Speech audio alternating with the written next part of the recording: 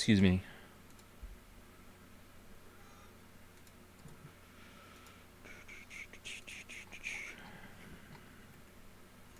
Why did you salt that in Dragon's Den? That's weird.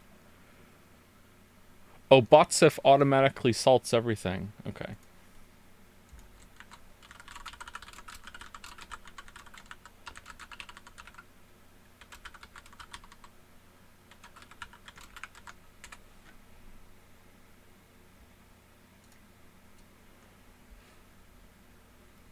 Can you hear me? Is my microphone working? I have a slightly different audio setup. How are there so many first-time chatters? Did it get reset?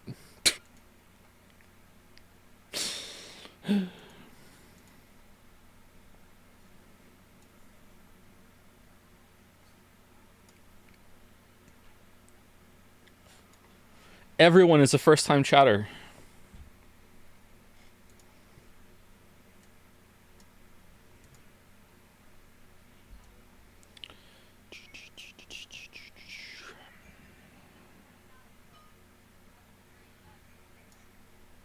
How's it going, everybody?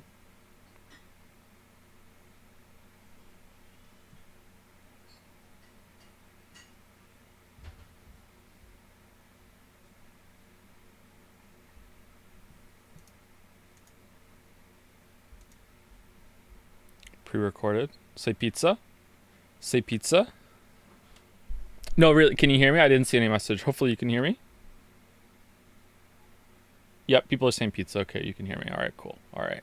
Say pizza tower.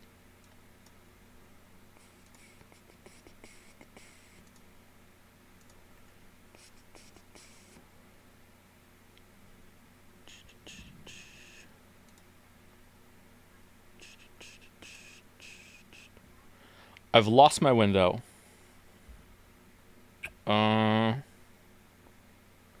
How have I lost my window? How did it just got deleted? What? Oh, there it is. Okay.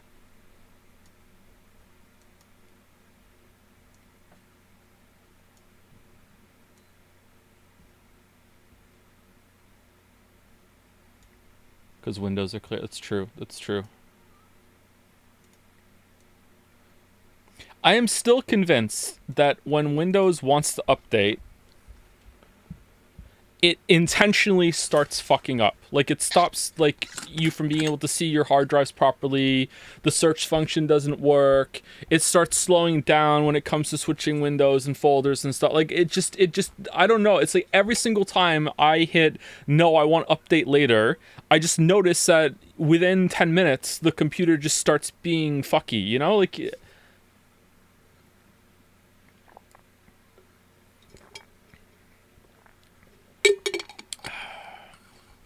can you check pins in Jensen Den real quick? Sure, 1 second. What was the bet? Okay, pins. The very sensible bet. If Joe doesn't stream this month, whoever bet against me will read this and blog it somewhere. I can see DM's work. Alright, there's an archive link. That's scary. If Joe streams this month, I will do the following. Read the entirety. Oh, I thought you would just have to, like, post a compromising picture or something. What? Read the entirety of Mushoku Tensei LN series, Mad the Yelan main. Play Limbus Company till the end of the current story as of this bet closing. What's that? Like 100 hours? Read Wandering In. Wandering where? Dragon Age Inquisition plus Trespasser DLC. I don't even know what that is. Read Fate Stay Night. Again, you mean? Read it again? Read Marshall Peak. Well, it's Peak. You're going to enjoy that. Read Lord of the Mysteries. This bet is open for takers for the remainder of August. Just ping me and I'll update this message. Why is this in Genshin then?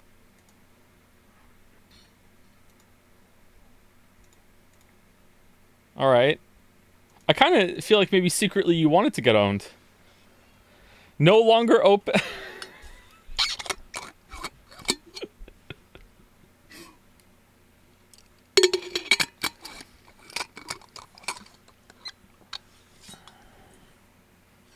Do you think Rabbi Ribby influenced your enjoyment of the Elden Ring DLC?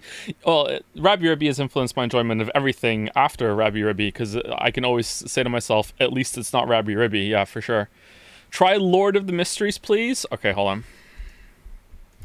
Lord of the Mysteries. Lord of the Mysteries novel. Reddit r/fantasy. Why everyone should read Lord of the Mysteries? Question mark. Hey Reddit, Lord of the Mysteries is one of the most popular novels in web novel with other. It's the second sentence on the fan. Oh shit. Other with other 26 million views and 4,500 plus ratings. It is a top ranking and most liked novel on web novel. But what makes Lord of the Mysteries so popular? That's not a question. This is what I am going to discuss here. What is this? How many? This isn't. Why is this the top result? This isn't a big post. It's only 13 comments. Anyway, never mind. Lord of Mysteries is it Lord of the Mysteries or Lord of Mysteries?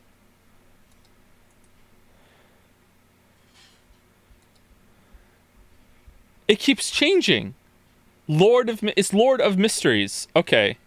Lord of Mysteries is a Western fantasy Zhuanghan web novel written by the Chinese author Cuttlefish That Loves Diving and published on Quidian.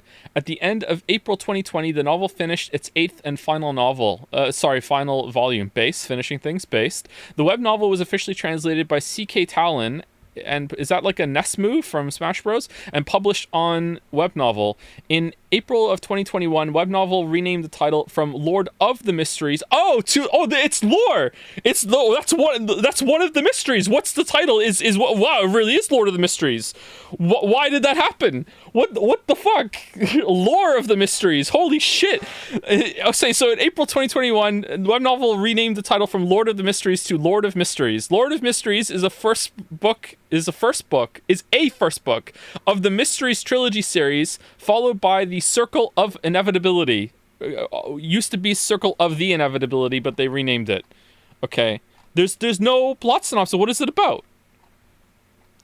Volume 1, Clown.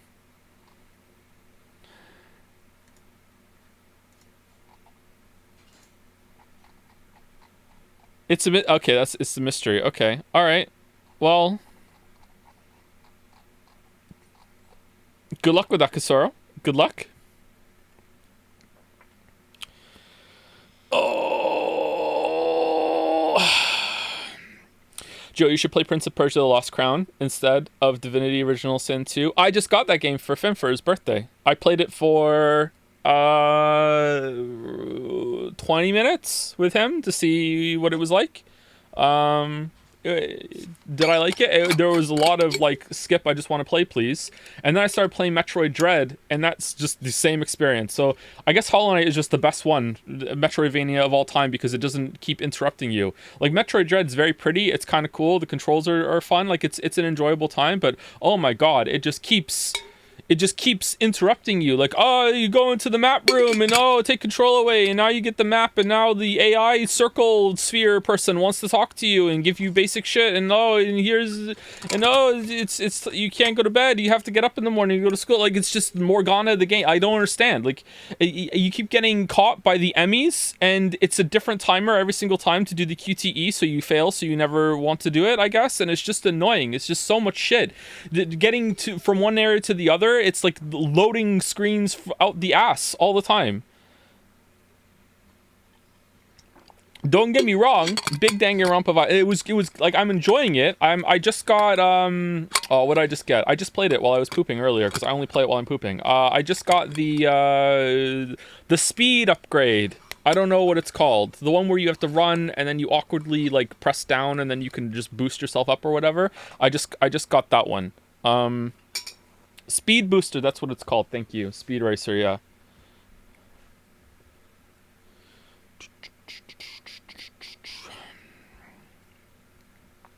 It's almost my Space Memorial Day. It is almost Space Memorial Day. That's true.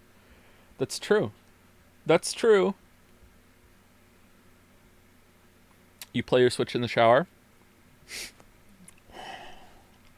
Speaking of unhinged toilet habits, I would like to wish a merry fuck you to whichever one of you grown-up words got Mandalore to say Joseph Anderson pink pink sink pissers, not I fucked it up. Oh, I'm out of practice. Sink pissers rise up. What the fuck? Why would you do that?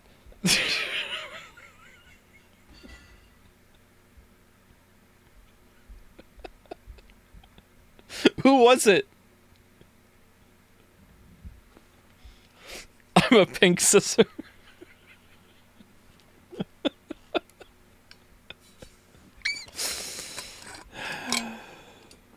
Me? It was me? Give them a marble. If you can legitimately tell me who it was, and there's proof, if there are receipts... Balatro? No, I have the gene that makes it taste like soap, so no, none for me, thanks. If you can legitimately get the receipt to tell me who it was, I will give them a marble. I will give them a marble. Okay, so I have a slightly different audio setup. I got a USB converter port for my open ear headset that I could never use because there would be an echo.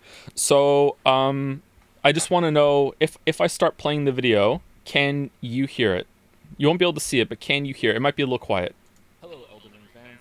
It's me, Satan. Is it... Can you hear it? Yeah. Is it very quiet? Is there an echo?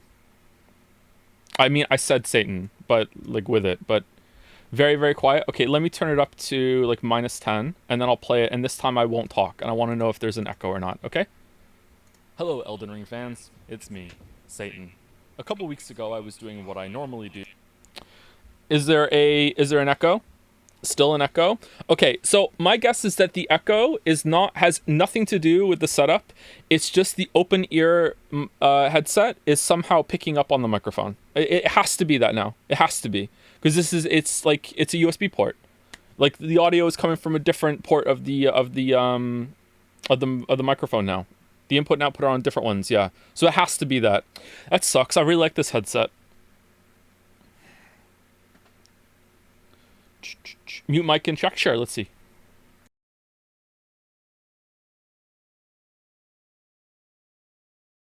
Every night, counting all the millions of dollars in ad revenue that my Elden Ring air quotes critique.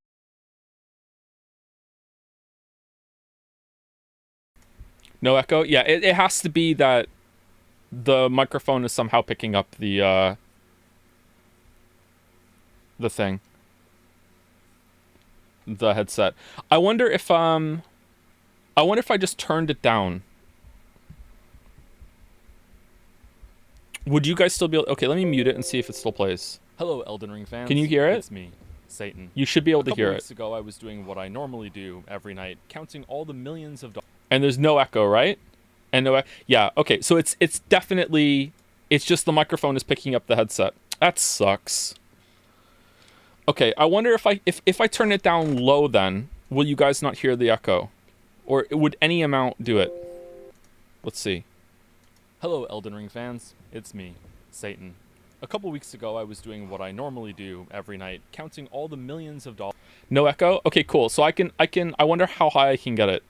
Because I can still hear it a little bit. So we'll see. Almost no echo. Can hear no echo. Someone bought a marble. I'm not doing marbles.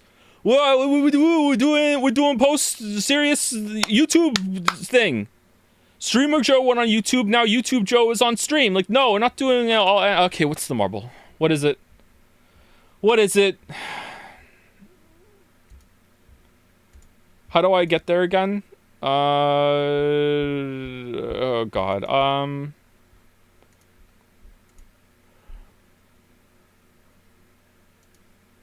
Review reward request. Do you want to extend the race too? Okay, Agent Mash.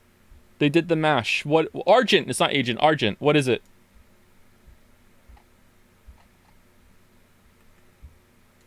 Washed? There's no way there's an anime called Washed. The Monster Mash? Where is it? Coin flip because why not? Is Argent here? Can I watch the stream if I've not played the Elden Ring DLC yet? No, we're, well, maybe. I'm going to answer questions about it.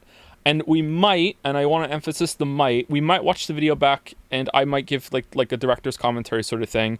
And we'll see if it's interesting. And if it is interesting, then this can be like a little post-video ritual from now on. You know, for all the videos that will come out. So many of them. Because maybe it's interesting. I don't know, might not be. We'll see how it goes. They bought the marble and didn't say what they wanted and left. Based? Holy. Holy. Wow.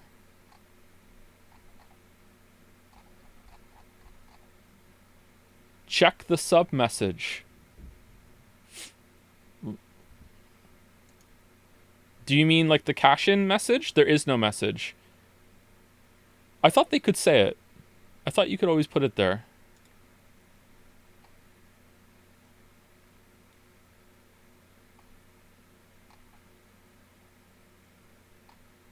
Tomorrow's Reddit. Joseph Anderson considers himself a dark. Yeah, I know, right? It's such a presumptuous way of saying it. They said school days before leaving. Oh, is that why they can't stay in chat? Okay, so like maybe what on the weekend they can tell us what it is.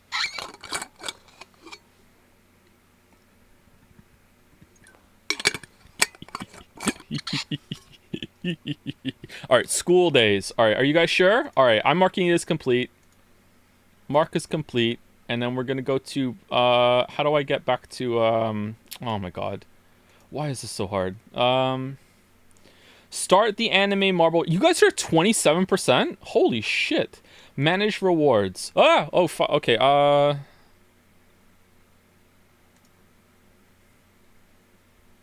extend. Number of days, 2. We're extending it 2 days. There you go, it's extended. Alright. School days.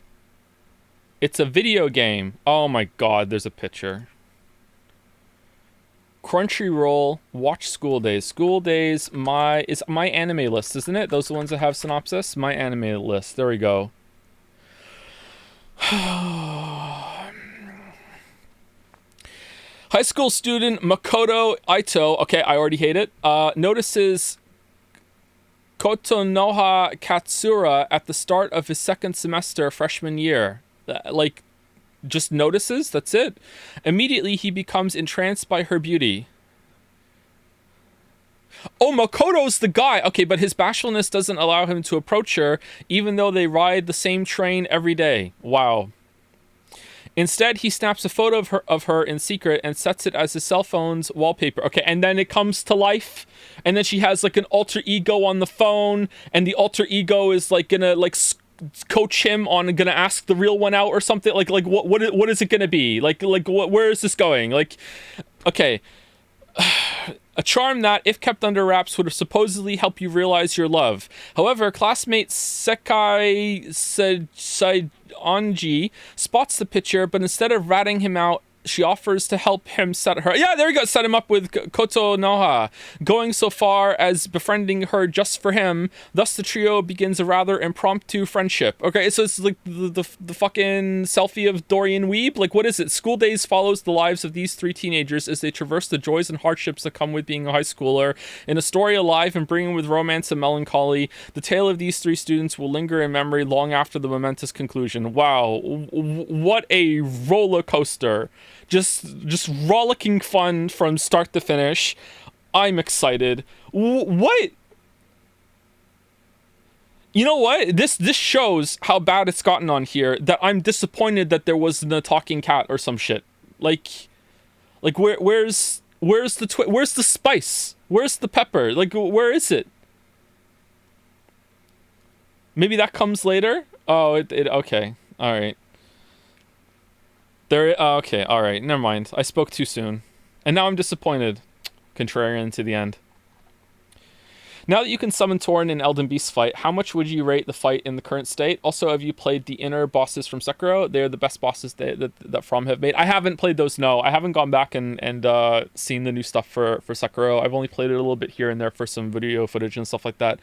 I would rate the fight for Elden Beast as maybe a point, like an point higher than it was before. I don't know what it was before. Like a 3 out of 10, and now it's like a 4. I don't know. It's like it's marred by how miserable it was before, and now it's at least you can get back to the fight and have it over sooner, so you can enjoy the majesty of it. It's just kind of, it's still kind of shit. You know what I mean? Like it's not that great.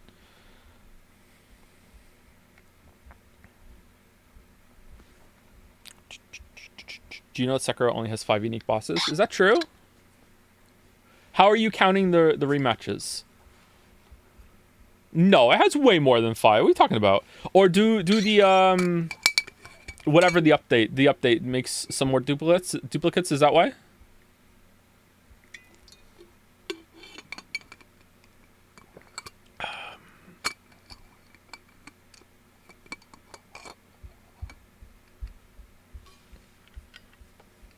As in 5 non-repeated bosses? That seems to be the claim, yeah.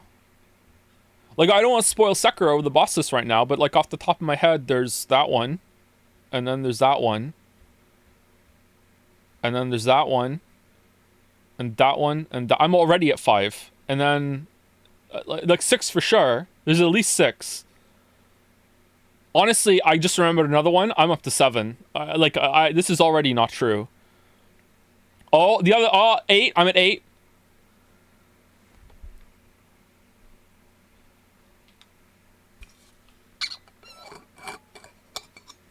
What's the feedback been so far? To the video, pretty positive. Curiously enough, you ended up sharing a very similar experience with Noah Cadwell-Gervais in terms of your Elden Ring DLC experience. Have you seen any of his Souls videos? I have not, no. I'm not a big fan of Noah Cadwell-Gervais, sorry. I don't want to throw shade, like it's like he has his space and people seem like his videos, like respect, like it's not, you know, like an insulting, inflammatory thing, but like I don't really care for his videos.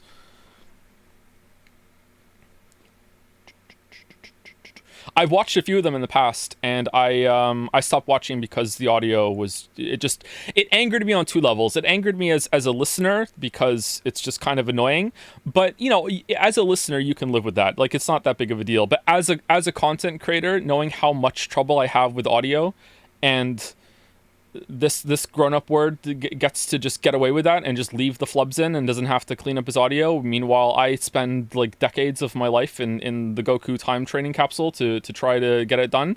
It's just annoying. But is that the right reference? Did I remember that correctly? But yeah, I don't know.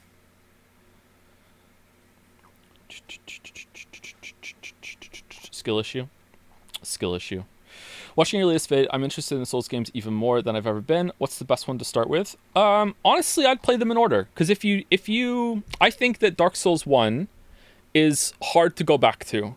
I think the one that you could skip, and I'm sorry, because I know a lot of people like this game, I think the one you can skip is Dark Souls 2. Dark Souls 2 feels like it is another series, really. Like Dark Souls 2 feels like it was made by another dev in the midst of that. It just feels very different. I like Dark Souls 2, I really do. Like I like the DLC especially. I think it's a good time, but it feels so different. It's like it almost doesn't belong in that series.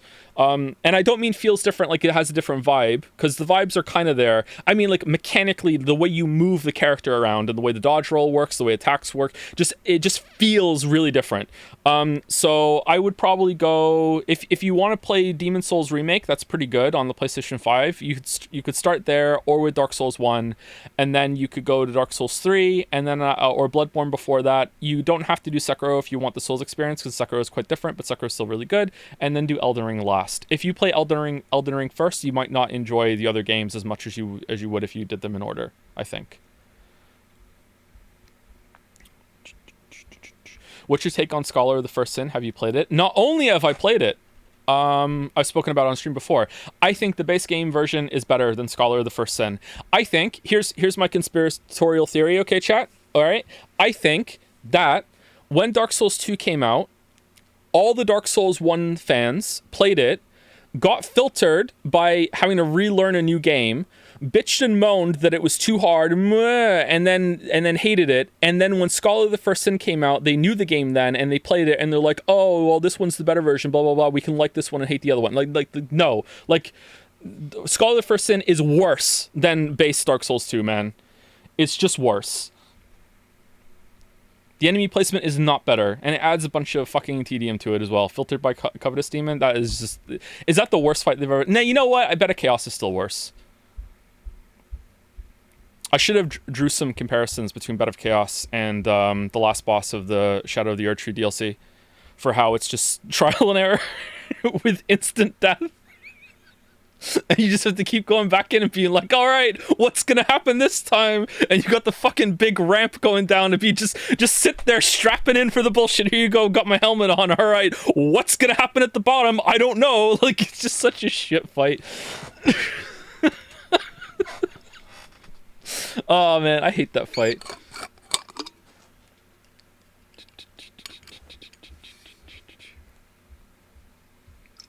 How much you've thought about Umineko post-stream? What's that? Joe, what do you think about Microsoft closing Tango since you played all their games? What's that? I have bad feelings about Microsoft right now because when I did the update today, I suddenly had this thing called Copilot on my taskbar, and that was annoying. How about Old Hunters? Old Hunters is really good. What about Old Hunters? Like, how does it compare? I would say the best DLC that From has done is Shadow of the Erdtree. Oh, and then as an individual one, Old Hunters is probably next. I've warmed up to Old Hunters a bit as time has gone on. But if we're putting all the DLC that the games have gotten, I love the Dark Souls 2 DLC. I would put all the Dark Souls 2 DLC above Old Hunters. Ring City is really good. So I'd probably put that like equal to Old Hunters or right below it. But again, if we can combine a bunch of them, then that gets harder. The third DLC is actual garbage. So no, only one part of it is actual garbage. And it's pretty bad. I like the concept they were going for with the frigid outskirts, but like it's really bad. It's really bad.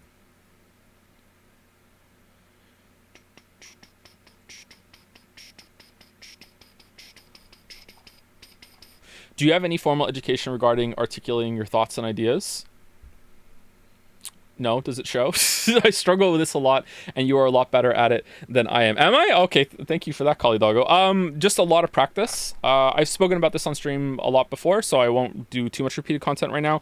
When I was in my late teens, early 20s, I was super cool, and my biggest hobby was reading amateur fiction and critiquing it and giving people feedback. And I always considered that my life kind of accidentally pushed me into the job I have now with all my hobbies and interests kind of coalescing into streaming and doing the video game critiques, because of that, and like the structuring those properly to let people know what I like, what I don't like. I always was really insecure about it, so I always wanted to give evidence, so it wasn't just like, hey, I don't like this, I'm not telling you why. But then also raiding World of Warcraft and pulling apart game design then to lead a guild. I was a guild leader and the raid leader and the main tank for most of it, so I had to do all that while with a bunch of people that weren't really good at the game. And because I had to explain game design to them and learn the bosses myself and explain game design to myself because I didn't know anything about it, and also talk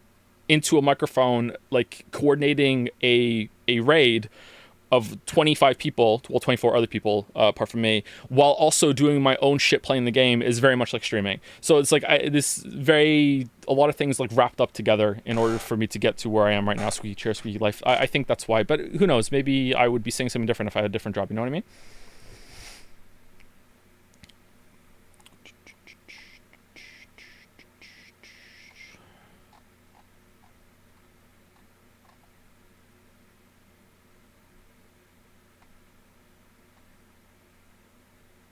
Can you give tips how to eloquently structure an argument? I don't think I can. I don't really think I'm that eloquent.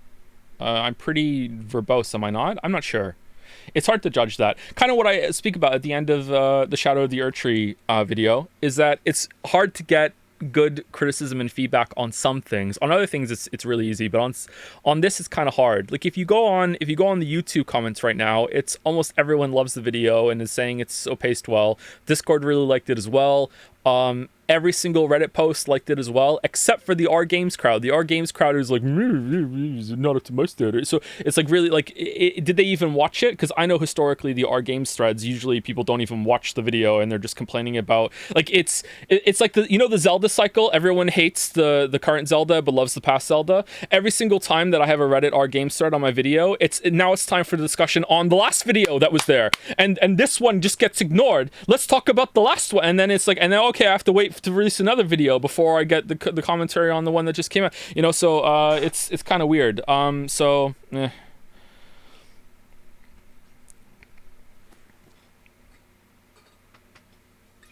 Did you play Phantom Liberty? Is that the preamble for Metal Gear Solid 5? I haven't played any Metal Gear Solid 5.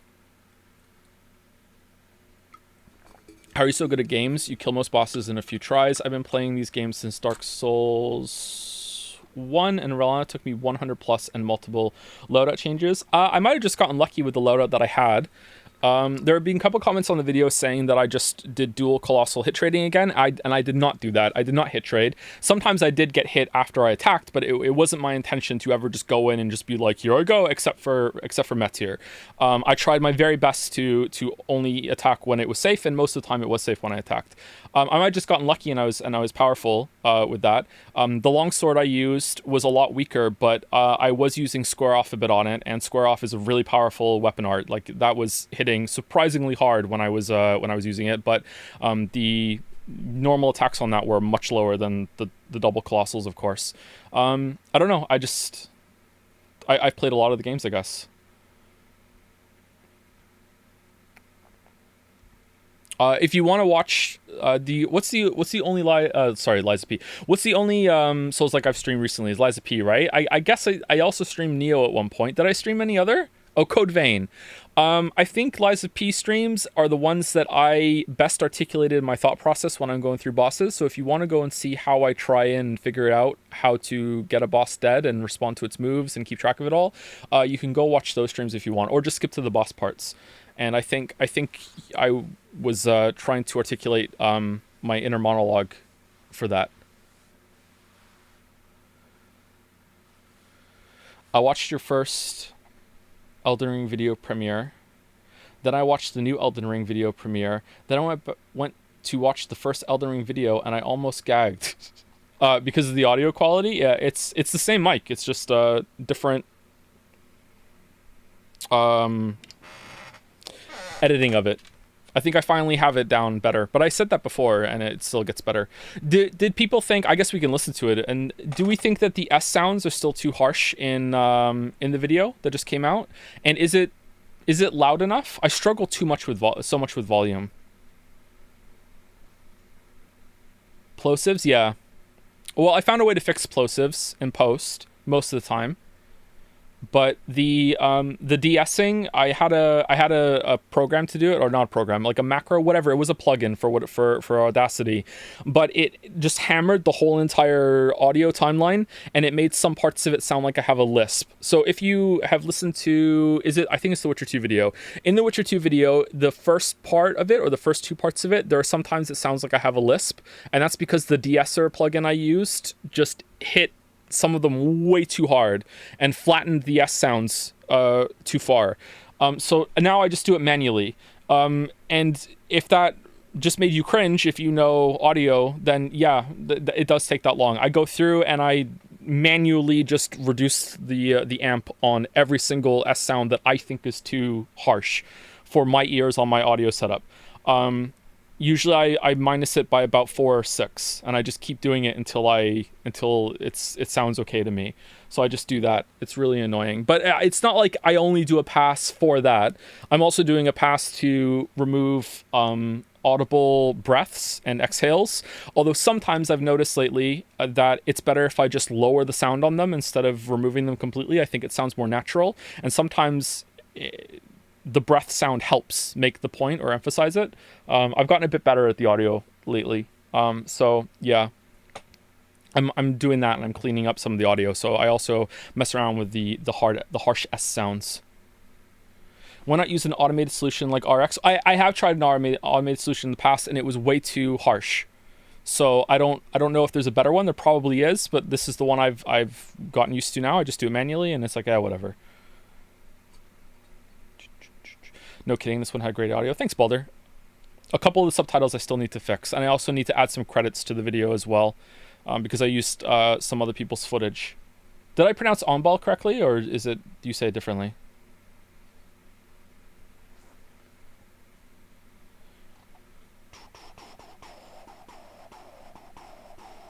No one knows? Oh, it's Lord of the Mysteries. Okay. I started playing Subnautica recently, and it's kind of crazy how back in your video on it, you said that because some of the bugs from early access made it into the base game, it was a sign that they will probably never be fixed. And now 6 years later, some of those bugs you showed in your videos are still there. Are they really? I haven't played it again, except for... Was there Subnautica footage in the Liza P video, or am I thinking of the Witcher 3 video? There is a video I recently did. I remember having to go back and playing Subnautica for 30 seconds for footage. Was it Liza P? Maybe it's in the Witcher 3 video. I'm not sure.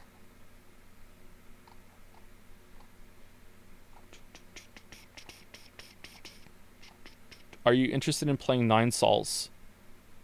Maybe. I've heard good things. Very recently, actually. Wouldn't just paying an audio engineer to fix your stuff be worth the money in the long run if it takes you that much time? For fixing the de-essing and getting the audio mixed properly, maybe. But when it comes to deciding what takes I want to use, no, because that's like an artistic choice, right? Usually, so let's say the video is an hour long.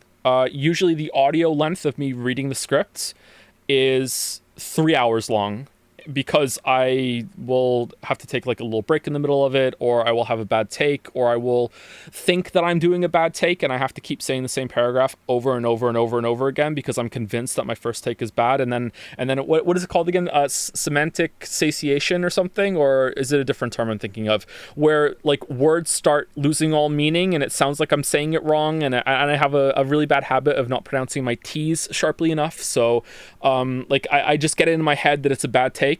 And then I listen to it back in editing, and it turns out my first take was the best one, and I wasted fucking 10 minutes saying the same sentence over and over and over and over and over and over. So that, an audio engineer can't do that, you know? That's my choice, like what goes in. And that's most of the audio editing. After that, it usually takes I whittle it down to, like, say it's again an hour long. I don't do hour-long recording sessions. I actually have a hard cap lately of about 40 minutes. But let's say I did do an hour. Let's say I did do an hour-long script recording session that took 3 hours of recording. It's impossible for me to do, but let's just say, for example, I did. So I took 3 hours of raw audio and I whittled it down to 1 hour. Then the last hour would be just listening back and just being like, okay, let's lower that breath sound, let's lower that DS sound, let's remove some dead air here, and usually it doesn't take me too long. Usually it takes me about 2 hours for every hour of that part of it. But yeah, it's still time someone else could do, I guess. This video felt faster paced than the others. Was that intentional? No. Do you think so? What about compared to the Liza P video? Speaking of audio things, first of all, nice to hear my favorite sleeping aid is back. Oh, well, you once pointed lip smacking when speaking, and now I legit cannot listen to videos that do it. Like that sort of thing.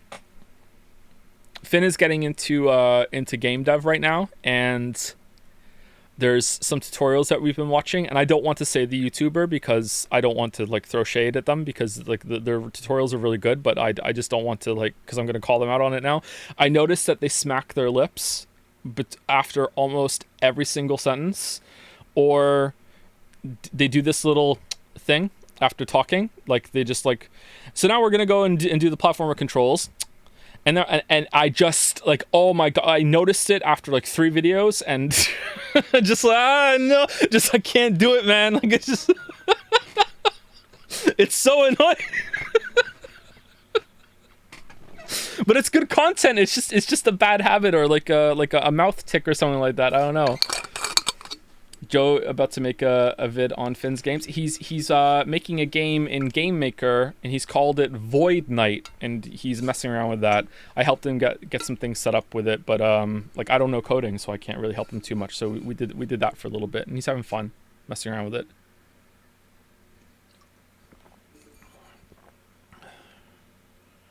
Is there an audio editing technique to better hide the recording session transitions? They are still noticeable in the Shadow of the Erdtree video. No, they're not. What are you talking about? No, not at all. What are you talking about? Where is it?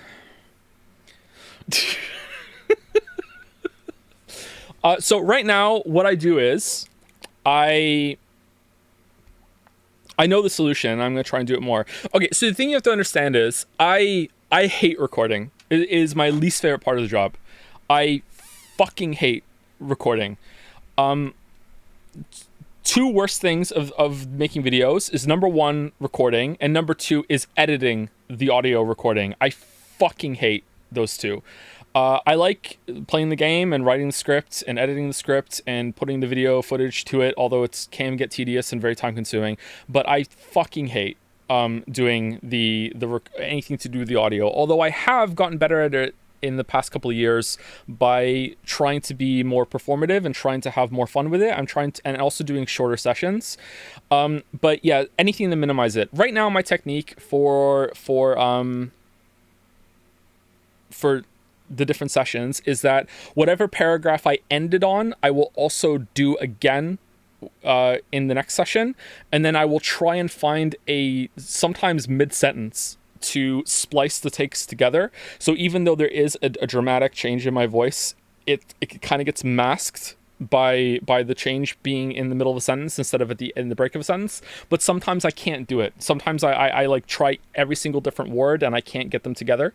Often, and I don't know if this is noticeable, and when I mean by often, I mean almost every single sentence in the video is also an amalgamation of different takes that sometimes I splice together in the middle of words or the middle of sounds, and I just zoom in on the sound wave and I just connect them so that there's not a big sudden jump or change in the sound, so it doesn't make a little like click sound or whatever. So I do that almost every single sentence now, because it just makes a take that was really good in the beginning but bad at the end, and the second one was really good at the end. I just put them together like that. So I like that a lot. And I don't think that's noticeable, but when it comes to the different sessions, yeah, it can get pretty bad. Where's the one where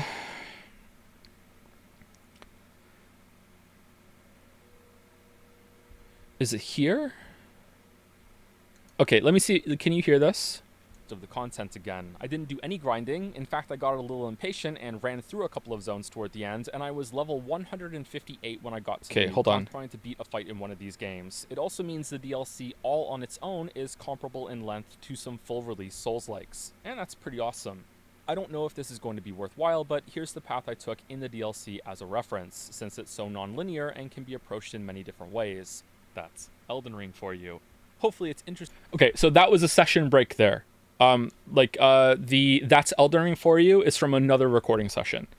So those I said the last paragraph in the first thing, and I did it again. That was the last paragraph in the first session was the first paragraph I did in the second session, and I put them together. We can tell, yeah, you can probably tell, but it's not as obvious as the other ones, right? Some people didn't notice. Okay. Some of the later ones are really obvious. I think the next one is better done, but then the last two. No, actually, hold on. I think there were. I can just tell you. Actually, hold on. I think there were 6 recording sessions for this video. Where is it?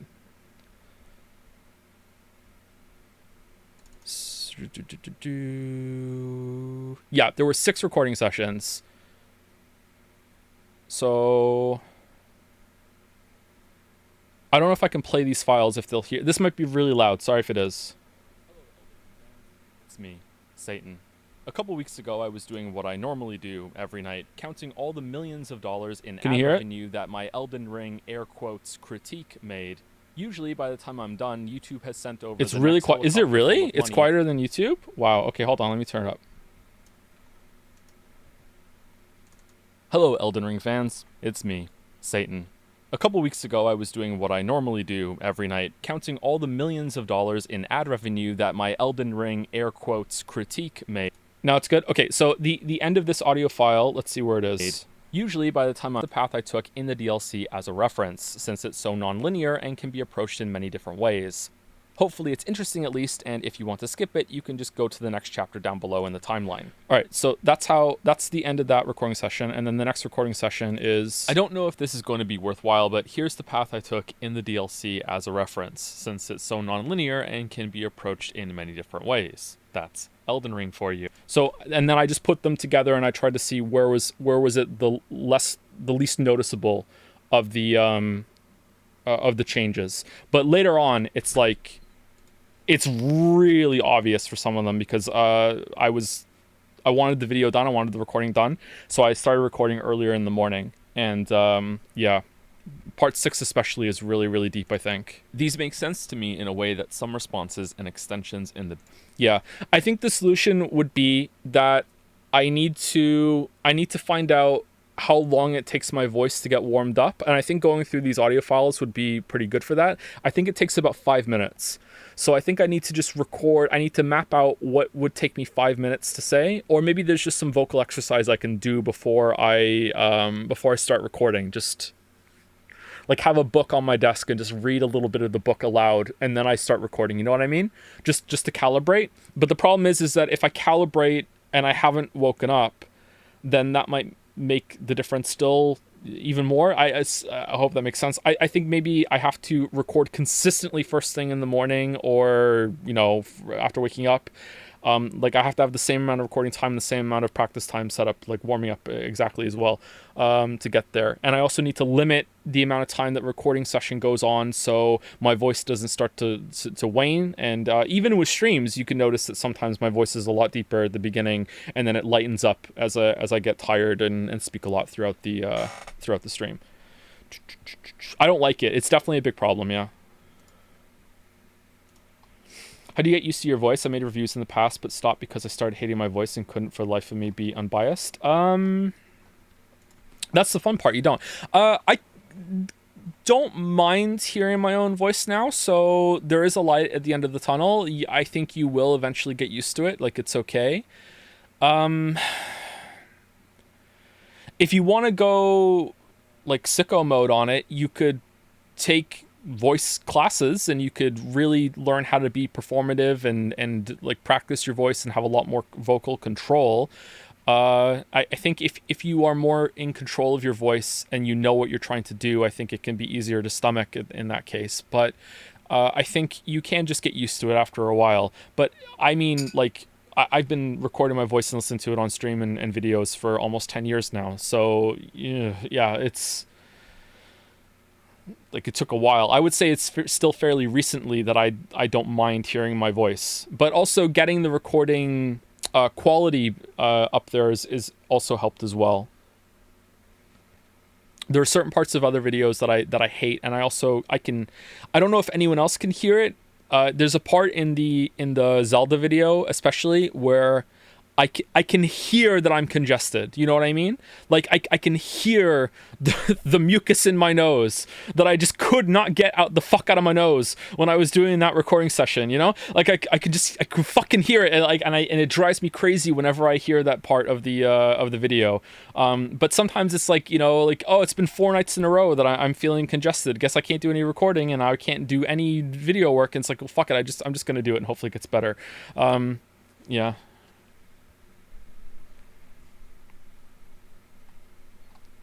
I can hear your baby gravy. Thank you, 2B Anderson. 188. Thank you. Thank you. You said in the DLC video that you regret some of your takes in your earlier Souls videos. Do you remember those takes? Not specific takes. If we wanted to go through it, I could definitely find them. But I did listen to a bunch of those videos back recently, and I mean, this is just gonna play into a lot of the criticism I've gotten for being like really nitpicky, but like, man, it's fucking true. Like, there's like, I listened to some of the videos back, and like, even me who did it, I listened back and I'm like, dude, what's your problem?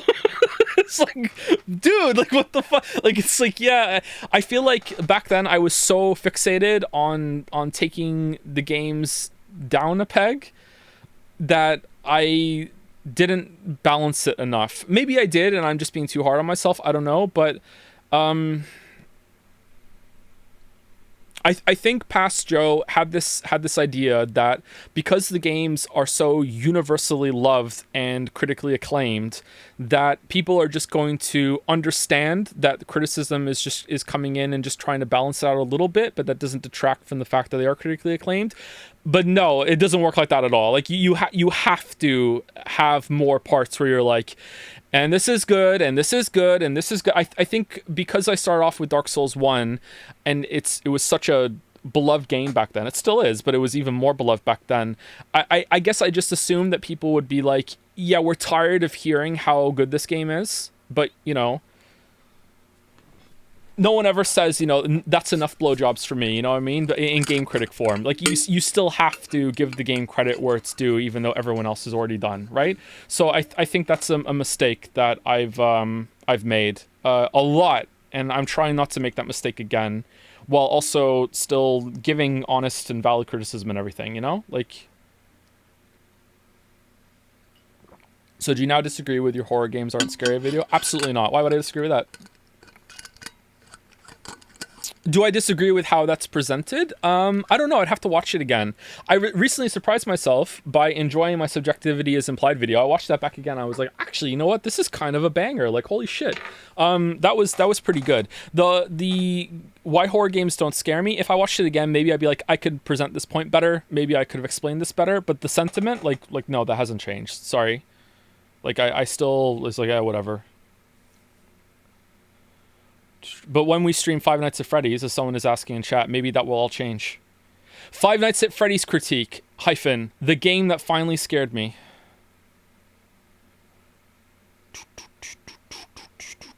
Did you know apparently Scadu is pronounced shadow?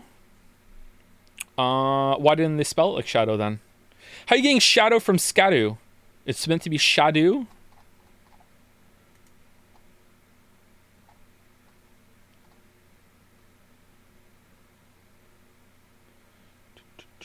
It's never not entertaining for me to hear someone laud something they really like and are passionate about. I don't know if that makes me like too easy to please, like a Cocomelon child, but it just tickles my brain. If that makes me... I think you added the like there. I think the like isn't supposed to be there. It makes me too easy to... Okay, I want to agree, but you brought up Cocomelon, and now I just hate you. God, I hate Cocomelon. Oh, I hate Cocomelon. It's pronounced Skibbity, actually. Repeated content from Discord from like last week or so. The kids recently asked me what Skibbity Toilet is, and I had to go and Google it and have Charlie explain it to me. Hey guys, today we're going to be talking about Skibbity Toilet. It really warms my dying gamer heart that the next generation also really likes Valve memes. You know, like I what the fuck is this shit? Like what fucking like Michael Bay's making a movie? Like I don't how are you making a movie about that? I'm pretty sure I have had in my life a period where I had a recurring nightmare that I was getting flushed down the toilet, and my head got stuck. Is that where it comes from? Is that where people got something like that from?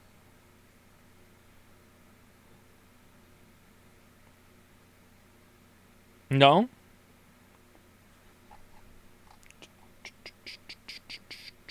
Speaking of repeated content, Twitch needs to know your shit car. Say, no, we're how long have we been into this now? 54 minutes. We haven't even started the video yet. I was gonna go through the video and give commentary about what I did. All the little visual gags and stuff, and see if people are gonna think I'm insane. Have you played the last Poe League? I have played the last Poe League. I played it a little bit. I finally won a build that wasn't Righteous Fire. I enjoyed it. It was pretty good, but I got, like, as I always do, I got kind of tired and burnt out. Feet or head first down the toilet? In the dream, it was feet first. I don't know what that says about me. Maybe I have a fear of being like crushed, or I'm secretly claustrophobic or something. But Like I've had dreams where I don't know why I did this because it's just nightmare fuel. I remember reading about super caves. That's what they're called, right? Like they're like inverse mountains. It's like the super cave formations that people go like reverse climbing down or whatever. They're like mountains that go down, and there's parts where you have to like squish yourself underneath like little cracks to get further down in. And I was reading about those for like a couple weeks, like years and years and years ago. And then I started having like nightmares about like trying to get through one of those crevices in a super cave and then getting stuck and then dying very, very, very, very slowly instead of quickly, you know, like that's not a fun time. All right, so let's do the Pixar movie thing, and then we'll see if we can watch the video, and we'll see if it's interesting, and if it's not, then we'll stop. All right, so movie night has continued to happen with the kids. Every week we do movie night. We have missed some weeks, and I've missed some movie nights too, because I've been like, you know, schedule's been bad as it always is, or sorry, not bad, just inconsistent. So we've continued watching movies. Most of them have been Pixar movies. I think we started off with, at one point it was just the boys, but then Kate got in on it too, so we had to rewatch Finding Nemo and Finding Dory. So I think we watched like Finding Nemo, Finding Dory. We watched Jurassic Park, Pacific Rim, not with Kate, and then we found out that maybe they're not ready for stuff like Pacific Rim, so we kind of went back to the Pixar stuff. So then we went to Toy Story, Toy Story 2, Hereditary, Toy Story 3, Toy Story 4. That's out. Yeah, we watched Toy Story 4. Cars 2. They watched Cars 3, but I didn't see Cars 3. Monsters Inc., Monsters U, Incredibles. This is over like months, by the way. It's not like we watched all these movies like last week. Incredibles was the most recent one we watched. Inside Out, Finding Dory and Finding Nemo again. Aladdin. God, what else did we watch? I was really proud of Leo. And in that part in Hereditary, he turned to me and was like, should have said heads up. And I gave him a high five. It was a really good moment for Leo. Yeah, so my hot take is that Cars 2 is better than Cars 1. Now, I want to quickly qualify, all right? Cars 1 fucking sucked, okay? This isn't like, oh, Cars 1 was good, but oh my god, Cars 2 knocked it out of the park. Cars 1 was a boring-ass movie, okay? Like, I was bored the whole time, all right? Cars 2 was not a good movie, but it had more fun. It had more action sequences. It had more jokes. Like, it was more interesting. It was like this globe-trotting adventure. Cars 1 is literally about Owen Wilson being Owen Wilson, and he has to fix a fucking road, all right? And now, for the rest of time, whenever we're walking outside and the kids see freshly laid tarmac, they turn to me and say, oh, Lightning McQueen was here. And it's like, and every red car that we see, Kate has to be like, look, it's Lightning McQueen. Like Cars 1 is a boring ass movie, all right? How is anyone liking this movie? I will say the opening of Cars 1 was pretty good. The ending of Cars 1 was pretty good, but the whole like the bread was good, but everything between the bread, like no thank you. Boring. Fucking boring. Okay? So boring. I don't know if Cars 3 is better. I didn't see that one. Cars 2 was better, but still not great. It's a kid's film. Fuck you. Fuck you. What are you talking about? What are you talking about? Look at all. We're kids right now. We're kids. All right. Let me follow up the next punch. All right. Monsters University better than Monsters Inc. You before I.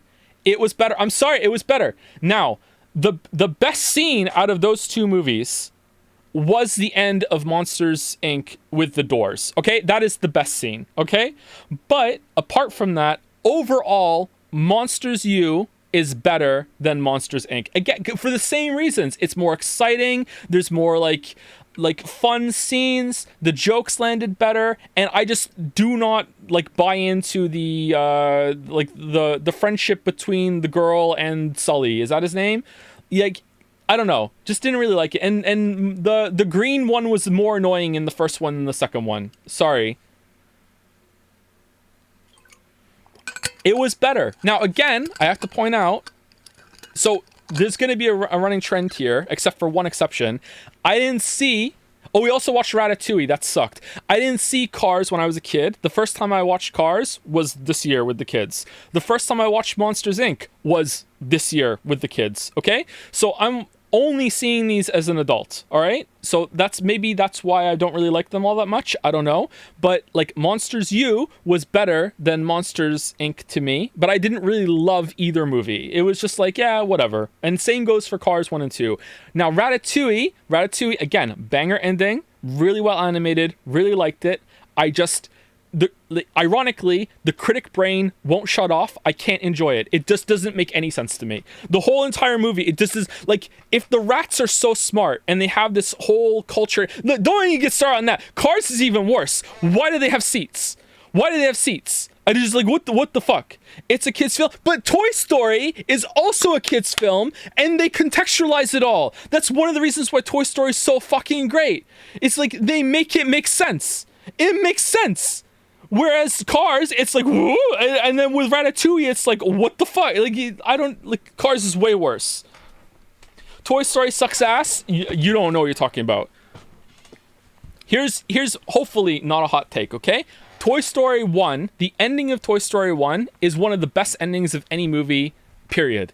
The ending of Toy Story, I was watching Toy Story 1 again with the kids for the first time since I was a kid myself. It had been like, I don't know, like 25 years, okay? Like it's been a long time since I saw Toy Story, and I gotta admit, I was kind of bored. I had seen it a lot of times before, like when I was a kid, so it wasn't new, it wasn't novel to me, and I was kind of like, you know what? Maybe this isn't holding up. Maybe I'm not enjoying it as much as I used to. It's like, yeah, whatever, Buzz Lightyear, he's kind of a tool, I don't like him. And then we got to the last scene. Everything that happens after they scare Sid to death is just 12 out of 10. Just like, oh my god, the amount of setup and payoff they did in that last scene, and the amount of times that it just seems hopeless, and then it's like, nope, it's not, we're coming back, and then it's like that fucking chart, like, it's Jover, oh, we're so back, oh, it's Jover, we're so it happens like 6 fucking times, and each time there's like this callback from something set up earlier, and I'm just like, holy shit, this is just the fucking best ending ever. It's so fucking good. And then it's so stylish too. It's like, we're not aiming for the truck, and then they fucking go through the sunroof into the car, and then he's like, hey, we're here in the car, and then they wink at each other. It's such a good ending. It is such a good, that is the best scene in any Pixar movie, and Toy Story 1 isn't even my favorite Pixar movie. My favorite Pixar movie is Finding Nemo, but that is just the best scene. Oh my god, that is such a good sequence. 3's ending is even better. No, it's not. It's good. Okay, Toy Story ranking. 1, 3, 4, 2. 2 can fuck off. Toy Story 2 is better than 1. Ban this chatter. How can you think Toy Story 2 is better than Toy Story 1? Toy Story 2 is literally Spaceballs meme, put it on Lunchbox to search for more money. It is one of the most soulless cash grabs they've ever done. Toy Story 2 fucking sucked. No. It sucks even more with the context from Toy Story 4. Even more. Toy Story 4 makes Toy Story 2 worse, because if Woody was just spoilers for Toy Story 4. Spoilers for 4. Yeah, 4 is as well. I agree with you. That's why it's fucking number 3 on my list with my weeb. That's why it goes 1 to 3, then 4, power gap between those, then 2, all right? And it's Toy Story 4 spoilers. If he was just gonna fuck off and be Woody on the road, why didn't he do that when he was Toy Story 2, when he had the best out of his life and he could live like a king in a fucking toy museum with his hot toy girlfriend? I don't understand. What the fuck are you doing, Woody? Toy Story 4 would have been better if it was just called Woody and it wasn't called Toy Story 4, okay? And also if it was like, I don't know, 30 years later, like a huge in-universe time gap between them, because and showed character development, because not enough time had passed since the Andy debacle into Toy Story 4. He grew as a person between 2 and 4. He's a toy. Woody likes blondes. I didn't consider that. Pretty based. Post-apocalypse.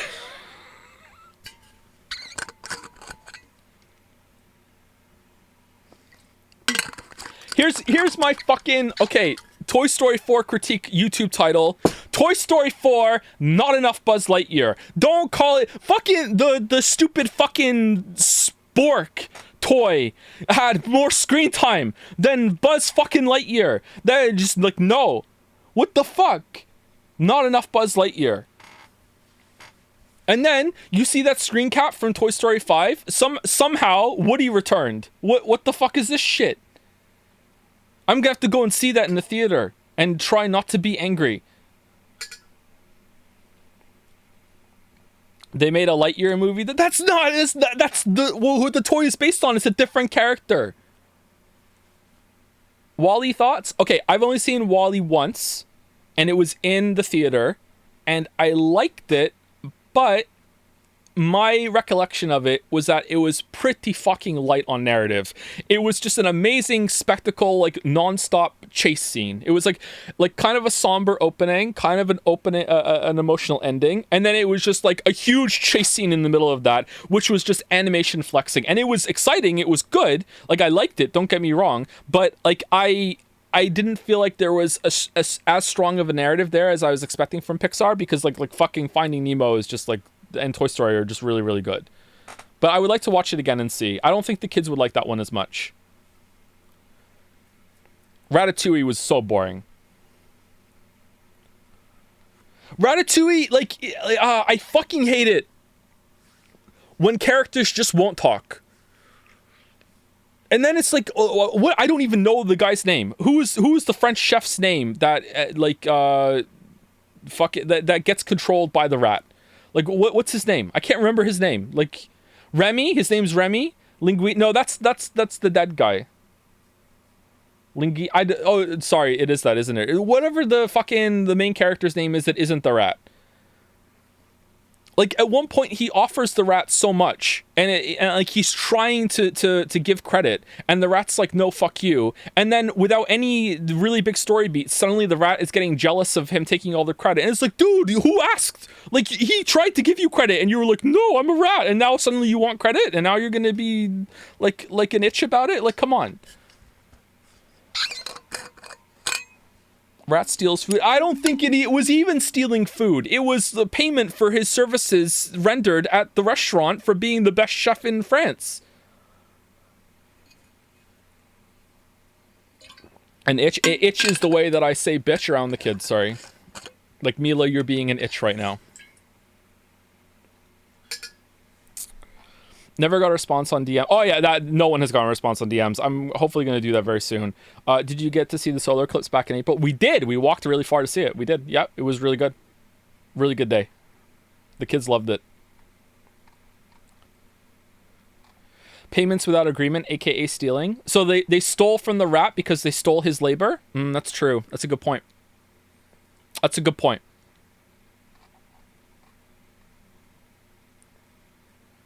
So after you, Joe, that's amazing. It was a really good day. Yeah, I think that's the first total eclipse I've ever seen. I remember seeing an eclipse when I was a kid, but it must not have been a total one. I guess we could trace it back. I was in Toronto for that, and must have been in the mid 90s. So if there was a total eclipse in the mid 90s in Toronto, then I did see a total eclipse.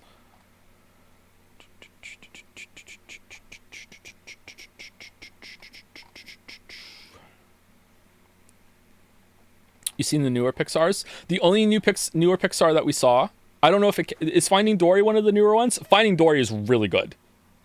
Finding Dory is in my top 5 Pixar movies. I really like Finding Dory. That's that and Inside Out are the only newer ones that we've seen so far. Inside Out was really good. I really liked Inside Out. We were really disappointed last week because we were going to watch Inside Out 2, and it's not on Disney Plus yet. It just came out of the theaters, I guess. I don't know. Inside Out was really good.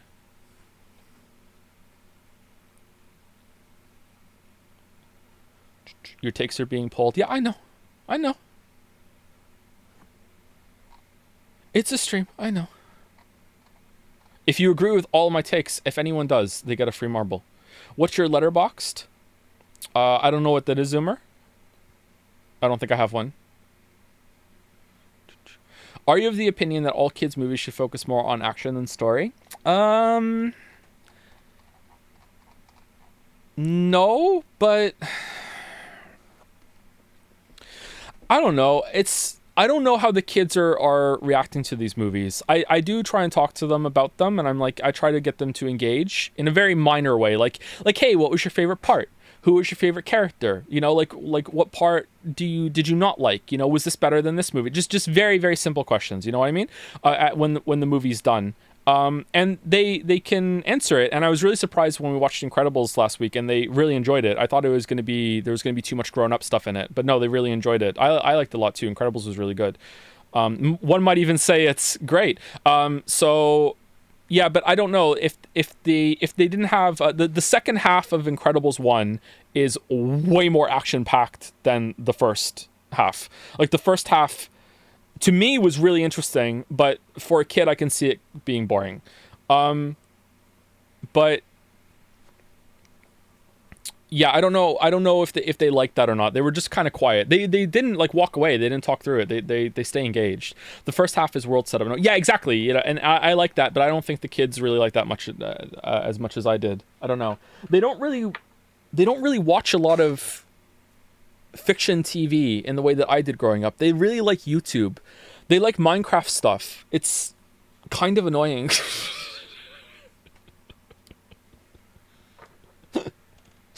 But it's made me realize that I have, as a father of 4, I have a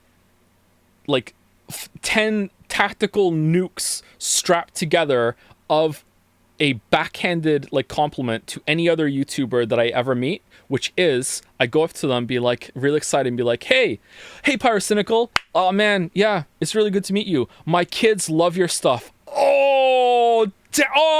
Right in the fucking heart. Holy shit. Oh man, it would just be like what are they gonna do? What are they gonna do? Just damn, they're toasted, man. They're toasted. My kids don't watch Pyrocynical. It was just the first one that came to my mind. Sorry. Sorry, Pyro. They watch, I don't know if people know these YouTubers. The two main ones they watch are Crafty from Minecraft. He's this blue annoying guy. Oh my god, I hate him. I'm convinced they're the same people, but there's two different ones. There's Mikey and JJ and Chip and Milo. Those they're really annoying. But they're just they do Minecraft videos and skits and stuff. So yeah. The kids are mildly obsessed with Five Nights at Freddy's because they watch one of those videos. And don't link it. They watched one of those videos and they spoke about Five Nights at Freddy's in them, and now they're completely obsessed with that. But they can't watch the movie, and they they can't play the games. They're too little for it. But you know, we still got them a Five Nights at Freddy hat. And I told this story on Discord, and we can have it again. Leo wore the Freddy hat out, and we went to the candy store. And I didn't realize that Five Nights at Freddy's was this well known. I didn't know it was the fucking phenomenon that I missed. The cashier at the candy store, who was not a young person, looked at Leo and said, "Nice FNAF hat." And he looked at her and just kind of didn't smile, no expression, just looked at her and went, "It's Freddy."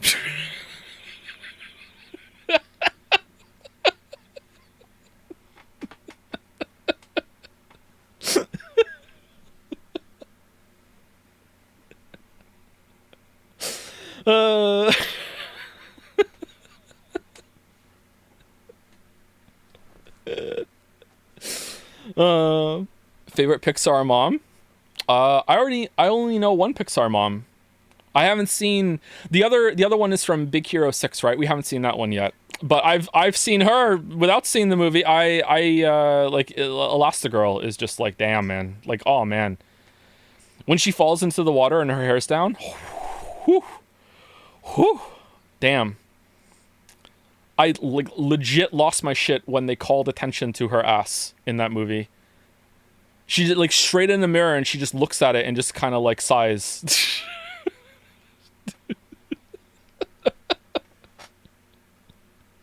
They do. Yeah, they do. Yeah. If only she was blonde. For her, she doesn't have to be.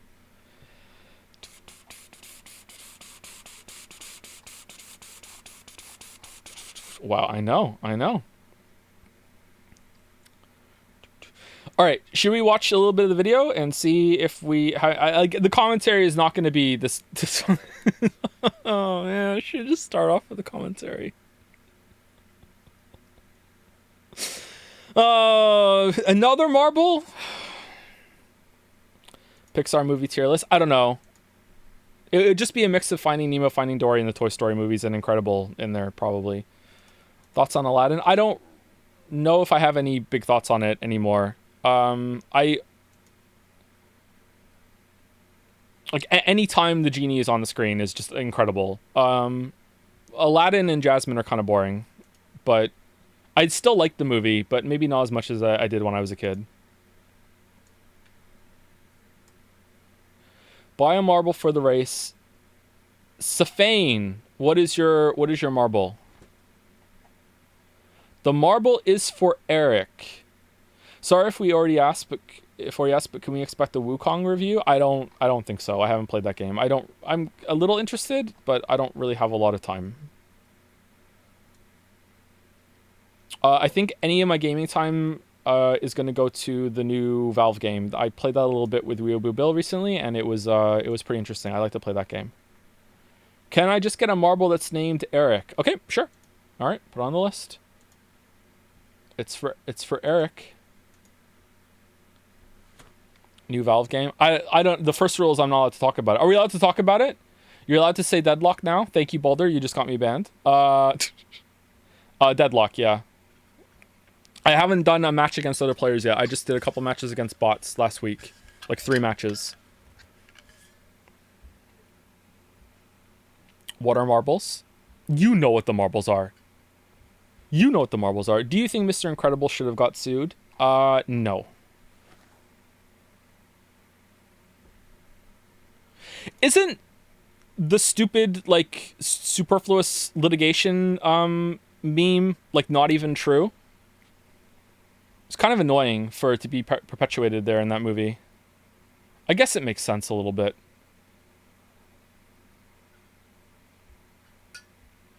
Correct. I don't know if this is still a thing, but growing up in the late 90s, early 2000s, I distinctly remember in a lot of movies and TV shows that it was always constantly like you're just going to get sued. I'm going to sue you. Like, suing was apparently like quicksand. It just happened all the time. And there was that McDonald's thing about like, oh, like these stupid fucking like lawsuits are killing world morale. But it turned out that was like most of them are legitimate, and superfluous lawsuits aren't really all that common. You know, like it turns out that it's not that big of a deal actually. It was really overblown. I don't know.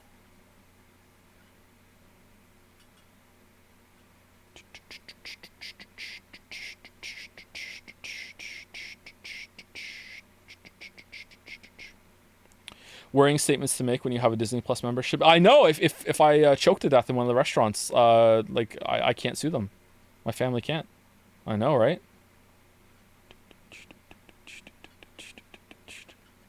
I saw that headline.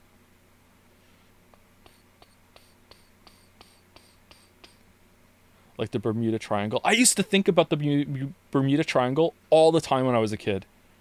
Like, it was like the world's biggest mystery to me. It's like, oh man, what's going on there? Is it like a portal to another realm? Like, it was like so much all the time. Like, holy shit. Bermuda Triangle. It's the name of an anime that we really liked when we were a kid. Are you interested in Poe 2 Early Access? Yes, but also no, because I don't have time to play it really. But yes, like I would be interested to play Poe 2. Poe 1 is like a white whale of a video. It's Bale to me, you know, like doing a video on Poe, because one of the reasons why I have a channel is because I wrote a big post on Reddit about Poe during one of the first expansions of it. And it got such a good response that it was one of like the motivators for me realizing, oh, I could do that thing on YouTube. So Poe's Path of Exile, if you don't know. So I've played a bunch of Path of Exile leagues over the years, and I would love to do a video on Path of Exile. But the problem is that I would have to play it even more than I already have. And it's kind of aggravating that the video would be out of date within like 2 months of it coming out, because the seasons come out so frequently, right? But like I have a love-hate relationship with Path of Exile. Like, I think it is the best of that genre easily, but fuck, it sucks in so many different ways. The fact it kills me. It kills me that it doesn't have a death log. That I'm supposed to, like, the game is all about building your character to solve problems through skill tree, passive, gear, you know, crafting, and the problems are what's killing you. Every single time I die in Path of Exile, it's a one shot, and just and almost every single time I'm like, I have no idea what just killed me. Like, I can't solve the puzzle. I can't solve the problem because I don't know what the problem is. It's so fucking aggravating. So most of the builds in that game are around putting layers of defense up and just being like, oh, hope it's enough. Like, but like, there's so much shit in that game that can also scale up the damage on you. So it's like, how much is too much? I don't know. But it's a really good game, for progression and stuff. I don't know.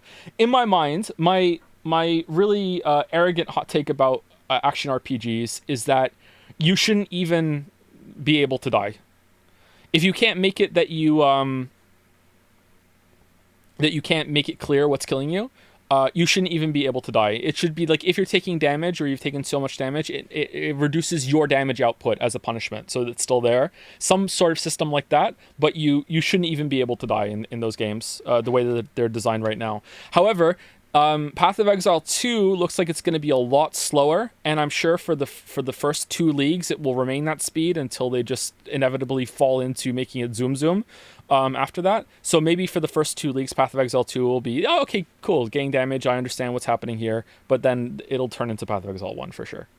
Anyway, let's see if we can do some commentary and see if it's interesting. Hopefully I can show this.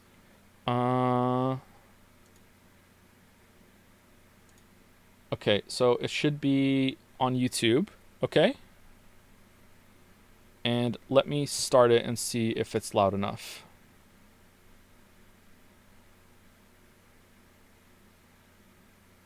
Hello, Elden Ring fans. It's me, Satan. A couple weeks ago, I was doing what I normally do every night, counting all the millions of dollars in ad revenue that my... Alright, so how's the sound? Are we good? I was expecting a yeah. Okay, so I can hear it a little bit, and we'll see how it goes. So I don't know.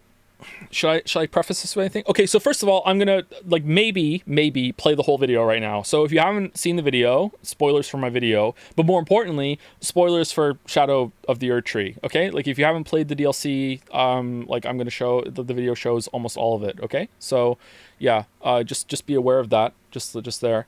There is an echo. Don't do that to me. Don't do that to me. Am I breathing too loud?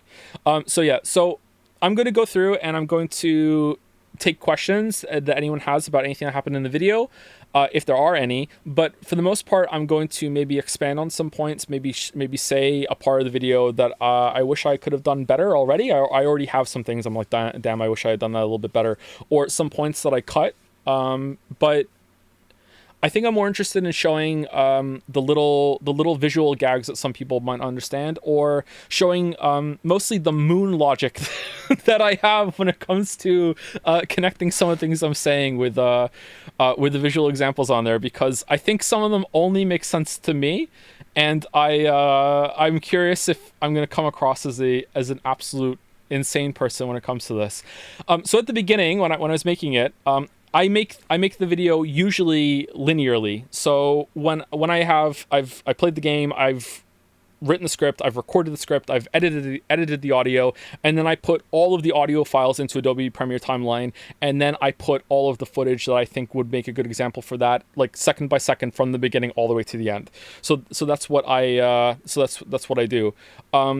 For these videos lately, my process has been that I go through all of my footage that I have, and I will just clip out, label, and color code what I think is going to be good, like worthwhile for the video. So for example, every single time that I fought a boss, I clipped that out and I colored it red. Every single time that I went to a legacy dungeon, not a legacy dungeon, a side dungeon, I colored it blue.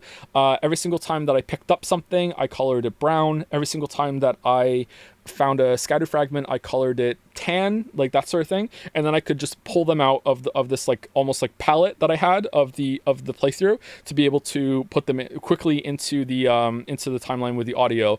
And I also made some notes about what I thought would be a good clip if I remembered in my head like what I would need later on. But for this one, at the beginning, I really struggle with the openings usually, because the openings I'm speaking about some more broad topics, and I didn't know how to show Satan. And then I don't know, it just kind of came to me I could just make a weird character in the character creator. And then I was playing around with the character I had made in the opening here, and then I was like, oh, like you can see the redness here. What if I just turned around and it was a surprise that this was it? And it just kind of came to me. And then I thought it was Joms, yeah.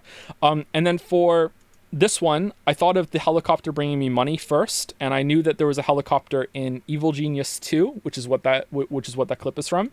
And Evil Genius 2 is a spiritual successor to Dungeon Keeper. So after that, I thought maybe I could link some treasure with Dungeon Keeper with like counting my money. And then when I played Dungeon Keeper to get it, I remember, oh shit, yeah, this game has dragons. So I put a dragon in the middle of the lair, and I was sprinkling gold on the dragon to make it that I was counting all the money. So that's how I got to these two at the beginning. Right, counting all the millions of dollars in ad revenue that my Elden Ring air quotes critique made. Usually by the time I'm done, YouTube has... So yeah, this is from Evil Genius 2 that I haven't played. Like, this was, I think, the second time I had ever launched it. I launched it when it first came out. I had actually forgotten that I had it. I went on Steam to buy Evil Genius 2 for the helicopter bringing money clip, not knowing that this was in here. I thought I was going to have to get gameplay and play the game for a little bit, and then I already had it. So, yeah, that was fun. Sent over the next helicopter full of money, and I get to start all over again. It's how I spend most of my time these days, sitting in front of... Buy a game for a bit. I've bought many games for just a couple seconds of footage. Yeah. So this is the part I went back and forth on. So I originally went into Cyberpunk 2077, and I went to Judy's room in the bar. It took me forever to find it. I don't know why. I've completely forgotten where Judy's bar was. Not Judy's bar, Judy's room underneath the bar. So I went there because I remembered seeing her desk having a bunch of monitors, but I couldn't get a really good clip of that. So then I got this one at the beginning of the Corpo intro, and my original idea was that I was going to mask out the three screens, and I was going to show the three screens I speak about on here as an example, so to make it seem like it was more in line with what I was saying. But then there was movement here, if we'll see for a second. Of my computer with 3 monitors on, not working on the... Yeah, and that just made it really hard for me to understand how I could like keyframe that and match it with the movement of the fake screens I would put on there. And I probably could figure out how to do it, but it seemed like it wasn't worth it for the joke, and I preferred to have the movement in the scene, so then I just let it run like that. And then the next part, I just fucking like just use the examples afterwards. Witcher 3 video. The central one has the Elden Ring critique on repeat 24/7 because I love hearing the sound of my own voice. The second has the comments updating in real time so I can... So how long ago was this? Oh, I purposely scrolled down a little bit, so it wasn't the most recent ones. So if you want to go and find some of these comments, you can find out exactly how long ago I recorded this for the video compared to when the video came out. I think this was like a month ago, actually. So yeah, it's been a little while. Always see what people... Could you enable CC? Sure. Are saying about it. And the third are the daily stream of emails I receive from Miyazaki. So showing Miyazaki's name there is just a reminder that he did indeed make the game. All right, can I get rid of the subtitles? All right, so this took me over an hour. For the Reddit post, I did inspect element or whatever and replaced all of the text in a Reddit post that I found on the Elden Ring subreddit. But for this one, I didn't. For this one, I went in... Oh, man, someone's going to be funny for this. I took a screenshot of my Gmail, and I opened it in Paint, and I erased every single line, and I wrote Miyazaki, and I copy and pasted, and I did it all. And then I did another text line for each one of these jokes. Why not edit HTML? Because I tried it, it didn't work. Or I couldn't get it working for that one. I did get it working with the Reddit one. I don't know. It wouldn't let me change it. I don't know why. But yeah, so I did this. It took me over an hour. So not too long. Why all that work for 5 frames? Because I got it in my head that it would be funny. That's why. Should have made yourself an email and sent yourself a mail. But then I would have to have all the different dates. I would have to spread it over different times. No, that's too much work. This was way easier. Anyway, yeah. So that's what I did. My favorite of these is here are here are my 5 Shibiri gripes with you. You suck. You don't use summons Lamayo. 3. Your video sucks. 4. You didn't take it down. 5. You haven't streamed Persona 3 yet. That was my favorite. I also like, is it at the bottom? You are the loathsome dung eater of YouTube critics and also the loathsome dung spewer because you talk so much shit, Lamayo. It's so petty. Anyway, yeah. And also, I don't know if, and then there's the Mandalore one as well. I don't know if this is interesting or not, but I actually went up and down. If I was smart, I would have done them chronologically from the bottom up to match the dates. But for whatever reason, I didn't do that. I went from like the top to down, and I just like, I thought of like the second one before I did the first one for a lot of these. So yeah, I did that. Anyway, let's keep going. Aki himself, no dog, no footage, begging me to take the video down because it's ruining Game of the Year 2022's reputation. So this is played in reverse from the trailer from the first game. So it's the crown is being taken off the throne because like the Game of the Year award is being taken away from it. So that's why this is here for me. Anyway, I was about to zip up for the night when I... That's the least favorite line, is the zip up line. New batch of comments came in. Apparently the game was being patched and they were adding Torrent to the Elden Beast fight. Even though I wasn't the only one to say that the horse felt missing from that boss, I still took full immediate credit. So here is someone getting owned up here in the top left. Can you see my mouse? Yeah, you can. You can feed Torrent. There's another one later for that too. These were fun to see. It was a really good day when they patched that. I saw it on my phone. I was sitting. I was checking out our games on my phone for breakfast, and there was a thread on it, and one of the comments was there saying Joseph Anderson's like rolling in his grave or something. That's how I found about it. But yeah, it was a really good time for it. And just know it's because every single person at FromSoft has watched my video multiple times, crying, "You're welcome. This change was coming as part of an expansion that was about to be released, and I had no idea about this. I only played Elden Ring so I could make a video on it for clout because it was the hot popular game at the..."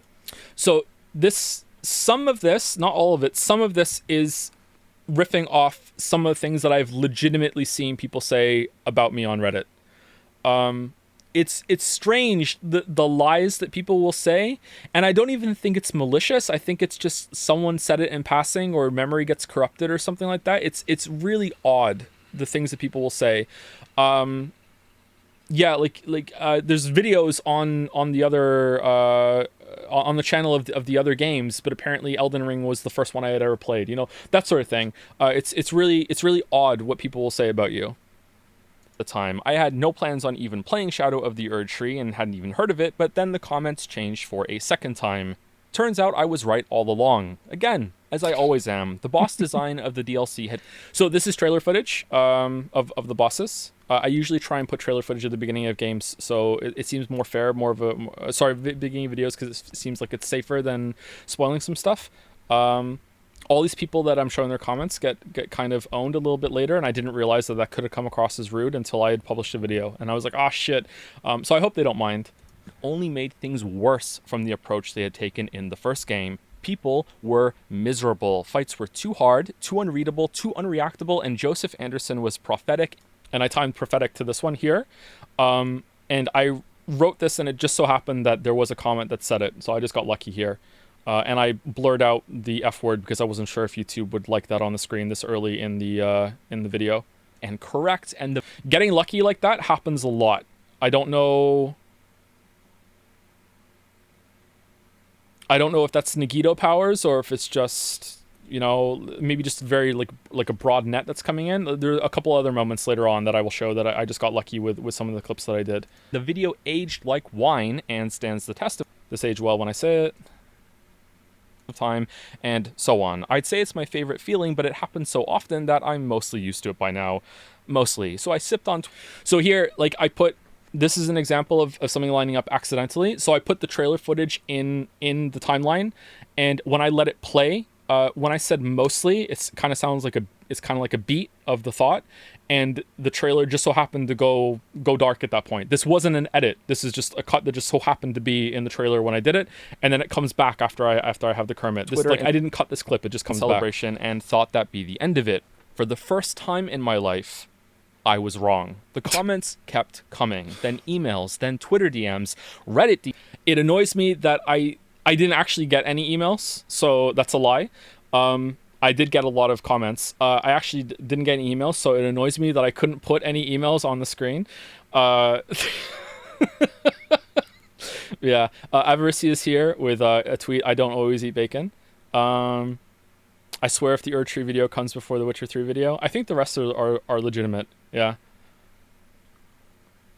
DMs, the worst kind. People started stopping me in the street to tell me how right I was and that they were sorry. So here is people started stopping me in the street. There are people marching in the street. Pretty simple. They hadn't seen how bad this guy got owned. He didn't realize until he watched the video that you could that you could switch between the maps. It had gotten. My kids keep asking. Oh yeah, the subtitle. Sorry, Canadian. Sorry. Why so many people want to shake my hand. And here I have him extending his hand as if like, come on, shake my hand. That was the visual there. Again, I'm sorry if this is tedious, but I don't know if for some people it's gonna be like, yeah, that's obvious, but for other people it's gonna be like, oh, I didn't understand that.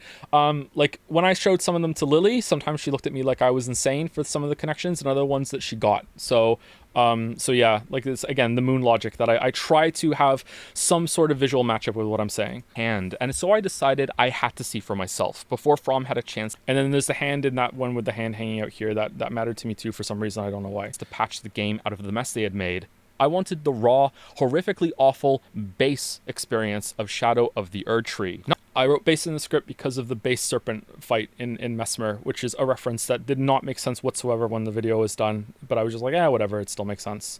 But that's why I use that word. Not for my own enjoyment, because let's be real, I don't enjoy anything about these games, and I never have, and not even to make a video. I just wanted to bask in the warm glory of being right. So obviously basking in the warm glory of being right, like this, our Satan character is being like, yes, I'm so warm.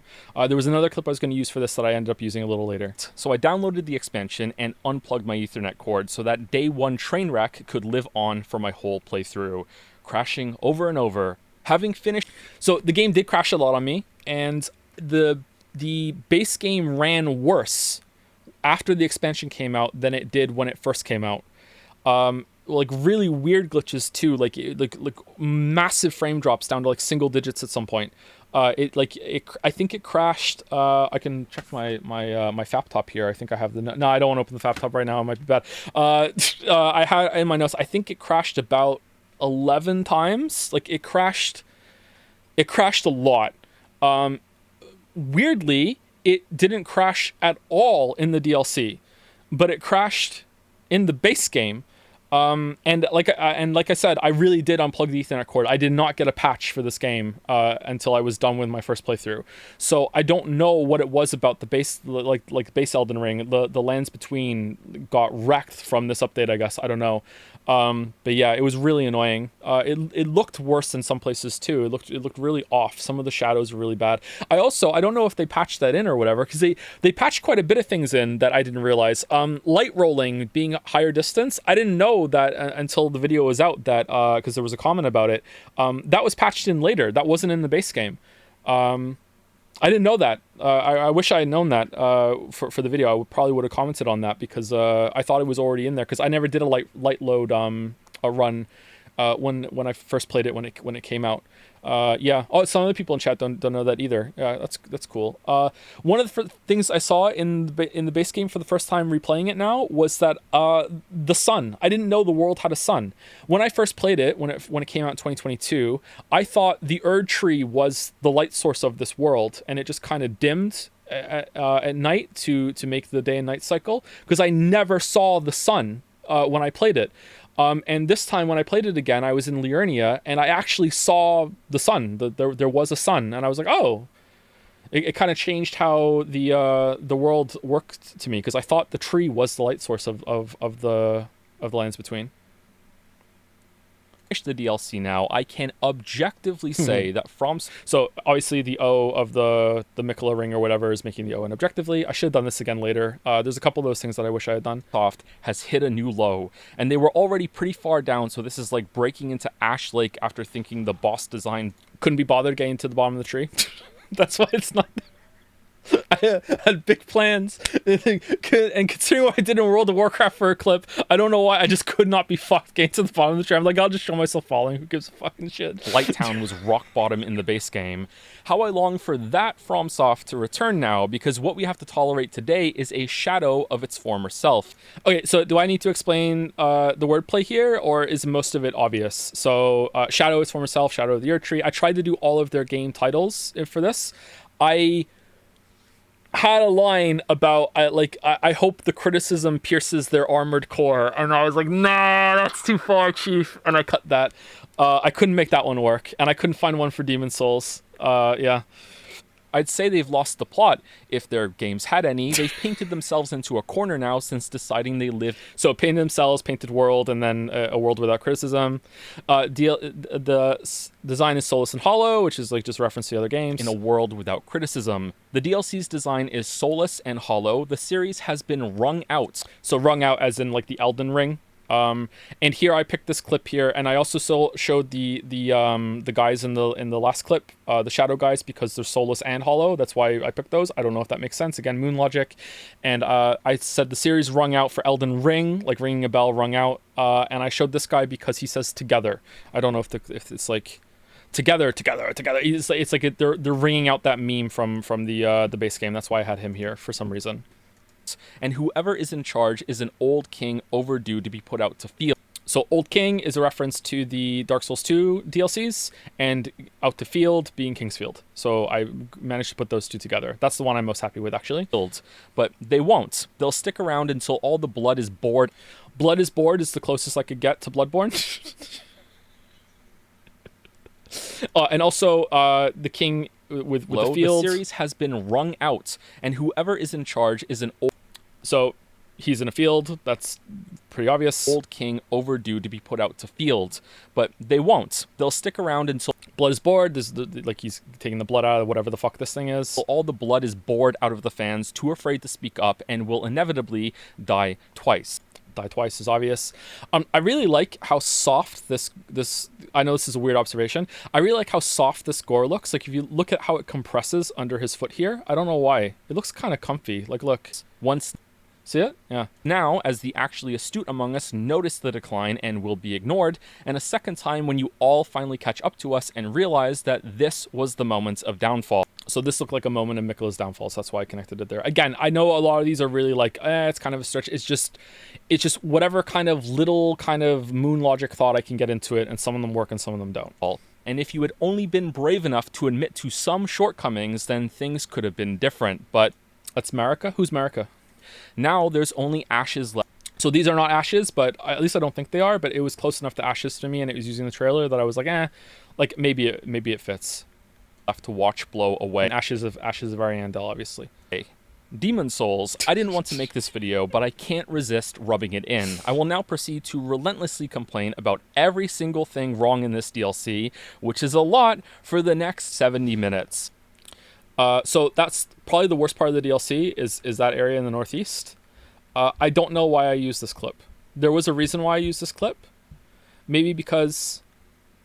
yeah, again, this only makes sense to me. This makes sense to absolutely no one. I was here for a long time just repeatedly like jump attacking this thing, thinking I could kill it. So 70 minutes, like I'm like really hammering the point home here. I think the original thought was I was going to show more of this later, and then I never did. So that was the thought that went into this clip. Sorry.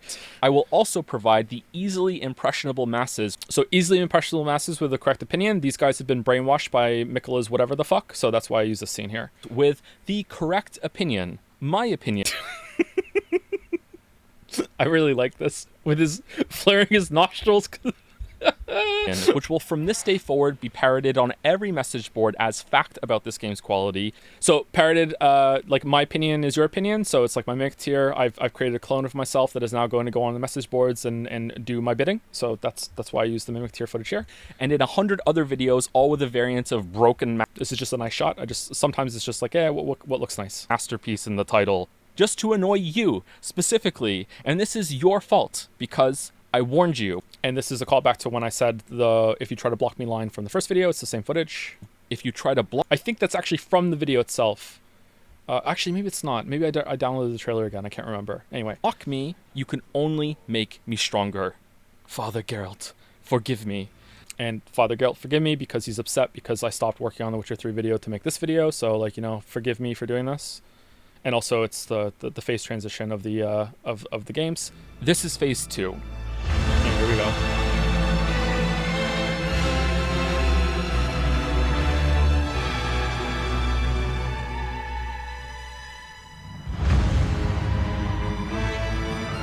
Do you get random shots like that while playing, or do you grab them later? The Geralt shot, I have almost all of that footage memorized in my head forever, probably, so I knew what one to use there.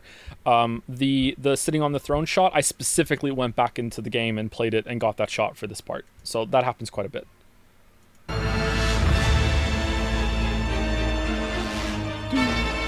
So that appearing is timed with the little twinge of the string. And the next one is also kind of timed, but it's not as obvious, and I don't like it. I wish I had waited a little bit longer to show the critique showing up. And Comic Sans is just a stupid joke, but it's cute. I like it. What song is this? This is the Bale OST, the Bale track. And I don't know why, but I typed this all in at the same font, and then it was stretched out, and I liked it, so I just kept it. I thought it was funnier with some of them, like it can't even fit on the screen. I don't know why. Like originally I was going to make it so they all fit, but I don't know why. But especially the Sekiro is still better part 2 at the bottom. It's just funny. Will you stream Black Myth Wukong? I don't think so. Maybe. I don't think so. If I'm gonna stream any other like Souls-like game right now, it'd probably be Stellar Blade for reasons. That looks more interesting to me, but maybe it's good. I don't know.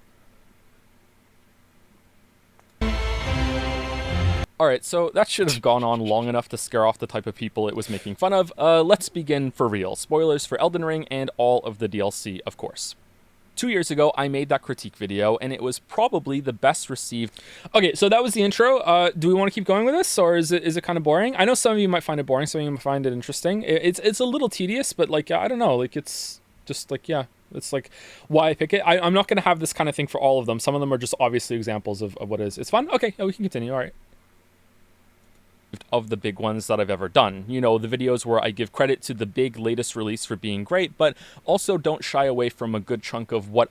So these clips of Fallout 4, Tears of the Kingdom, and Mario Wonder, for whatever reason, I don't know why, videos that I've previously rendered a long time ago, when I put them in Adobe Premiere fucking hates them. I don't know why. It causes like it to slow down on the playback. Sometimes it even crashes. So I have to use footage from previous videos sparingly. In fact, it got so bad with using a bunch of these and also stream videos that I actually rendered the first 6 minutes almost. We're almost there. I rendered the first 6 minutes out as its own separate video and put that in the timeline and replaced all of my separate footage there. And then I made the rest of the video after that because it just kept fucking crashing.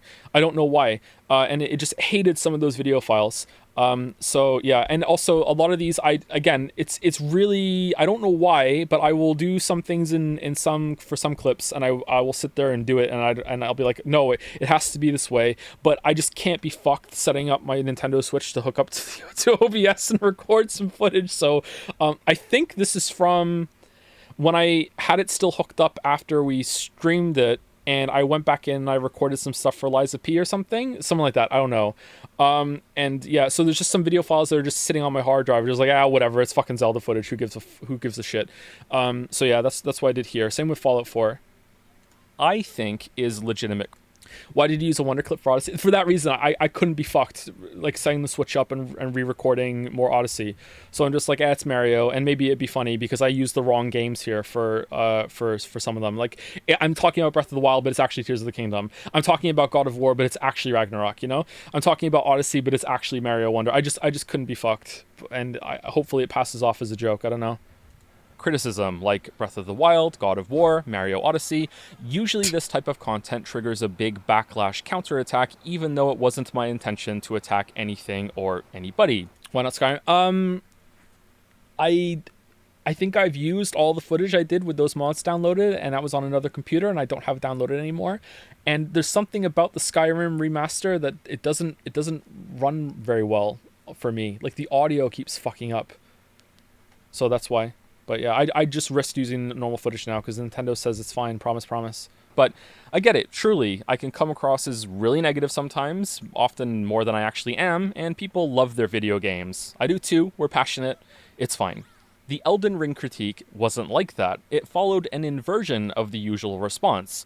Most people today are more willing to admit the shortcomings in Breath of the Wild and Odyssey, for example, whereas they were frothingly adamant that... This is from the video, though. I think I wanted some footage here from the video for some reason, and it made it crash. I don't know why I did that. Your cadence in that first section is weird. Is that on purpose? You did something similar in the first ER video? Which one? The one that we're listening to right now? It wasn't on purpose, no. If there's any audio thing that's on purpose with narration... Sorry, if there's anything unusual with the narration, it's usually not on purpose. It's just how it came out. I'm not really that great at recording and... whatchamacallit? Narrating. I'm not really that great at it. Performing. That the games were flawless at release. Meanwhile, most people agreed with my Elden Ring video when it came out. Gonna get a bunch of comments about that, but I'm sorry, it's true. They really did. It got a lot of support, but over time, some of them have returned to say they know. So this is true, and so far there haven't been that many comments about it, actually. I'm surprised. So maybe I was being a little too negative here. Longer do so. Said another way, the fanbase at large seemed to agree with most of my criticism near release, and a significant portion of them have since gradually shifted conclusions to that the problems they thought were in the game aren't that big of a deal anymore, or don't exist at all and never did, and they had to play the game some more to figure it out, or are the players' faults, or maybe even my fault, not the game's. My first video, like most things that are created, has a few mistakes in it. I'm going to talk more about them and the response it has gotten toward the end of this one, but considering how infamous that critique has become in some circles, it didn't feel right to begin here without acknowledging that. The fake intro also wasn't a complete lie because I really wasn't going to play this expansion at release until the torrent.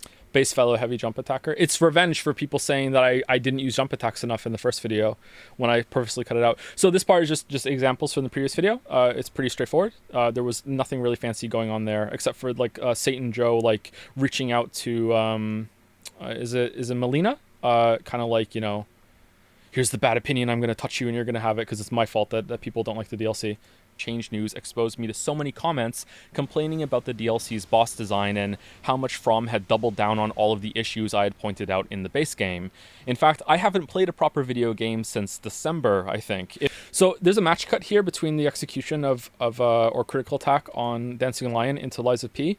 I feel like I do this sort of stuff too much, but I don't know if is it really noticeable when it happens. I put a lot of effort into trying to match the movement but from clip to clip. So, like, for example, if I put a clip in a timeline and within like half a second of putting the clip in, when I played the game, I suddenly moved the camera in a different direction, I will always like move the clip up to cut that part out, you know what I mean? So it's not really jarring. It really bothers me sometimes when I can't fix that because it's just the perfect clip and I just had bad camera movement, that sort of thing.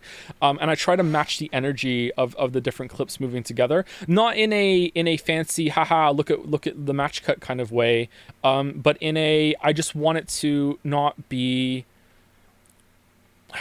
I don't know what the word is. I guess jarring. I don't want it to be jarring that we've moved on to another clip and it's suddenly the character is in a different position. Like sometimes I'll go to the point of the character's run animation. I will try and make it, if it's a similar camera angle, I'll try and match the foot position from one scene to the other so it looks like the character ran between one clip and the other, that sort of thing. I don't know. Again, I don't know if that's worth it or not. I'll see if I can point out a part of it and see. I have no idea if it's worth it. All of the issues I had pointed out in the base game.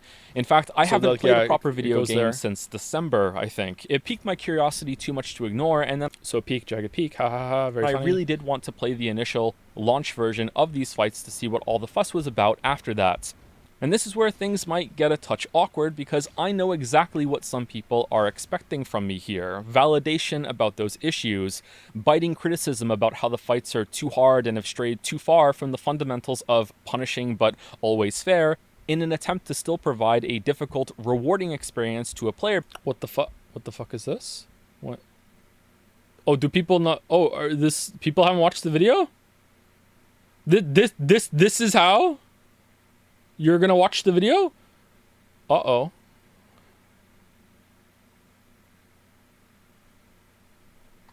Oh, it was in chat. Okay, my bad. Base that has an incredible amount of banked mastery and improvement by now, gained from the previous games that are like this. Dark Souls, Bloodborne, Souls-like imitators. All right, so I don't know if anyone caught this or if it was just a joke for me. That are like this. Like, when you slow it down or you pause it, this is obviously Lies of P. So what I did was, I went in and I chose the weapon that looked most like a Bloodborne weapon, and then I did this attack. I took the UI away so it was less obvious that it was Lies of P. And then I just cut the speed down to 50%, so it was below, so it was like 30 frames per second. That's because I didn't want to set it up and get Bloodborne footage. So that's the joke there. I do it later with the ladder as well.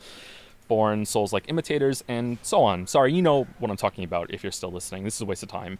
It really pains me to do this. The FromSoft player base has become the absolute worst fan group in video games since the release of Elden Ring. Just the most incessantly obnoxious group of people that feel like they're defending an insulted family member when you say the slightest word wrong in the I love the red hands coming back out of nowhere. It's like, oh, Satan is still here. So, the intent here was, like, it really pains me to do this because this is obvious. I'm sorry. I'm just trying to explain everything, so in case I miss something. So I apologize. I apologize for apologizing so much too. So it's supposed to set up like I'm about to get a lot of more of those Souls fans sicked on me for my opinions and blah blah blah blah blah.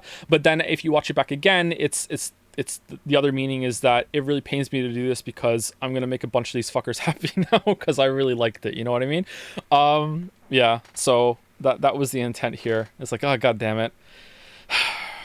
It's that the most horrible thing happened, the worst guy made a point you agree with or whatever. That sort of thing. Proximity of their beloved video game. They speak like a Pokemon named Get Good.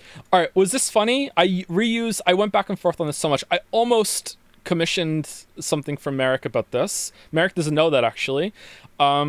Using the pots and later on the trumpets as a stand-in for weird Pokemon was the visual gag I went with, and I wasn't sure if it landed or not. I think people like the Pokemon joke, but I'm not sure if they like the visuals with the pots. And then it's like, it evolves. So the pot is skillish, is get good, and then it evolves crawling out of the pot into skill issue. Yeah, I didn't know if it was enough. It's into skill issue, so I know full well how much shit I'm going to get for this in the long term, but I have enough history with these games that I feel compelled to do it anyway. I feel like I owe it in some way, since this series is what I launched my channel with. I loved Shadow of the Erdtree. So here, it's the boss's jaw is hanging down, like it's a jaw-dropping moment that I loved it. I knew exactly this was going to be really surprising after like getting a pretty good read on what people's opinions were, and it was for me too. It was like it was when I played it and I got past the lion and then I got to the other bosses. I was like, what the fuck? I'm having a good time. You know what I mean? It was very much like a what the shit's going on here. So that was the visual gag there, was like picking your jaw up off the floor. I think it's a big step in the right direction from vanilla Elden Ring and has been a huge relief for me to read the pin. I feel like you should know about the on-screen celebration effect. People are sticking onto your stream. The redeeming bits to put emotes all over the screen and it's distracting the chat. Oh, is it? Can I turn that off? How do I turn that off? Big +2. Oh, is that what that is? No. You can't, but you can raise it. I can't turn it off. You can make it $100. Oh man, Oh man, one of the kids is going to college. How do I do it?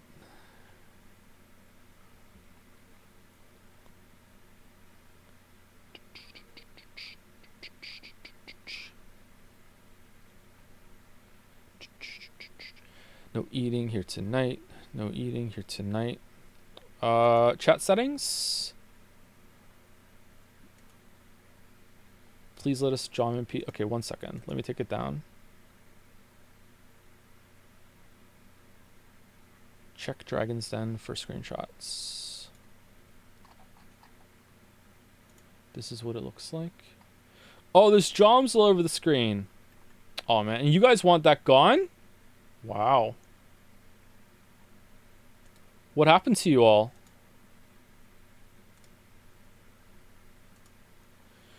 I'm gonna guess it's gonna be under the bits thing.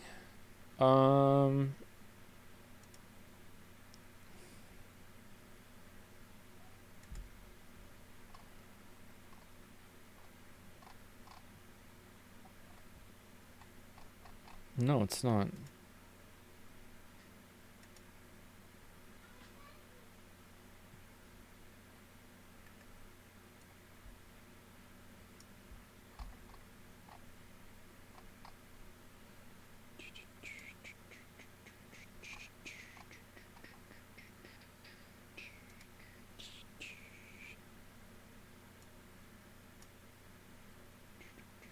You can turn off the on-screen celebration yourself in settings. Each person in chat can do it, you mean? Yeah, but then what if someone doesn't know they can do that?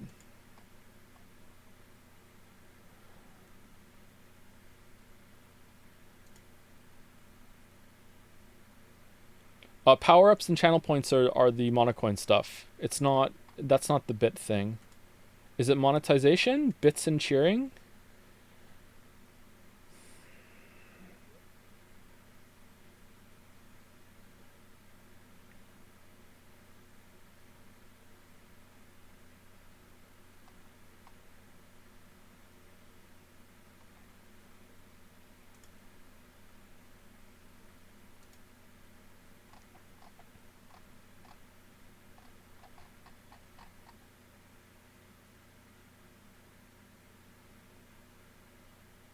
Okay, I'm sorry, I don't see it, chat. Under the power-ups thing, I'm only seeing stuff with, Oh, it's there, I'm sorry. Alright, so power-up, message effects, gigantifying emote, on-screen celebration. Alright, so you can still have message effects and gigantifying emote in chat, but on-screen celebration, I'm not a big fan of that. So for now, we're just gonna set it to, like, as many zeros as I can put. Oh, I can't, okay. What's the highest I can make it? Apparently 1,000 bits is the highest I can make it. It cannot go any higher than that. I'm wrong. It's 10,000. 10,000 bits is the highest it can go. We're going to do that for now, and then we will see if we want it back for future streams. But right now we're doing this, so there we go. All right, just to get rid of it for now when we continue. Anyway, all right, so where were we? Yeah, really like the game. This is just some footage of Rolana to go through. While there is undoubtedly some unfairness in some of the fights, and so obviously a reference to Gaius' bullshit charge, many problems in the exploration and the world, I had a blast overall. And oh yeah, the screen's black. Yeah, my bad. Sorry, 1 second. There you go. Well, obviously it's a link to Gaius' charge because you can't see what to do. And the world. There you go. I had a blast overall, and I was sad when it ended. Dare I say it, I had a yabba dabba do time, and I wouldn't be bothering to make this video right now if I hadn't. I think this is the best DLC FromSoft. So originally I had a shot of the dancing lion again with the feet sticking out underneath the costume in the same way that the Flintstones had to put their feet through the cars to pedal it around, and I didn't think anyone would get that joke, so I changed it to the snake. So yeah, this one I'm really happy with, and I don't think anyone called it out in the premiere, so I was surprised. Maybe it was too subtle. It is made because Sekiro. So Sekiro didn't get one, and there's the red dot that shows up right before John Sekiro pokes the snake in the eye in that shot, and he's the snake man, and that's what Abadu time, and I wouldn't be bothering to make this video right now if I hadn't. I think this is the best DLC FromSoft has made, because Sekiro didn't get one. Now, having made that comparison with the DLC from the other games, I must rush to point out the price difference. 40 USD is a steal for this in my opinion, but it is still so much more than the previous DLC packs and closer to a full price game. So it's a little rough to compare. The best one to put next to it is, unexpectedly, all 3 of the individual editions Dark Souls 2 got viewed as a combined package. Next would be doing the same for the Duo DLC that Dark Souls 3 received. Even when doing that, I still think Shadow of the Erdtree comes out on top. If Old Hunters or Artorias of the Abyss... So again, Liza P footage cut in half for the frame rate. I originally replayed Dark Souls 3 a little bit to get that shot of Ashes of Ariandel, the Painted World, for the video, and then I realized I was going to need Ring City boss footage as well, and I was fretting big time on realizing, like, because I didn't want to play the whole entire game again to show the bosses. And then I went upstairs to my other computer, which is now Finn's computer, really, and luckily enough, all of the footage that I collected for the first Elden Ring video was still on there, including all of my original playthroughs. I didn't delete it. I built this computer right after the Elden Ring video, so all of my video files, usually I delete them after I'm done. I just deleted all the Shadow of the Erdtree footage today. All of my original runs footage was still there, and it still is there right now, and so is my Dark Souls 3 playthrough, so I was able to save a bunch of time doing that. If were twice as big and twice as expensive and kept the quality up the whole entire time, then maybe that wouldn't be true. Yeah, sorry, I wonder if it's a new group of people that hate me now. How dare I? So does that mean the Shattered Masterpiece has been repaired, reforged? It crushed a rune arc. So that's playing backwards because it's come back together, and then the rune arc crushed the next scene. Pretty obvious. Take down all those YouTube videos with all those titles. Am I back on the Elden Ring train? Choo-choo. What about my thoughts on the base game? And he's doing the like choo-choo kind of emote while riding on this thing that's kind of supplementing a train. Well, it's a bit complicated.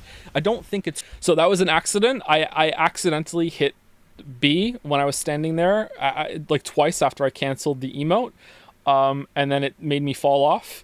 But then when I put it in the timeline to see, it matched up really well with "it's a bit complicated," and I was like, "Oh, that works really well." So I was like, "Okay, that's cute." So I kept that in. For like it's a little upsetting with the script. Yeah, it's true that I have mixed feelings on most of these games anymore. My view has matured to being strongly positive, with some clear flaws that I know exist. And clear flaws in this video: life gems, your life going down with every single death, the green zombie, this boss just in general, your sword is at risk. Just like, god damn, wish weren't there, but I still adore the games. For example, Dark Souls 1 is an amazing work of art and one of my favorite games of all time, but everything after big ONS makes me want to quit, and I have and do quit at that exact spot on so... Look at this pro dodge here, completely planned. I was Daredevil here. I knew exactly where he was. It wasn't on accident at all. Many playthroughs. The DLC can become an alternate end path for that game since the quality is so high, and eerily I wonder if that's what's going to happen to Elden Ring for me from now on. Matching the hands of the DLC intro, so there's a hand for Dark Souls 1 DLC, there's a hand for the Shadow of the Erdtree DLC, that's why I put them together. Why is Joms moving? What happened to Twitch? What's going on? However, there are other problems that are on this level that I want to get into, but I also want to try my best to avoid the whole, oh my god, best game ever, here are 20 reasons why it sucks script style that I can fall into. And having finished the script now, and I'm recording this part much later, I feel like I kind of fell into that trap. So fell into the trap again. That's why I reused this one. It was an accident that I got this footage, but then I thought I could use it. Did I fall into that trap again? I feel like there's a part of the video that goes on a bit too long, but overall I think it was more balanced. I think it was okay. This part here that we're about to get to, no, not this part. The Scadu world design part, I think I could cut about 5 minutes from this and it would have flowed a lot better, maybe even a little bit more. And by cut I mean, like, I wouldn't even have to remove the points. I think I could have condensed the points down with some better construction of my paragraphs. I think I could have done that there. I think that's the biggest flaw of the video is this part here. I feel like it could have been a bit shorter. again, but you know, let's let it ride and see what happens. Let it ride. I played the entire base game again on a fresh character for Shadow of the Erdtree. Even though it's not my favorite, I went with the double colossal sword build because the slow weapon speed was an issue I had before, and I thought it would be a good test to use that same approach in the DLC. So no summons, no magic, no ash spirits, just me, my weapons, and the boss. So there are a bunch of match cuts here. Again, I don't know if people notice, and if they don't notice, that's almost a good thing. So when I land or hit it, it cuts to the next scene with the same position. Test to use that same approach in the DLC. So yeah, the same jumping animation there, hitting the golden hippo, and then when I jump up here, the golden hippo hits me, and I time that to getting hit from Commander Gaius, so it's like the same kind of energy and motion from clip to clip. Summons, no magic, no ash spirits, just me. So when I jump up here, and he gets hit, and boss, boom, hit, like Commander Gaius just hit me here as well. Those weapons had also apparently been... This doesn't take me very long. This isn't really fussing. I just usually have the clips lined up, and then I find a way to match the energy going from clip to clip. You know what I mean? Like now and then it does take me a little bit, and sometimes I give up on it, or I can't make it work. But I try to do that sort of thing, just so it's smoother. I don't know if it's worth it, though, in terms of the effect. Maybe. Been buffed a few times, in particular for recovery times after swinging them since I last played, and I wanted to see how that felt. It took me about 50 hours to, same again there with the jump attack, go through all of the base game zones, side dungeons, legacy dungeons, and bosses. I tried to sort of emulate a blind first playthrough and did blind first playthrough on Blind in the Blizzard, did most of the content again. I didn't do any grinding. In fact, I got a little impatient and ran through a couple of zones toward the end, and I was level 158 when I got to the new content. This feels about right since you can't access it without getting too near the end. Originally, I had a quick zoom at the end of this clip going into the portal, but I thought it was too cheesy, so I cut it. But I liked how it frames the portal here to get into the DLC of the game. It took me 40 hours to beat the DLC, 5 hours of which were spent just on the final boss, which means he takes the crown as the longest I've ever spent trying to beat a fight in one of these games. It also means the DLC all on its own is comparable in length to some full-release Souls-likes, and that's pretty awesome.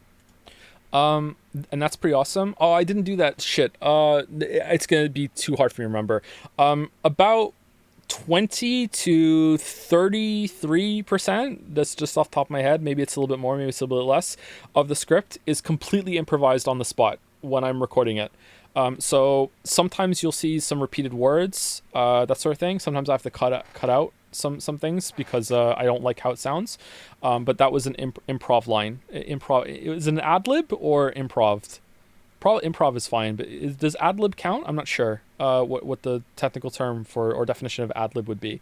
But yeah, that was a line I just added because I just felt like something was missing. It's just vibes usually when I'm recording it like that. I don't know if this is going to be worthwhile, but here's the path I took in the DLC as a reference, since it's so non-linear and can be approached in many different ways. That's Elden Ring for you. Hopefully it's interesting at least. And all right, so people who didn't know, oh man, Baldur's mad at this. Yeah, I need to go back and fix that. So people who didn't notice the audio cut to the new transition session last time, did you notice it this time? Because it was a lot more obvious to me this time after like listening to it earlier. Oh, Tim Line. I'll fix that later as well. No, really? Oh, okay. Some of the later ones are more obvious. If you don't think so, you can just skip to the next chapter in the timeline below. I explored the starting area a little bit, killed the first furnace golem, and it blows my mind that YouTube can generate these 80+ character lines. Oh, YouTube didn't do that.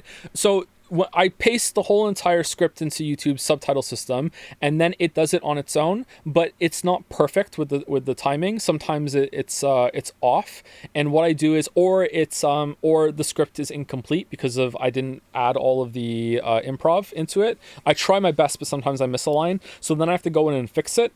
Anytime that you see more than 2 lines stacked in, that's me messing with it, and I haven't tweaked it yet. That's my fault, not YouTube. Okay, my fault, not YouTube. And then went straight into the Legacy Dungeon, Belarus. I didn't intend to stay long, but I ended up getting sucked into completing it right then. All right, so 2 things. I not on purpose that I said Belarus instead of Ballarat. I don't know why. I was convinced it was Belarus. Golem, and then went straight into the Legacy. And the little pause after I say sucked gets me every single time. Dungeon Belarus. I'm like, God damn it. I wish I had redid that one. I didn't intend to stay long, but I ended up getting sucked into completing it right then. I was at Scadu Fragment level 2 and killed the Dancing Lion in a little under half an hour. I found it quite difficult. Afterwards, I finished exploring the starting area, did my first side content in a jail and side dungeon, and crossed the bridge toward Castle Ensis. So this ended up being the thumbnail for the video, and it was one of the 3 that YouTube auto-generated for me, and I almost always just go with whatever YouTube spits out at me, because I figured that their algorithm knows better than me what to put on there. If they're really, really bad, usually I will make a custom one, but I just went with this one because I think it looks pretty. The only other one that was usable from the 3 they did was a picture, the close-up of Satan flaring his nostrils, and I might change it to that one and see, but to me it made the video look more like a meme video than a critique. But I don't know, maybe it'll get more attention, not sure. I decided to keep exploring, however, and went down the other roads first. I found the alternative way to Scadu Altus through the Spirit Springs, landing you in a different castle. I killed the mini-boss there and found the route to the new zone, but I felt like I had skipped too much of the earlier areas to push into this one, and I didn't want a repeat of what happened to me in base Elden Ring, so I went back to Gravesite Plain. Have you tried the feature that tests 3 different thumbs to find the best? Oh, is that a feature that I know other YouTubers did that, but I thought they were doing it manually. Oh, can I just set that to automatically go for it? Okay, I'll try that later if that's the case. This play session ended with me finding Egon on the ground, cursing some other guy named Bale. How curious. Ooh. That joke doesn't make sense, because that's from the Witcher 3 script. This was improvised?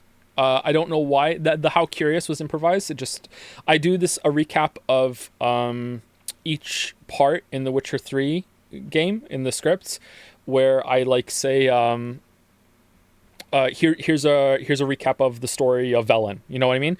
And I go through, like, you know, you do this, you do this, you do this, you do this, and at the end of it I say that was my 5-minute recap of the Velen story, and to refresh your memory if it's been a while since you played it, or if you've never played it before. And during the recap, when it comes to some point that I'm going to talk about later with Siri, I just say how curious as a reminder of, like, that's kind of important. And for some reason, when I did the recap of this one, I just slipped right back into Witcher 3 mode, and I said how curious, and then I was like, what the fuck, that doesn't make sense, and then it just ended up turning into this. And I don't know if it's funny or not, but eh. Although he won't give you any specifics about how long it's been. How curious. Non-linear joke, enjoy. Next up was a spot of Civil War when I had to kill a fellow old dragon man and found my way, surprisingly through a side dungeon, at a new zone, Jagged Peak. There were a few So those 3 clips there, moving out of the cave into Jagged Peak, I tried to match the movement energy going forward each time, so it seems more smooth. I think that works well, actually. I think the combat ones don't work as well, or they're harder to notice, but I think that one works pretty well. Dragons to kill here, although I skipped Senesax because fuck that noise. I have never killed this boss. Fuck this boss. I do not like this boss. And a thrilling horseback mountain climb to Bale, who turns out to also be a dragon. I like this clip. Also turns out to be a dragon, and he just slams down like boom. Like, I don't know why. It's funny to me. I tried to say a different term for Scadu snack or Scadu fragment every single time. I don't know if I pulled it off actually for the recap. Later in the video, after the recap, I'm just like, I don't care, I'll just call them Scatter Fragments now, but I tried to do a different one every single time. I was Scooby Snack level 5 and tried for over an hour to kill him until this happened to me. Twice. This, combined with my damage feeling a bit low. That's bugged, right? That's completely fucking unacceptable, right? Like, there's no way. Are people going to defend that? I think it's fixed now. Is it really? Okay. Annoyed me enough to make like I was at Tim Hortons and roll up the rim out of there. I did. So I matched the roll there to try and match the movement. I don't think this one worked out that well. And this dumb joke is just for me. Try some of the new Colossal Katana weapons for a bit here, though, and thought they were fun, too. I was now obsessed with finding the map stone just to the north of this area.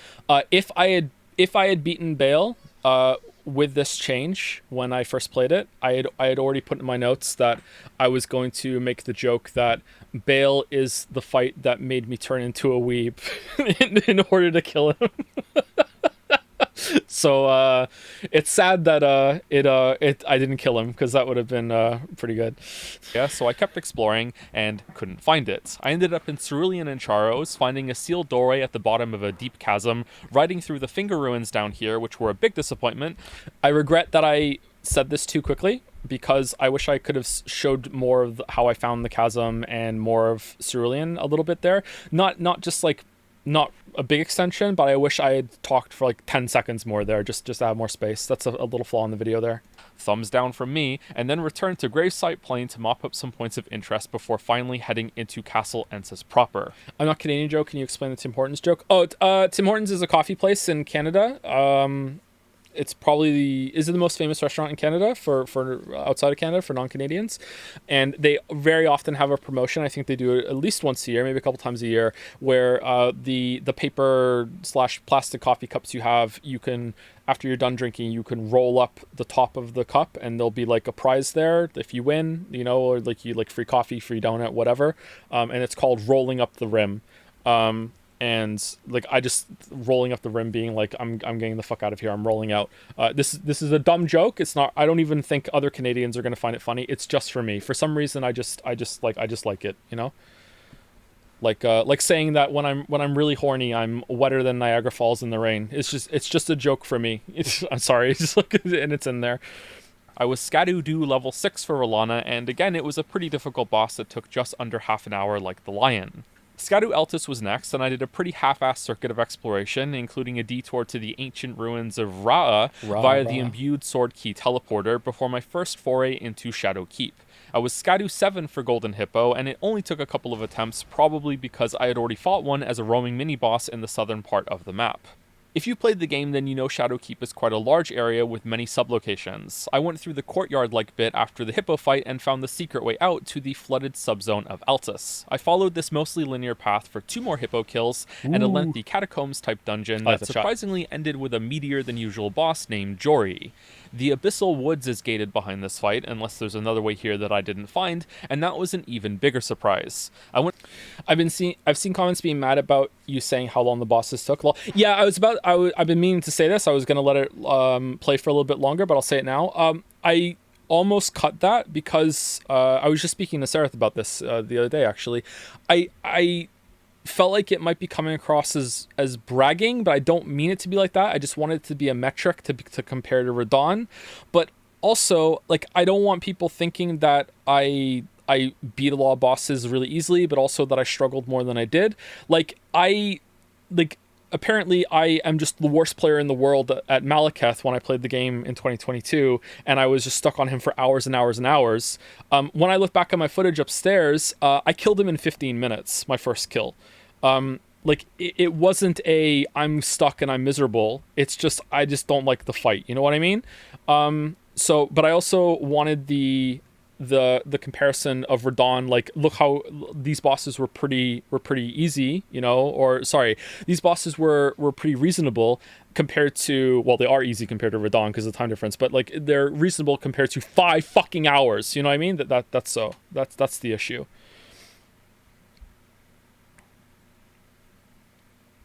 So, but yeah, it can come across as like, look at me, like, look at the metrics, you know? They don't really maybe they're not important, but they are important to some people. It took me 5 hours to kill Margit. It took me longer to kill Margit than it took me to kill Malekith on my first playthrough. On my second playthrough, I was using Mimic Tier and the Soul Edge weapon, or whatever the fuck it was, so that was pretty easy. On my third playthrough, when I ran through again, it took me longer than both of those times. So I was more stuck on Malekith my third run than my first or second for some reason. Yeah.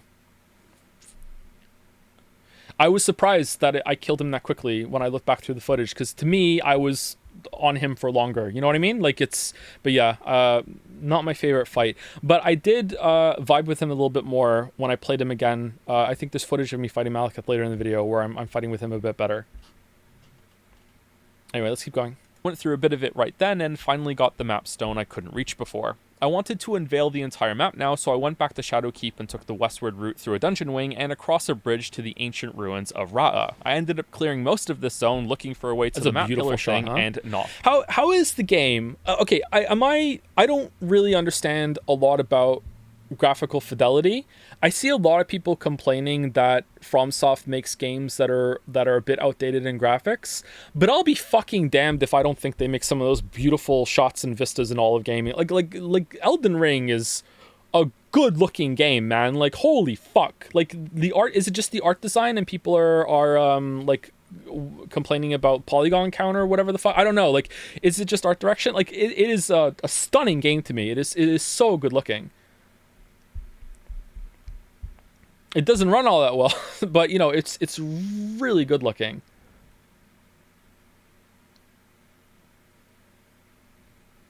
Some people find it muddy sometimes. Yeah,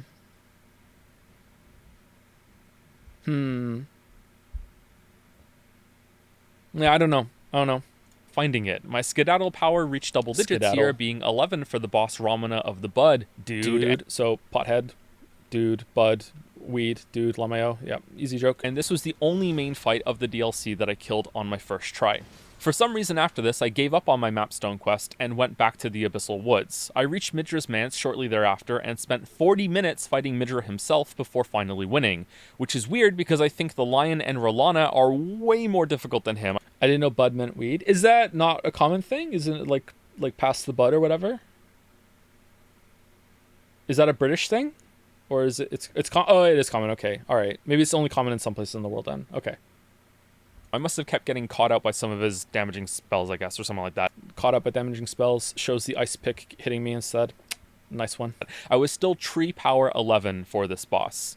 In between this play session and the next, one of the creaky wheels in my head finally squeaked out a thought, and I wondered if the broken seal in that weird message that appeared when I approached Shadowkeep was referring to the door in the chasm I found earlier. Kind of sound like Kermit the Frog there, and it bothers me. In the Cerulean Coast. Broken this turned seal? out to be correct. It was a surprise to me too. So I did that literal dungeon dive next. My Scadu amp still went to 11 for the boss here, but I began to wonder about the balancing implications of it when I absolutely melted the Putrescent Knight on my 4th attempt. All right, so 4th or 5th, which is it? The subtitle is right. It was not 4 attempts, it was 5 attempts. I said it wrong when I recorded it, so that's a mistake. It should be 5. Should I change the subtitle to 4?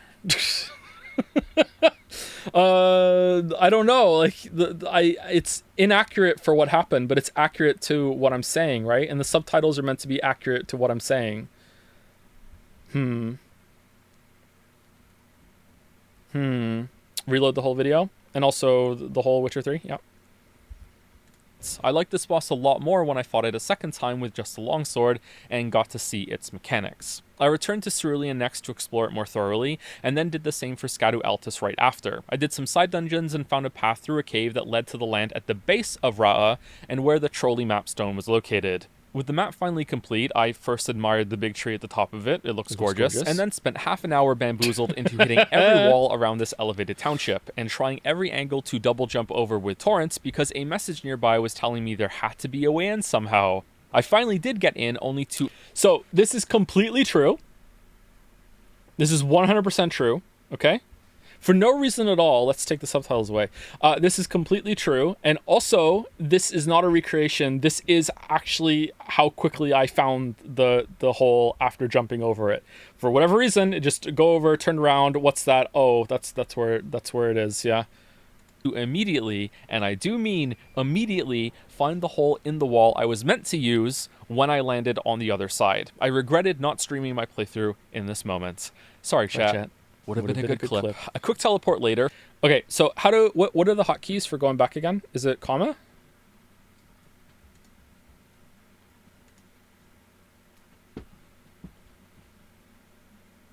J? 10 seconds? Immediately. I don't want to go back 10 seconds. Immediately find the hole in the wall I was meant to use when I landed on the other side. All right, so this is a chat log from a game. These aren't fake chat logs. It's actually a chat log. What moment is this from? Does anyone know?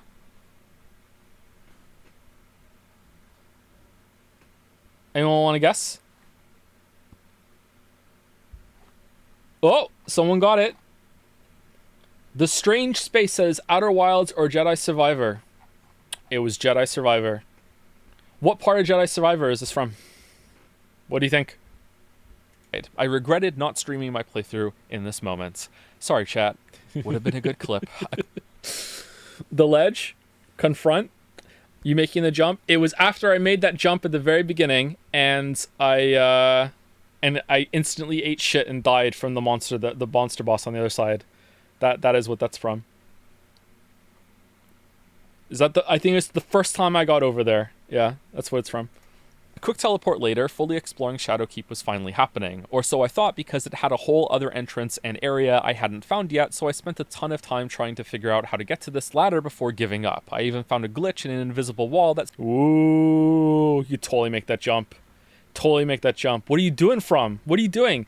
Earlier in the run, in this area, you have to jump on the books and tablets and shit in order to get secret loot and everything. Like, what are you doing?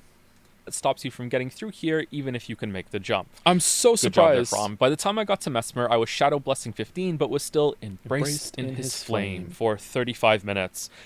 So if you don't know the game, every time he kills you, he says, embrace in Mesmer's flame in that kind of cadence. For anyone who didn't play the game. Difficult. This was my second favorite fight of the DLC. I wonder if everyone knows what my favorite fight is now, having just said that. Somehow I missed one of the gaping holes. Where does the ladder go? The ladder goes to it's Commander Gaius, isn't it? That's how you get to Commander Gaius. Shadowkeep has 2 ways to get in. Maybe it has even more than 2 ways, but you can get in a different direction through the watery part, and you can follow the ladder up, and I think you get to Commander Gaius through that. I was in that ruined village in Altus, so I spent more time than I care to admit trying to find the way down to this area of the map before noticing this well with a ladder and thinking, well, there must be a tunnel, and stumbling on the way forward nearby. I rode through this area, couldn't be bothered killing the armored leg furnace golem again, met the finger ruins guy at the church, and found this... So that is not true. I misremembered. I looked back. I did kill that furnace golem. It's the one in Cerulean that has the armored legs that I didn't kill. Fake news. Fake news. It's so yeah, I wrote that wrong. Second entrance into Shadowkeep with a new Londo Ruins watery twist. There's a lot of back and forth between areas from this point on, and this was the last major bit of exploration that happened, so I'll conclude with the final fights with bosses in quick succession. I was still Scado 15 for Commander Gaius and killed him the first time I managed to dodge his stupid charge at the start of the fight, which was my 4th attempt, so only a few minutes were spent here. You get 5 fragments for beating Gaius, so I was DLC level 17 for Erdtree Avatar. This took me way longer at almost half an hour. I met Meteor shortly after this and got a very sloppy kill in under 10 minutes. Probably didn't deserve this. Is this fight good? People who played the DLC? Did I miss out on a good fight here by just killing it as quickly as I could? I didn't like this fight. No, it's not good. Is this the worst fight in the DLC? Is it worse than Gaius? It's alright. Generally not good.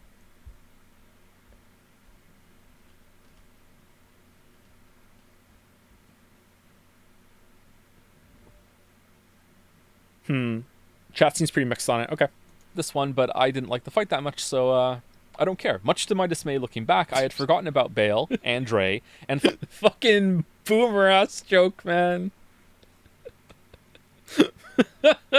Zoomers in the chat being like, who the fuck is Dre? Thought that burning Mesmer's kindling for the final stretch was all I had left. So I did that, exploring a few side areas. I don't get it. You don't know forgot about Dre? Can I look up the lyrics?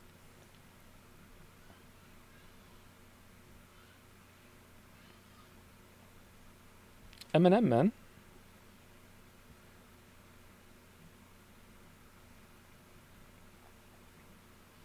Nah, I'm not going to be able to rap it.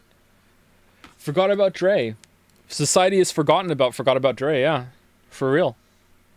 Ra'a while I was there, and then cleared a near a limb, or Millie Rhine, as my brain insisted on reading this backwards for... Am I alone here? Anyone else do the Millie Rhine thing? Some reason whenever I saw it. Radon is the final boss, if you didn't know. Spoiler warning was a while ago, to be fair, which made my... Joe, can you explain why you didn't like Gaius? I liked them. I didn't like the charge. I did dodge it once. I rolled through it, and it was really weird. I rolled right through the middle of him. I don't know if I had light roll on for that one. I think it was medium roll, and in my mind, I was still like in his whole ass fucking bore hitbox when the roll was over, and somehow I didn't take damage. It just felt awful. There's something off about that charge IMO, and it seems like a lot of other people are having problems with it too. But maybe we just need the speedrunners to tell us which nostril to look at in order to get through it. But apart from that, like, he's fine. He's just kind of boring. Just a bunch of attacks. It felt like a little bit like a tree sentinel that was made a bit more complicated. I like the visuals. I like that it's a different kind of mounted enemy. And the some of the gravity moves he had were fun. They look good. But apart from that, it's just like whatever. You know what I mean? Like kind of a mid fight. And considering that that's probably the second worst fight of the DLC, if you split off Radahn Phase 1 and Phase 2 is a different thing, because Radahn Phase 2 is easily the worst part of the DLC for me, sorry. Like, if we cut him off, like, Gaius being, like, second worst fight, and it's still pretty good, that's an impressive spread of bosses, you know? I'm so out of practice streaming, I'm sorry. Choice of armor for this playthrough, unintentionally very amusing to me. Yep. The crowd goes mild about this being a returning boss from the base game though, or at least I hope it does. Or maybe the crowd is going wild because there's nothing more Elden Ring than reusing unique event status fights from the base game, right? Everyone seemed to love that. As I said earlier, I spent 5 hours fighting this guy before seeing victory, even though I had reached Scatman 19 with a set of fragments from the last area. That's a pretty big... Does anyone not get the Scatman joke? It just sounds like Scatu to me. Like, I don't know. Scatman is that song, Beep Bop Bop Bada Bo. Does anyone not know that song? Yeah, it took me 5 hours to kill him, and there was a moment during those attempts that I started to get worried that I wasn't going to be able to kill him. I was getting really... like sinking into pits of despair when it came to this, for the reasons I go into the fight later on. Just learning a lot of those moves was really drawn out. Like some of the projections, I'm like, I have no idea what to do, and by the time I know he's doing it, I'm already dead, or I can't even tell when he starts it. Like I don't know. Like, when I beat him, I didn't really feel any sense of accomplishment. I just felt kind of like, oh, thank God it's over. It's like, oh, and I don't remember, except for maybe Millennia, I don't really ever remember feeling like that with another boss that took me a long time to kill in any of these games. It was just kind of like, I'm so happy that I somehow managed to luck my way into killing him. And then when I looked at my footage back afterwards, I see myself dodging quite well, and I'm like, oh, I was learning and I was developing my strat here for the phase, but it didn't really feel like it at the time, you know what I mean? I was just like, oh my God, I'm so glad I managed to get it done. I don't know how much longer I would have kept trying before I'm like, fuck it, I'm just gonna use a mimic here or something. I just, like, damn. I'm miserable. Big bump in fight duration. Even Bale was a baby in comparison after this, dying in under 10 minutes, but remember, I had over an hour of attempts from earlier in the run that taught me a lot. So yeah, so something I maybe should have spoken more about, and I hinted at with Putrescent Knight, is how big of a difference the Scadu fragments made, for Bale especially. I think when I got there and I was Scadu level 2 or 3, I can't remember what I said earlier on, he killed me in like 2 hits or something. Like, I died really quickly, and like every single time I did damage to him, I would take off this tiny little sliver of health, here, and then I come back and it's just like, oh, 1 hit, it was worth like 5 hits now, you know what I mean? It felt like so much bigger than what the damage bonus led me to believe. It just felt much better. Yeah, it's a huge difference. So he still comfortably comes in second place for attempt numbers. He's in first place for my favorite of the expansion though, and in my heart. Good job on getting that if you guessed correctly earlier. Good job. That was an improv there too. When you restart streams, can we start with Persona 3? I think we're going to start with Baldur's Gate 3, and we're going to see if that playthrough has legs, and if it doesn't, then we'll stop it. That was my run of the DLC, and happily, all the major talking points I want to go through can be found in that summary. Nice that, almost like I planned it. Because I didn't. So almost like I planned it because I didn't. I get like knocked on my ass there. Like, you know, didn't plan it. Best laid plans. Blah blah blah blah. That's the joke there. Biggest problems I think FromSoft were facing when making this expansion were player progression and making an addition to. Okay, so we're into the next part now. Scattered world design. I think this part goes on for a little bit too long. What do we think about the DLC run summary? I think that if you just played the game, it might be interesting to see someone else's path, especially when it's non-linear. These sorts of sections, I think, are good for people who are watching the video way in the future, and it gives the videos kind of like an evergreen quality. And you can also skip over it. And it only took, like 8 minutes? I think with chapters, I think it's easier to justify the inclusion of these now, especially when I say you can just skip it if you want. You know what I mean? I think that it's fine. But I do worry about people who are just like, fuck it, I'm not skipping, but also I'm watching this and I'm miserable. This is ruining the pacing. I don't know. I think it worked well okay here. Maybe I could have cut it down a little faster, a little bit more. Anyway, let's keep going. To the open world formats. DLC for Dark Souls and the like has traditionally been a few more levels with a few more bosses. More of the same structure delivered at the same rhythm from the game's foundation. I suppose they could have done the same here for Elden Ring, but it wouldn't fit as well with the open world players would be coming from. Conversely, creating a second map that would be large enough to feel like you can get lost and explore, which is an important part of open world maps in my opinion, but still not balloon in size and outrun the scope into becoming a sequel instead of a DLC. Alright, so I noticed this. I don't remember seeing this. So the shadow under the bridge gets glitched, and you can see me turn the camera because something flicked in my eyes when I was playing it. I'm like, wait, what the fuck happened over there? See? Watch. Scope into becoming a sequel instead of a DLC would be a balancing act to maintain throughout development. And as we can see with the problems present... So balancing act, these are all suspended, balanced on this thing that moves up. So yeah, that was the logic behind that one. In the game today, it was a difficult one to perform. Let's rewind for a second, though. Oh, he's the backwards. answer to this problem is what we got, a mix of both. Technically, the Shadow Realm is an open-world map, but to me, it also feels like one huge open-air Souls level. The Legacy Dungeon sections are more focused wings of... Wings, I show the enemy with wings. This was on purpose, believe it or not. This map, like dungeons within a dungeon, instead of the game's more sprawling and straightforward layout. I wish I used a better shot of the base game than that one. Something in Limgrave would have been better, I think. Or Upper Limgrave. It's a little more Zelda than base Elden Ring, and honestly is pretty damn close to how I envisioned the original game being. In my first video, I spoke about how I collected a handful of questions as I explored the game about unreachable locations, and wondering about them kept simmering as I made progress. Like, getting up to this big plateau in the... Does everyone else's map glitch out like that when they're moving around, or is it just my copy? Hey Reddit, am I the only one that when I move the map around fast in Elden Ring, yeah, everyone else says so? Okay, yeah, that sucks. That's a weird thing that they can't get working, huh? In the southern part of Liurnia. You can't get there until way later in the game. In fact, I actually had given up on being able to get there and thought it was just decorative in the distance, but then Elden Ring was full of surprises. The DLC goes... So, I matched the pose on the horse there from, like, looking around in Elden Ring to the DLC. I don't know why, I really like the shot.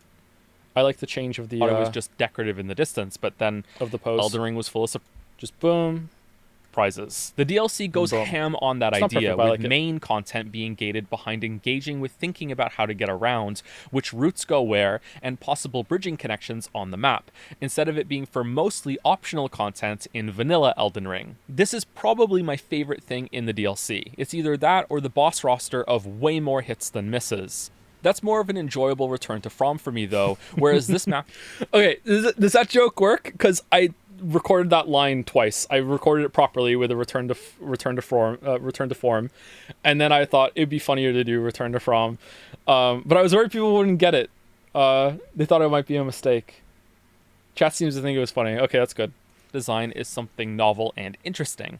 I think it was a huge success in structure and rewarding the player with eureka moments, while also allowing the map to feel more substantial when it's quite a bit smaller than the lands between. It's a dense dungeon island versus the loosely interconnected continents. It gave me way more to think about and mentally work with instead of it acting as a hub for content. That's not to say that the base game is devoid of this. To be clear, some of the best parts have this same quality, just that it's at a higher concentration in the DLC.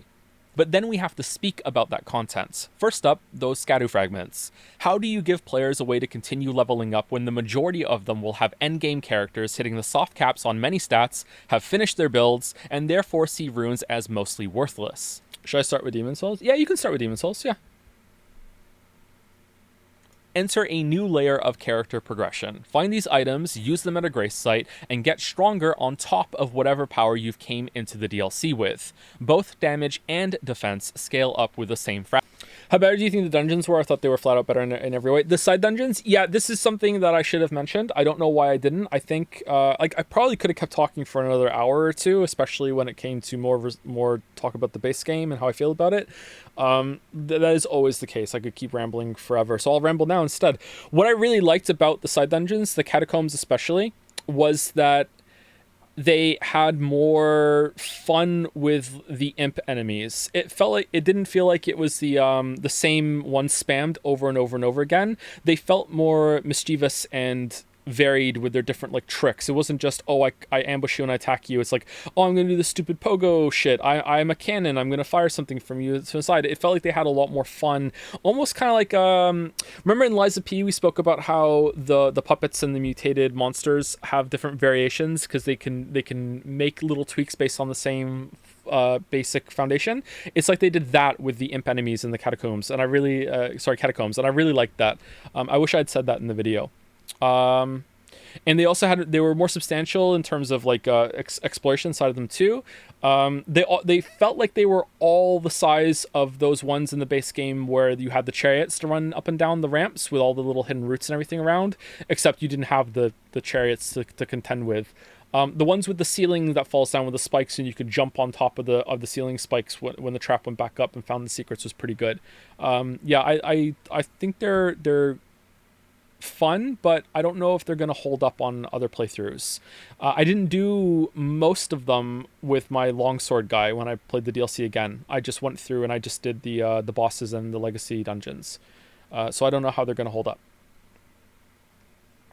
Fragments and spirit summons become... You missed Lamenter? I did not miss Lamenter. I killed Lamenter. I remember killing him. Stronger with revered ashes.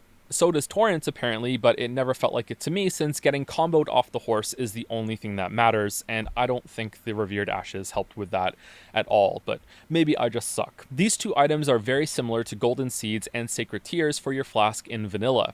They are similarly usually placed in ostentatious locations like they've been enshrined, but for the fragments especially, you can sometimes find them in more mundane places, or being carried by shadow dudes of no renown holding glowing pots, which is how I collected a few without even realizing. And I really don't feel like they should have done that, but, you know, more on that in a little bit. There are 50 Scadu... So I say more on that in a little bit, and I don't bring them up again. That was an improv line, and I don't know if my intent was to bring them up again improv style when I spoke about the Scadu fragments, but I left it in because I think it kind of goes without saying that when I say there weren't enough fragments in the world, and they weren't placed all that well for rewarding exploration. So I think it still works, but I almost went back and cut that line out because of that, but yeah. Tree fragments to find, with the max level of the bonus being 20, so you very quickly need more than one for each level up of this. MIO, this should be an excess amount. Yeah, I agree with that too. That's a good point. You need, how many do you need for the whole thing? 50? They should have put in like 60 or 70, so you don't have to go hunting for the last ones. Like on my first playthrough, I didn't cap out the blessing. I only got to 19 because I missed I think 2 somewhere. Shadow Realm Blessing. The strength of this has already been increased in a patch, so instead of giving solid numbers that might be out of date by the time you hear this, I'll just say it's about double damage dealt and half damage received at max level compared to no bless. So putting them side by side works out so much better here, but I also wanted to show that where these numbers were coming from, so I had to show the scene where I was standing in Lands Between and opening the stat tree, and my character's Erdtree. I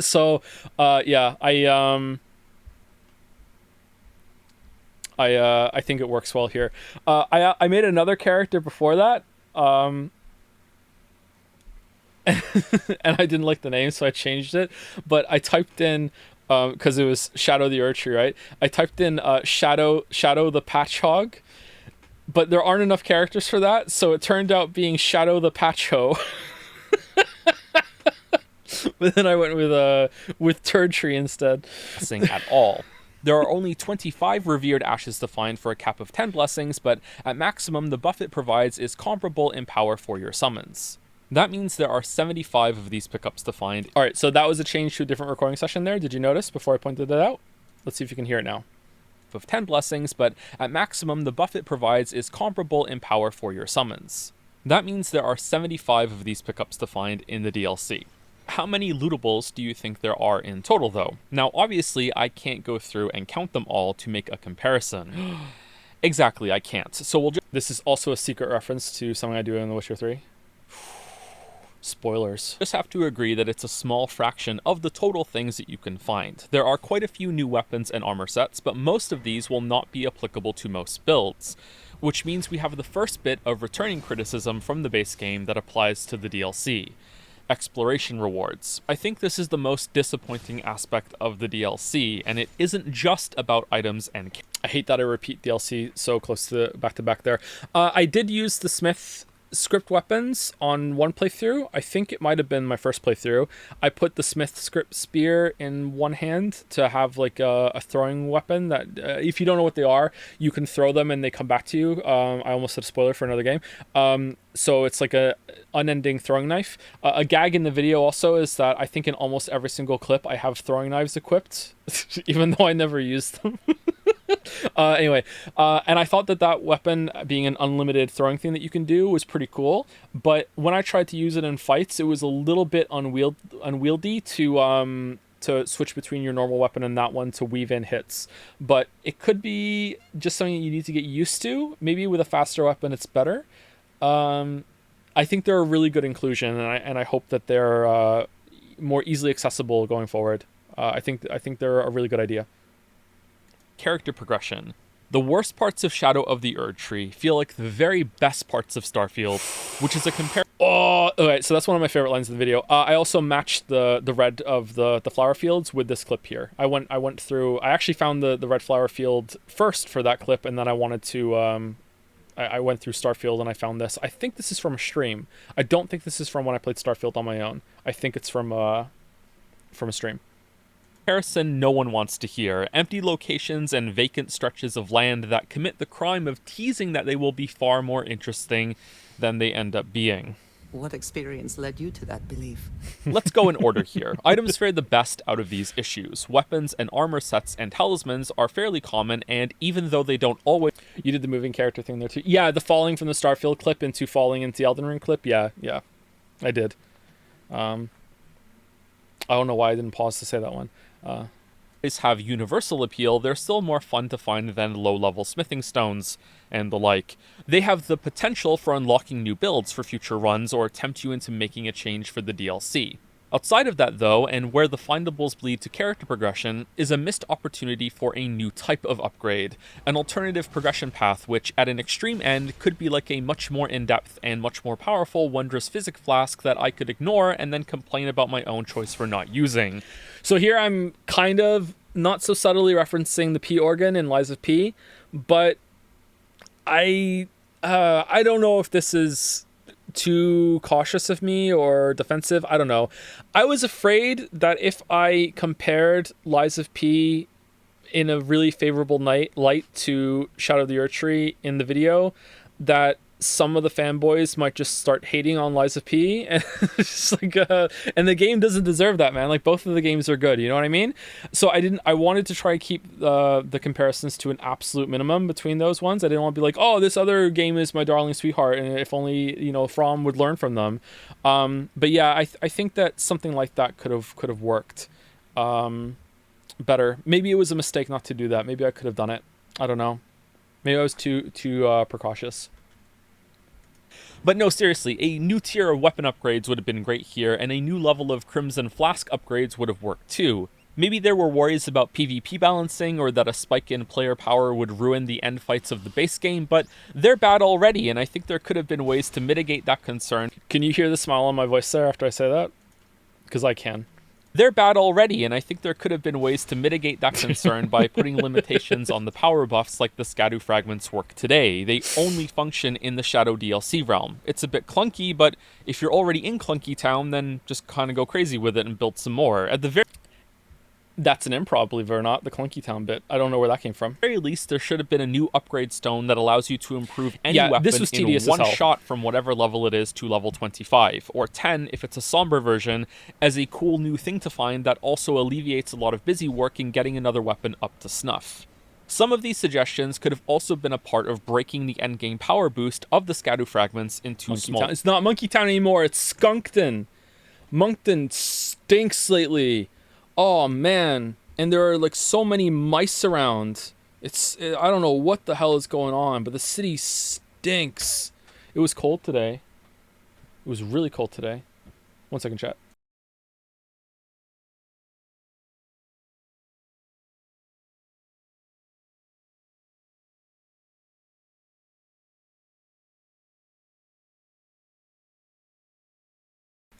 All right, back. I thought Canada hated rodents. Like, what do you mean? Like, specifically? You turned off CC? Oh, I'm sorry. It's back on. Smaller chunks. Like I said, the current ultimate bonus is about double damage, and I think it would have been better if a new tier of weapon upgrades and the Scadu boost still resulted in about that level of power. To reiterate, in this imagined different progression system, you would upgrade your weapon to level 40, say, with DLC stones, and when that's capped and you found all the Scadu clumps, you would still have roughly the same power output as you do in-game today with just the blessings. Just so there's more stuff to find in the world and you get to improve your weapons some more as well as your character. So I'm really surprised at this receiving any pushback whatsoever.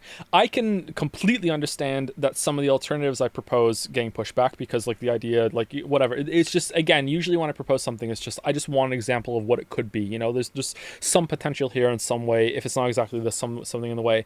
But, like, this is, like, man, this is the biggest missed opportunity of the DLC. Just like, fuck, there's just not really much to find at all. And some people say, well, it's the reward is like finding the place itself, and it's like, yeah, true, like finding the new place and like the fights in there, like, yeah, that's definitely part of it. But at the same time, it's also fun to find things. That's why the base game has like the room progression and the finding what weapon and selling on your build and some of the talismans, and also like upgrading it. Like that's a big part of it, is getting stronger as you explore more. And like the DLC really does not have that at all, and the Scadu is not enough. I do wish that you could just play this game by itself. I think it was Iron Pineapple. I saw Iron Pineapple did a video yesterday. But he didn't do it yesterday. I saw it yesterday. He did it a while ago, actually. I was surprised at how old that video was. It was already 2 months old, where he got to the DLC at level 1 and he could only use things that he can find in the DLC.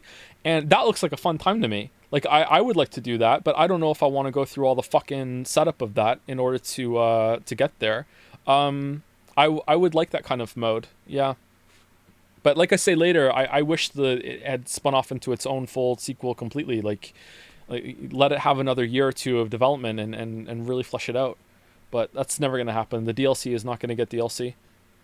Or will it? Because right now, there's just not enough of that in the DLC IMO. Personally, I would have preferred findable stat increases to unlock more build options and the like. Scadu Fragment of Endurance for 1 free point, Scadu Fragment of Dex, and so on. Maybe these even push the soft cap up so again, this is sort of comparing it to Lies of P that's Lies of P dropped all the stat requirements that you need for all weapons, and I just think it works beautifully. I feel like you definitely want to have scaling on the stats, and equipment weight I think is good to have as well. But when it comes to using all the things that you can find, I feel like the series has moved past that now and just needs to let it go, and it's just about boosting your capability with it rather than unlocking the ability to use it at all. I think it would encourage a lot more experimentation, and using the larval tiers, is that what they're called, to respec is kind of clunky again. More Clunky Town, right? I don't know. Maybe I'm wrong here, though. You can still improve your character in the stats that you like at the same time, and there could have been a lot of these to find because there are a lot of stats, and it would always feel like a little bit of cool incremental progress when you find them. But it seems like that suggestion wasn't well received from the first video. Now it makes low-level builds interesting. Yeah, it's true. That is a good thing to have an option there. It encourages replayability. Maybe. or at least didn't hit people as exciting enough. Who knows though, maybe people need to feel it to understand what it would do. This was a cool One thing weapon. I feel way more strongly about, however, is that there could have been far more fragments to find, but this could be coming from a place of disappointment from my first run, something I think most players will share, which was that hoping that every lootable they found was the one thing worth finding and then being let down when it wasn't. Instead, this place is Gordon Ramsay's worst nightmare, a land where everyone knows how to cook. They could have doubled this number for the same boost in power. So I knew I wanted to do that when I was making the video, which is one of the reasons why I went through meticulously and clipped out everything that I wanted to have. I had to go through all 40 hours of my footage and, you know, scan through. And whenever I found I picked something up, I would color it, I think, brown if it was just a normal thing. If it was like a weapon or an armor or just a smithing stone or whatever, I would color it tan if it was anything to do with Scadu or Spirit Reared Ashes. And I would color it orange if it was a cookbook. And then at the end of it, I had all the cookbooks like labeled orange, and I could just drag them in and show them like 1 second for each one, you know? That's what I did because I wanted to have that. Wouldn't that be Gordon Ramsay's greatest dream? No, because then he'd be out of a job. Everyone knows how to cook. Yeah, you could have made the joke the other way, right? It works both ways. Spread over 40 blessings instead of 20, and I think it would have worked. Honestly, I was surprised you didn't take the opportunity to replace the spells bit in the first video with the cookbook. But yeah, because someone on Reddit fucking said that they thought I was going to do it, and I was like, well, fuck you. Now I can't, can I? Thank you very much, Redditor573 or whatever the fuck your name was on the subreddit. Oh, I can hear it now in Elden Ring Shadow of the Erdtree. It's just nonstop fucking like cookbooks, weapons, spells, cookbooks, fucking... I couldn't do it, could I? I had to do my own shit, yeah. First time in my life, I'm trying to be conservative here because I think they could have went full Odyssey Moons with these and had one at the end of every side dungeon as well, but hey, let's not go crazy. My last point about these fragments is that I sorely wish they had been split into 2 sets, one for attack power and another for survivability. On my Okay, how do we feel about that? Because I feel like that could be unnecessary clutter for some people and they might be disappointed, but I think that's a good idea. I feel like it's a win-win. It's a little bit more clutter. It's more stuff to find. It's more expression. I think it's a good idea. Double the grind on replays. That is one of the bad things, yeah. But it's also the you can have the choice if you want to do it or not, right? Like maybe on your replay you only want the defense. To be honest, I really dislike games tying player progression to collectathon shit. Well, that's what I say, like, almost next, right? It's a curse problem. It's trying to fix something that's inherently broken, which is why I think the section goes on a bit too long. Second playthrough of the DLC, I returned to my first ever Elden Ring character and switched him back to using a single longsword that I played most of the base game with at release, until making the switch to big weapons near the end when I got annoyed at the boss design. It was a really cool moment on a personal level for me to be able to switch that guy back to my favorite weapon, but we'll get to that a little later. I wanted to see exactly how many of these fragments I could get along with the new two-handed talisman at the start, and which parts of the DLC world, spoiler, he killed me after I picked that up, were gated behind dungeons and bosses. Turns out, not much is blocked off. In fact, I think you can set up the map to have access to all of the major bosses simultaneously, except for Radahn of course, and knock them down in any order you like. Without entering any legacy dungeons, you can get 22 fragments. If you dip in and explore, but don't kill any bosses, you can get up to 36, which is enough to have the blessing as high as level 15 before you've solid snaked it up and fought any big... Oh no, the subtitles ruined that joke. What a thrill. So solid snaked it up and killed any big boss is a pretty good line. I like that line. What's your opinion on holding left click on the YouTube player fast forwarding? Definitely something I knew about before now. Just not a fan. Not a fan. Not a fan. Someone wants me to clarify on Monsters University and Monsters Inc. We're doing a thing. In a later stream, we will talk more about Pixar. Boss. And this is also with me not looking at any guides for secret routes I might have missed, so it's possibly even easier to do than I think. To be clear, and I know I should make this kind of disclaimer more often, this is not criticism. Knowing the way on a second playthrough, so you're running around robbing banks all whacked up on Scadu snacks, can be a How many people don't know that reference? Stand forward, be judged. How many people don't know that reference? I almost cut this line so many times.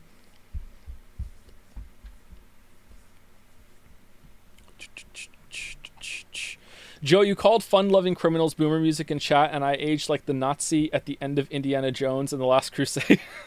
How do you think I feel? 39 in 2 months, man. I'm in my last year before 40.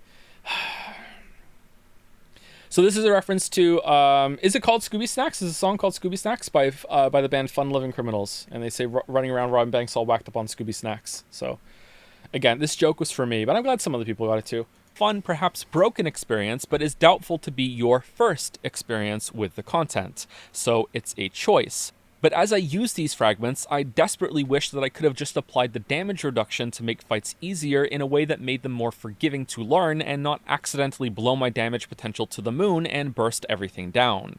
Turns out my weapon for this run made that okay, but with the double colossal build, that was a lot of damage toward the end. I don't see a real downside here because it provides greater player choice and agency in character progression and allows the amount of fragments to find to be literally doubled, since there would be the... It was really important for me to show you that it made me get to level 15 on the blessing, apparently. Offensive and defensive variants.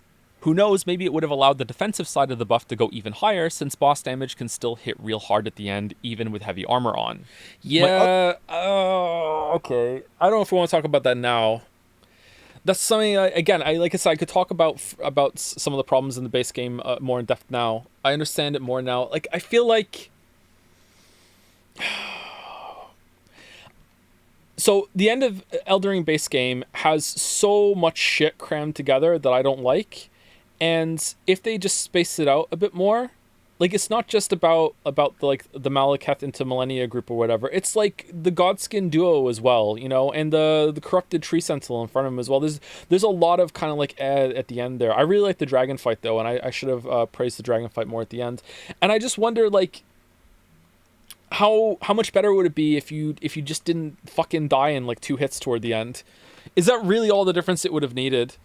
Because Radahn is like that too. Like, if Radahn Phase 2 didn't fucking one-shot you with all these moves that are like, what the fuck is he even doing? Oh, I'm dead. Like, I wonder if that would have just, like, been like, oh, it's better. You know what I mean? Like, because now it's, like, more chance to learn. You can go through it. Just that little tweak would have been all it needs. I don't know.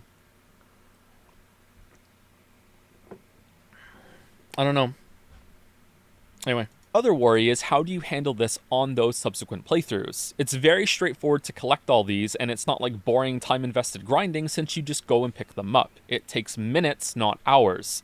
It's like the trek down to Weeping Peninsula for the Sacred Tears and getting golden seeds in the open world, really. Imagine being able to go down there in the base game and then returning to Limgrave at level 120 or something. That's kind of what these fragments can do. Yeah, I'm curious how this is going to age as more people come back and replay it. Like, how are they going to feel about getting the fragments? Is it going to be like a speed run, like bum rush to get them all, and then you start playing the DLC? Like, my chore is done, now I get to have like my dessert and actually fight the bosses?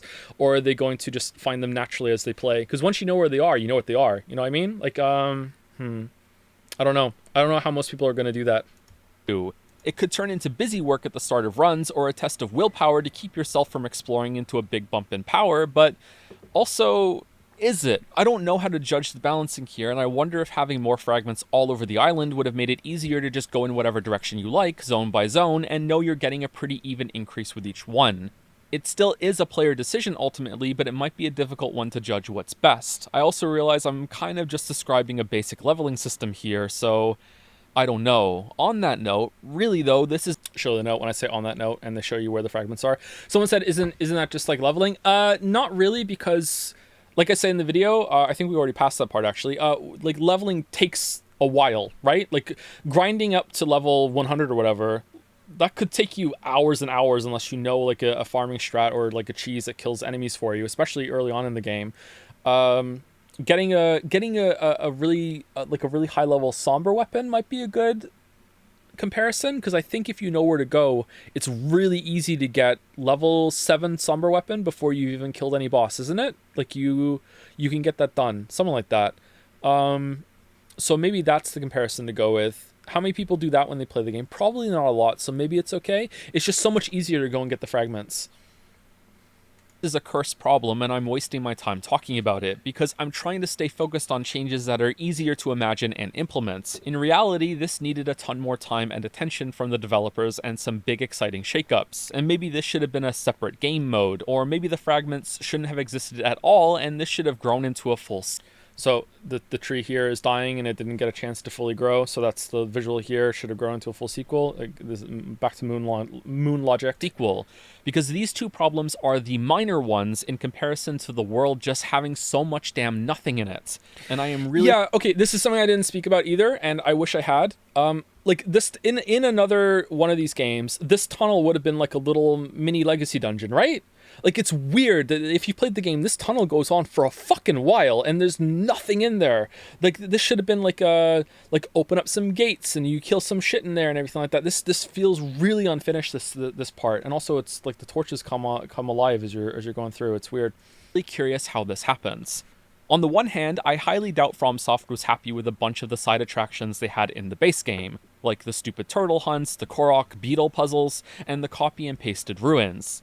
Apart from a couple of those beetles, these aren't back really, but there's nothing to replace them. Similarly, I criticized the ending of the game for reusing loading screen, maybe? Yeah, maybe. I don't know. I feel like they could have done something there.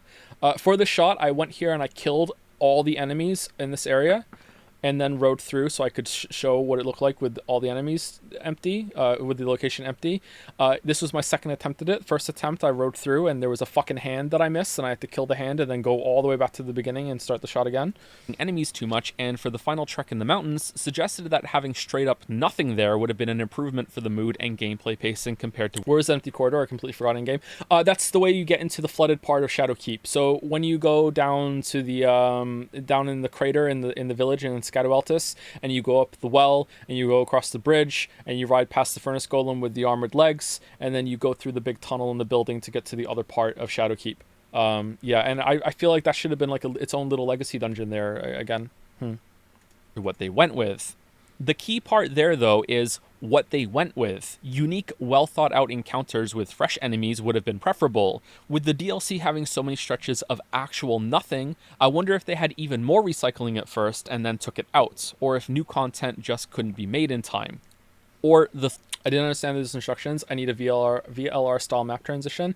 Okay, so you start off in Scataweltis. Beep, beep, beep, beep, beep, beep, beep. Now go down the crater. Now you go up the ladder. Is the bit over now? Are we done? Third option, they couldn't get it to run well enough. This is a much more layered map with more overlapping routes and intricate pathing. It could be that it was a performance problem on consoles, or even on PC. Todd knows the game isn't lacking those already, but my best... Okay, so do the frame drop show here with me running from that light, because whenever he did this ability, my frame rate would fucking tank. Even on PC. Todd knows the game isn't lacking those already, but... A little bit, right? But not as much as I think the footage should be. I wonder if it was dipping... It wasn't dipping too far below 60, but it was dipping more when I was playing it. Like, it doesn't show in the recording. I'm not sure. This is pretty bad. All right, so what do we think? Do we think the DLC, first of all, if you don't agree with it, it's fine. Like, you don't have to agree with the assessment. Do we think that the DLC was lacking in stuff to find and it was a bit empty because of performance problems? Or do you think that they forgot? Sorry, do you think that they ran out of time? Like, they didn't have time to fill it? I don't think it was the performance problems, but do you think so? I think it's ran out of time.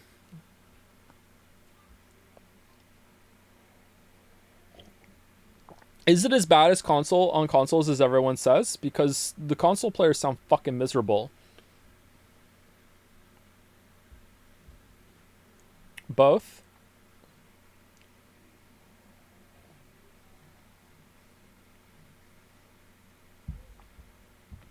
I think they decided on a size first and then couldn't quite fill it out. Yeah, I think that too. Yep. My best guess is that this world was so difficult and took so long to develop that they ran out of time to properly fill it with stuff to do. True. Take, for example, that the expansion still manages to have so many moments of stunning beauty that you suddenly come across as you exit a cave, or follow a turn, or emerge from a building. Let me tell you, man, when you replay all the games, or you like immerse yourself in like all the Souls games, and then Elden Ring, Bloodborne, Sekiro even, it becomes pretty apparent that this might be the reason why From makes their games. Like, it is so it is the thing they nail constantly, is like coming out and being coming through a door and just being like, holy shit, this area, like it's like this is their like favorite thing to do. I wonder if they like doing that more than making the bosses, to be honest. Rom loves these scenic blasts, and so do I. So imagine how carefully the world had to be constructed through... I wanted to put the Ace Attorney blue sky there, but I couldn't find a way to make it work. Through planning and editing to allow them to happen, while also providing so much freedom in how the player gets around and explores, while also having interconnected routes going from zone to zone, or wing to wing if you subscribe to the idea that the island is more like a big dungeon than a hub world. All the while, these introductions have to be carefully and naturally hidden from the player's view, so they... originally I had, and speaking of subscribing, and then point an arrow to the subscribe button below, but I cut it because it's getting kind of obnoxious. You know what else I've noticed recently? Fucking, like, no one can make a YouTube video anymore without being like, and let me know what you think about this question in the comments below. I'm looking forward to seeing what you all think about it. It's like, fuck off. You just want to push the algorithm up. Shut the fuck up. Like, come on. It's so obnoxious. The ads are getting bad too, right? So many ads all over the place. And they're long. Because I watch a lot of YouTube on my phone. So I can't skip them, you know, because not that I use ad block, I'm a good boy. It was just like, god damn. It got to the point where when I watched my video back and I say at the end, maybe some people commented before getting through the introduction, maybe you'll find them below, that my brain went, oh, you just want me to go down and fucking add to your comments section. I know what you're doing. And I'm like, dude, it's you. You weren't. You know your intention. You're fucking fighting with yourself. Like, they still get the perfect shot with the title card as an introduction. Cerulean and Charos is one of the most beautiful double zones that From has made. It had a really enticing, infectious aura when I arrived there, going from the whiplash of repulsion from the mammoth dragon carcass to the alluring beauty of the contrasting flower fields. I love the shot. It felt like a reprieve from the rest of the DLC's mood so far, tucked away as far from the dying tree on the skyline as possible, and made me feel like I was back at the Fountainhead Palace in Sekiro. It was serene in that way. Yet this place is, now that's what I call Elden Ring and... Alright, so this is what Marek made for the video, because I did this part, made it, showed it to Lily, and she was like, I don't get the joke. And I was like, what do you mean you don't get the joke? And she's like, what? I'm like, those albums that we used to have when we were kids, you know, now that's what I call music. Did you have those here? And she's like, yeah. And I'm like, well, that's what that is. And she's like, what do you mean? So I was like, okay, I'll add a visual. I think it works a lot better with the visual, so it worked out. But yeah. Oh. So I asked Marek to make this because I don't know how to make visual shit like this. It would have taken me a long time to do that. Thank you, Marek. Crammed with the base game's greatest shits with little else. Another dragon fight. It's another It's set up for saying greatest shits. Come on. It's okay. Mariner fight. Another deathbird. Demi-human queen. Oh, look, a lobster. And there are the annoying hand enemies right next door. I'm not opposed to the game reusing these mini-bosses, since many players will be returning to the game just for this DLC, and might have the perspective of, oh yeah, those things. I remember those. Sure, I'll find another one of those. It's like everything is a remembrance boss. But when that's all there is, it becomes a problem for me. I don't know if that joke is staying in. That was really dumb. That was improvised. Unfortunately, this isn't the worst of it, because most of the northeastern part of the map frankly feels blatantly unfinished. The area around the church is the most forgettable part of the DLC to me, but that's only because the very last... Alright, there was a recording change there. I think that one's more obvious than the other two that we saw before. Last zone up here was so disappointing that I can't forget it. 2 more tree sentinels, another falling star beast, and the second middle finger ruins that go nowhere. This part, in the other finger ruins to the south, genuinely made me feel like I was playing vanilla World of Warcraft again right at launch, and had gotten to one of the... So what's the character's name, chat? Oh my god. Oh, why did I do this?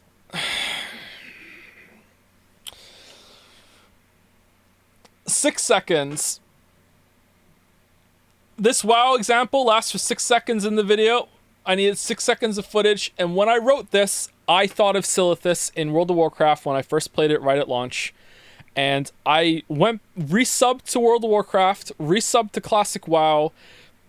I don't have a Classic WoW character. Made a Night Elf, and ran down all the way from Teldrassil or whatever the fuck it is. It took me 3 hours to get down there. And let me tell you, I died for the first time. I died in Ashenvale, okay? I got all the way to Ashenvale before I died, okay?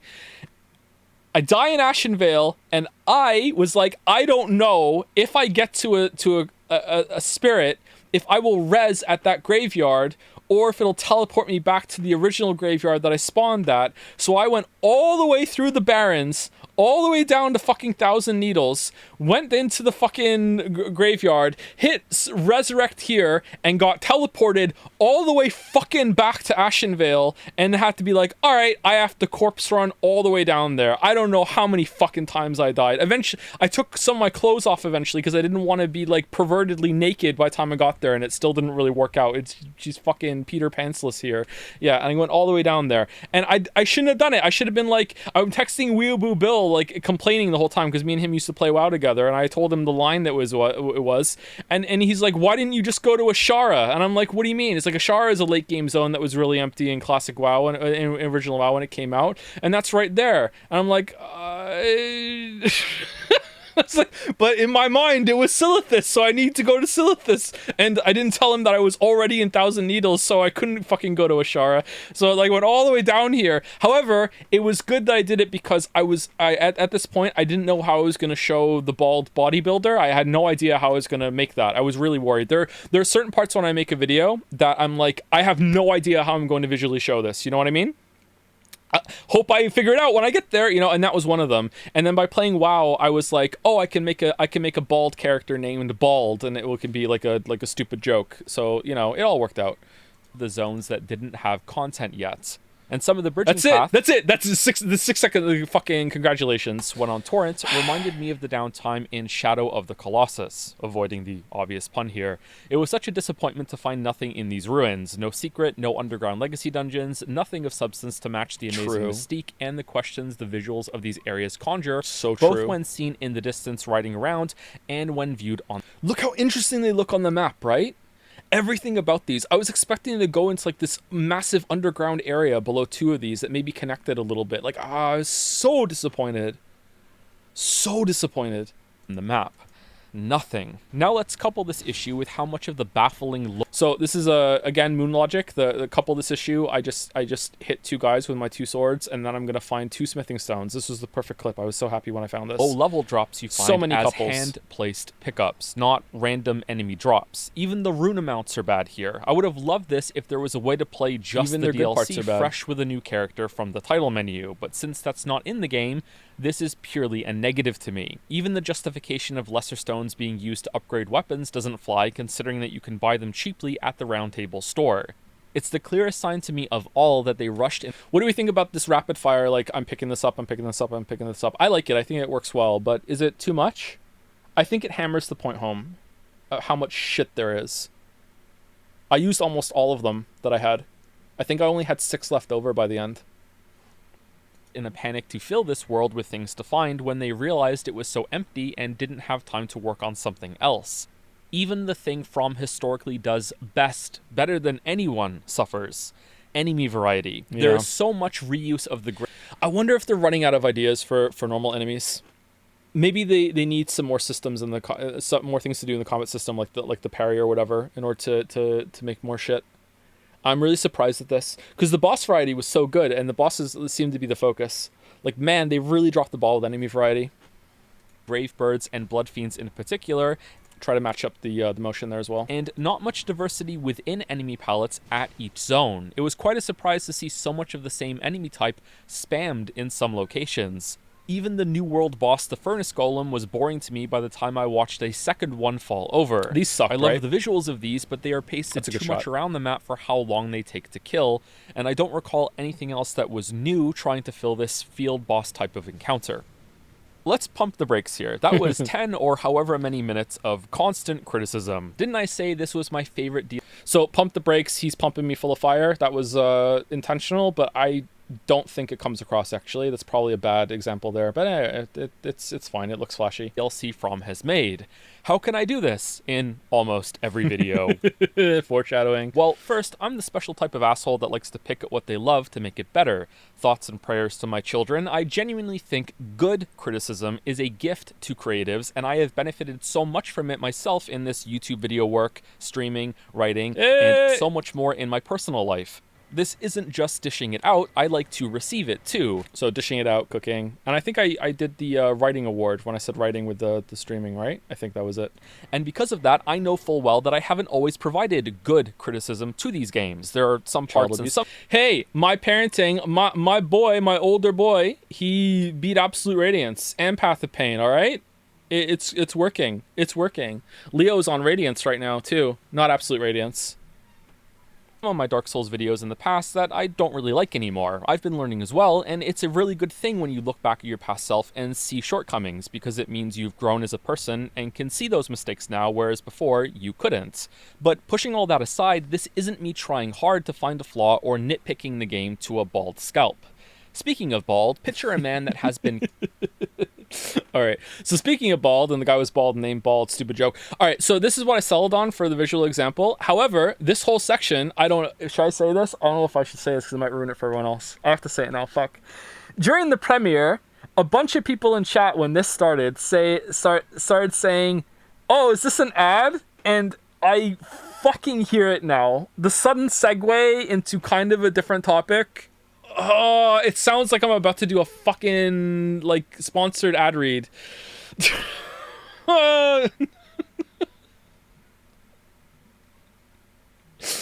Oh, shit. I like the footage I used here, too, of him doing, like, squats and stuff with the dumbbell. Killing it at the gym recently. Great workouts, nailing the diet side, sleeping well, the muscle like Winter, and Arnold is coming. Delectable shoulder work, impeccable... So the wordplay here, I don't know if it lands. So delectable shoulder work, so is deltoids delectable. It's really a stretch, but that's the best I could do. Impeccable for the pecs, and make a man tri-curious for the triceps instead of the biceps. I thought that was better. Chest progress, and arms to make another man tri-curious. But you know what he's missed week in, week out? His lower body. He has quads, calves, and hams that should be served deep-fried at Arnold Popeyes. Coming. You don't know the famous clip of Arnold talking about working out? Go Google Arnold coming. Actually, you know what? Googling that will probably get you to the right clip. He spoke about how when he gets a pump going, when he's lifting weights, that it feels like his muscles are having a climax, and he's like, so it's like I can't do an Arnold voice. It's like all the time, all day I am coming and coming. It's like something like that. I don't know why he's Von Karma, but yeah, that's the joke. Shadow of the Erdtree is that. It skipped leg day. So while I can admire and enjoy so damn much about all of the greatness in the rest of the DLC, I can't ignore a part of it that does not match up in any sense of the imagination. Just like this envisioned bodybuilder having these really tiny legs with this huge jacked upper body that you can admire big time, but, you know, look down and it's like, hey, dude. So chicken legs, he's a chicken. Yep. What happened? I think this is something some people don't understand about some of my past critiques on great games, and it must certainly be my fault. I just so happened to have some of that footage on my hard drive for some reason, so I was like, oh, I can actually show part of God of War here. I don't know why that's still there. Some of my files have gotten corrupted, and I don't know what to do about that. None of the Witcher ones, happily, and I have like 2 backups of all the Witcher files, so it's fine. But some of the past stuff I have has become corrupted. There's like gaps in some of the video clips. I don't know what to do about that. Some of the past streams as well. It's kind of bad. Incredible successes of them are the reason why the shortcomings are so glaring and sometimes unbelievable to me. It's like Shakespeare missing an opportunity for a pun, or Streamer Joe missing an opportunity to dunk on some weebs. Look, we're about to get into the boss. I wish I had been able to match him jumping up and down with me talking there. So Shakespeare with David Cage being video game Shakespeare was the line there. And also I wanted the 28 stab wounds to be in there for Jad's talk, which is more positive than the rest, but I do want to make... We're about to do boss talk. We're about to go through the fog door. 2 final points about the DLC's world. The first is that, despite what I said earlier about its structure, I do think there's a lack of that Legacy Souls feel. Shadowkeep is great, but it's at least a full tier below Stormvale Castle and Lindell if you include the sewers, both of which were the highlights of my base game replay. The flooded section was a pleasant callback to... So there, he lands on the roof in the same way that he just landed on the ledge in the last clip, something like that. I don't know if that matters or not. I don't know. I really did like the sewers on my replay. It was fun. Dark Souls 1, but then paid out very little in interesting exploration or even being an achievement to drain. You kind of do it really fast after getting there, with yet another reused boss as the key feature instead of something new and exciting lurking in the water waiting for you. Yeah, when I saw this, I was like, oh, what's that? That's going to be a boss we fight here. And then I looked at it a little closer and I'm like, it's just another fucking ulcerated tree spirit, isn't it? It's just another one, isn't it? And then it dipped out of the water later. I'm like, fuck, it is. The side dungeons were less frequent and more substantial, so a big thumbs up from me, but I don't know if they'll still be enjoyable on replays. Belleroute was a pleasant introduction, but more so for atmosphere than level design, which is similar to my thoughts for part 2 of this later in Millie Rhine. Bad Romance Ruins was quite cool since it was a dungeon on horseback, and that's new and novel, but... So later on, I try and say rah rah ruins so people understand the Bad Romance Ruins joke, because I thought some people might not get it, because again, it's just for me. But Bad Romance Ruins or rah rah Roma. I love that song. Spend a bit too much time in the same boxy type of tunnels for my liking. And then we come to Midra's Manse, which had an amazing introduction, and then was teensy tiny. This is related to my second point. So showing him because he's small, teensy tiny. Most of them are straightforward, but again, kind of moon logic. I keep saying moon logic over and over. I need to stop. World is very interesting, but lacks the surprises of the base game. The unexpected regions to the north, the underground map revelation, the meteoric change after Radon, the secret Sifra connections, and how the game feels like... I still said, it's Sifra, isn't it? Not Shifra. It's Sifra? I think I still said it wrong. This is true, right? I think this criticism lands possibly better than what we said before. It was, does it? The Abyssal Woods was a nice surprise, but then it doesn't have a payoff. Whereas the underground section in Elden Ring base game is just fucking magic, man. I don't know. I think it lands. Like, it could go on forever. And look, I get it. It's just surprised you didn't mention the 3 bonfires, Imager's Manse, all so close after shortcuts. Yeah, I'm surprised I didn't say that too. Yeah, I remember writing it in my notes, and it ended up didn't make it in the video. Yeah. That was kind of silly. I don't understand why they did that. You unlock the shortcut and the grace point at the same time. It's weird. Just a DLC, but it's DLC of more Elden Ring, and there is nothing more that screams Elden Ring than these sections in my mind. The Finger Ruins should have been this, but they weren't, which is why the Abyssal Woods is so relevant, because it's where Shadow of the Erdtree does come close. At some point in my exploration, I vividly remember thinking that I was seeing an empty area of the map when I looked down at this. Some inaccessible pit for lore reasons, how poetically apt for how I view the story of these games, with decorative foggy treetops that some other YouTuber will speculate on for hours. You can barely see them with the encoding. They were more clear when I was putting the video together. So getting here was a great surprise, made even better by what I think was a purely intentional misdirect of a side catacombs being the way you access it. The atmosphere is incredible. I love the gameplay jump scare of getting dismounted like a slap out of nowhere, and the twist of Torrent not coming back after that because he's scared. So I didn't see that line when I first got here on my first playthrough, I don't think. Or maybe it's when I came back later and tried to summon Torrent. Because after I got knocked off, I thought it was just... I went to an area that I just got dismounted from, and then I was like so busy looking around being like, oh, that's cool, that when I tried to resummon Torrent, I didn't see that message pop up. It wasn't until I came back later. And then the disappointment cascade began. What are these tutorial messages doing in a secret endgame area in a DLC? Why is there a forced stealth section? I can't... I'm sorry for the hyperbole. I can't believe how bad this was. It was like this, again, I wish I had streamed it, because it was like the Spider-Man MJ thing where, like, at one point I just walked into a flower and attracted them over, and I just, like, do right past them all. It was so bad. Oh, and is there a third one? Because to me there was only 2. I feel like I skipped one over. Like, it's, like, I can understand what they're doing with Radon. I understand that they want to make it like difficult, whatever, I can get there, you know? Like, I don't agree with it, but I can get there. I don't know what the fuck they were thinking with this one, man. Like, this is such, again, hyperbole, I'm sorry. It is such a, like, amateur fucking, like Nintendo making their first 3D Zelda move. Like, what the fuck are you doing? This was so bad. There's 6, is there really 6 of them? Really? What was wrong with the messages to you? I think they were pretty atmospheric.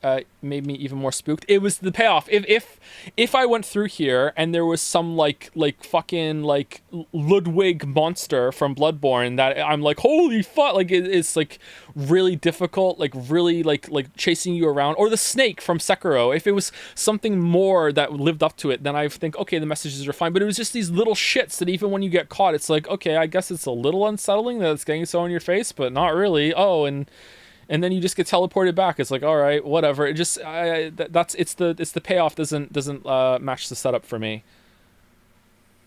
Section with enemies that don't look nearly as scary as the introduction here set up. Why is this it? There's nothing else. 2 short, not fun stealth sections in a big empty forest capped off by a small legacy mansion. Then when you're done, you still... So the clip here, then when you're done, shows I'm walking in, then I'm walking out. I have to go back and get this one because I missed the cookbook. Can't call Torrent to explore it properly because then you'd find out even faster that there's nothing here to see except another 2 goddamn cookbooks that you have to hoof it around on foot to find, and it's not worth it and so drawn out and so tedious, and here I go. I'm sorry, I'm going to stop. The biggest missed opportunity of the DLC, in my opinion, because the Northeast Zone and Finger Ruins were so lackluster that I can't even think of what they could have been, was not intertwining the outside forest with a supernaturally huge, twisted, Frenzy Flame themed mansion castle legacy zone. And yeah, and when I said this, again, I didn't want to draw too many comparisons to other games. I was thinking of the forest section in Bloodborne, when you go through the graveyard with all the snakes. What is it about snakes in these games, man, and the giant serpents? There was so much I could have spoke about at the end of the video when I'm talking about how it keeps reusing, like, imagery and stuff. What is it about snakes and serpents and shit? Like, that level of, like moving in between an area, I think would have been really, really good. I think it would have worked really, really well. Or at least be kind of like what's the castle called in Elden Ring base game with all the hands in it, where the horse boss is before you get to the towers where Ronnie is. Caria Manor, thank you. Like something like that would have worked really well with certain, like if that was in the middle of the forest and there were like walls around that you couldn't get through, and then you have to go into the manor, and then you go out of the manor and you explore like a wing of the forest, and you go back into the manor, that sort of thing. If they had that sort, I feel like Caria Manor in terms of structure was better than this, and this is like a big part of the DLC. And this area was so short, man. It looks so good too. And I can think of no better fuel than this for a different fire. The DLC, so fuel for this different fire, this kiln is not lit. I wish we could light it, isn't finished. Probably due to time constraints. And this the sword looks like it's gonna like bind over you when it moves over. That's why I thought constraints when I showed it. I don't know if that tracks though, maybe. The stealth section was a quick fix to fill up space that needed to be filled. This couldn't stay completely empty like some of the other zones. There is a boss here. There needed to be something on the lead up to it. I wish it was something more, and more as I'm writing this, I wish this had been allowed to grow into a fully priced and fully developed Elden Ring 2, or Elden Ring spin-off. This world design deserved to be finished. And honestly, it still does, but I don't see From going there. So I did a fade to black over this fade to white. In the game, when you play it, it fades to like really bright white, and I didn't want to like flashbang the audience. So at the exact same time, I faded it to black, so it kind of gets muted out, so it doesn't hurt people's eyes. I think it works, right? It's still a little bright though. Do you? I don't have as many negative things to say about the bosses, which is what we're finally going to speak about next. But first, if you'll forgive the indulgence, I have a feeling some people are going to skip to this section in the video timeline chapters, so give me a second to own them. So this is meant to be like a little scary, like you skipped here and now the abyssal eye is staring at you with judgment. Wow, so just jumping right here, huh? That's all you care about? Boss opinions or bust? Don't care about any of the context this section might draw from the rest of the video? I see boss in So this is a complete accident. He is pointing exactly to where this chapter this was not intended. Complete accident that it lined up. I love that it did. But yeah, and then neuron activation, he's grabbing his head in the next one. Timeline, I get neuron activation, go back to the start and watch the whole thing. Do not collect 200. So he's stopping you for to 200. He's like slamming you from off screen. In a weird mood for this one. Sorry. So weird. It's going to get even weirder. Like Geralt being with Triss is the weirdest thing. So yeah. Not Yennefer. So weird. Let me try to be really clear, because there's no fog in Liurnia for the castle shot, where sometimes there is and you can't see it. Clear at the very start of this. I do not think that the problems that plague too many bosses in the base game have carried over or been made worse in the DLC boss fights. But I also think those problems are still present in the base game. I experienced them again fresh when replaying the game before the DLC, and after doing the DLC, I went back and fought some of them a second time, and I still think those problems are present. The DLC fights are a huge improvement. In fact, I think Shadow of the Erdtree has the best suite of bosses that From has ever made, and that might even hold true when... This was really hard for me to accept. I had a big, long argument with myself about this. And I just couldn't deny it. As I'm thinking, and I'm like, you know, like not all of them are bangers. There's some that are kind of like, whatever. But like, there's no bed of chaos. You know what I mean? Just like I'm just sitting there, and I'm like I think maybe yeah. Like really, like if I'm gonna fight another set of bosses again in a row, I think it would be those. You know, like those are the better ones. Better than Sekiro's. Oh, I didn't include Sekiro in that. Sekiro, it doesn't seem fair because Sekiro has a different combat system. Sekiro is not included. I'm just talking about Dark Souls 1, 2, 3, Bloodborne, and Demon Souls. Sekiro would probably win. I didn't even think of Sekiro when I was going through that. And putting whole previous games up against them. It gets a bit silly though, because I have to break off DLC packs to do that. I think the Erdtree array is better than the spread found in Dark Souls 3, for example. So spread because he's spreading out. Originally this was the Orm clip, and then I switched it over to the giant one later for giant guy with a sword. Yep. But if you add Sister Frieda and Ring City's bosses to them, then that's now better than Erdtree's set, I think, if that makes sense. That's pretty high praise still, and I think it's justifiably earned. I didn't expect this to happen, and because of that, I don't quite understand the discourse around the DLC's difficulty at the moment. I wonder if the Spirit Ashes can somehow make it harder in a way, because the bosses have so many AoEs and big combos that can come out of nowhere, that if you have aggro split and you think that it's on your Spirit Summon and not you, you can just get wombo combo down to dead out of nowhere. I really think this is true. I think that there are a large portion of the players for Elden Ring that use like spirit summons like religiously, and they don't learn the fights all that well, which is fine, they don't have to, but these DLC bosses can kill you so quickly and have such big moves that I think that a lot of them are struggling, whereas they really didn't in the base game. Maybe they're not picking enough fragments up as well, I'm not sure. I heard that some people were having problems understanding that. I don't really get it. It seemed really obvious to me that you're supposed to use those to upgrade or whatever, but I don't know. I think that it can be really frustrating to think that the boss is on the Spirit Summon and then suddenly you're taking damage, which is why it's frustrating when people say the game is designed around Spirit Summons and anything else is a challenge run. I really don't think that's true. If it is true, then FromSoft is a much, much worse developer than I think they are. I can't agree with that. I'm sorry. Like it seems like they did no work whatsoever for the fights being built around you fighting it with like a partner in that way. Like a lot of the moves don't work that well. You don't know when there's aggro on you or the other guy. You know, it's not all balanced all that well. And I could keep going, but let's just just move on. You know, fairly quickly. But I definitely think that going melee only with no shield and rolling only, that is a challenge run. I don't think that is specifically the intended way to play, but I don't think the normal quote, air quote, normal run is with spirit summons. I don't think so at all. I think the spirit summons are there as a fun thing to collect and also as a supplementation for summoning for co-op if you don't want to summon or if you don't have online or whatever. It was like not everyone can play online, not everyone has internet access that's stable and can do all this shit, so how do we help them with their co-op system? Oh, I know, let's make the spirit summons thing. You know what I mean? That's what I think. I cannot get on board with spirit summons being the intended way to play. Does it become normal if most players do it? Maybe, but it wouldn't be. It wouldn't be normal from the design space, right? Like if most people sped run the game, right? I wouldn't say it wouldn't become the intended experience from the devs, right? But it would be the normal way that the community engages, and then the next game would have to be built around that, I guess. Yeah. So maybe that's where some of the difficulty talk is coming from. Or I'm worried it might be my fault a little bit, which is another reason I'm making this video when I really shouldn't be.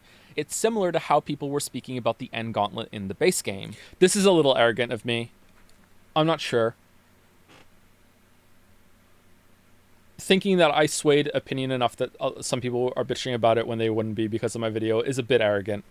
Not sure about that. I agreed wholeheartedly with the majority back then, but this time I can't see those issues. Can't see those Bosses issues are, by and large, exceptionally well animated for telegraphs, have clear punish windows in addition to... That boss is awesome, by the way. The flower is a really good boss. It's grown on me as more time has passed. Opportunities to slip in hits in the middle of combos, and don't chain attacks forever in unclear ways. And even when they do have these big, long, spectacle explosion attacks, if you deal with them, they usually have a big punish window as a reward for getting through. Growing on me. Yeah, let me do a react to the stream, and I'll say that was my intention there. Moon logic there was the flower was growing.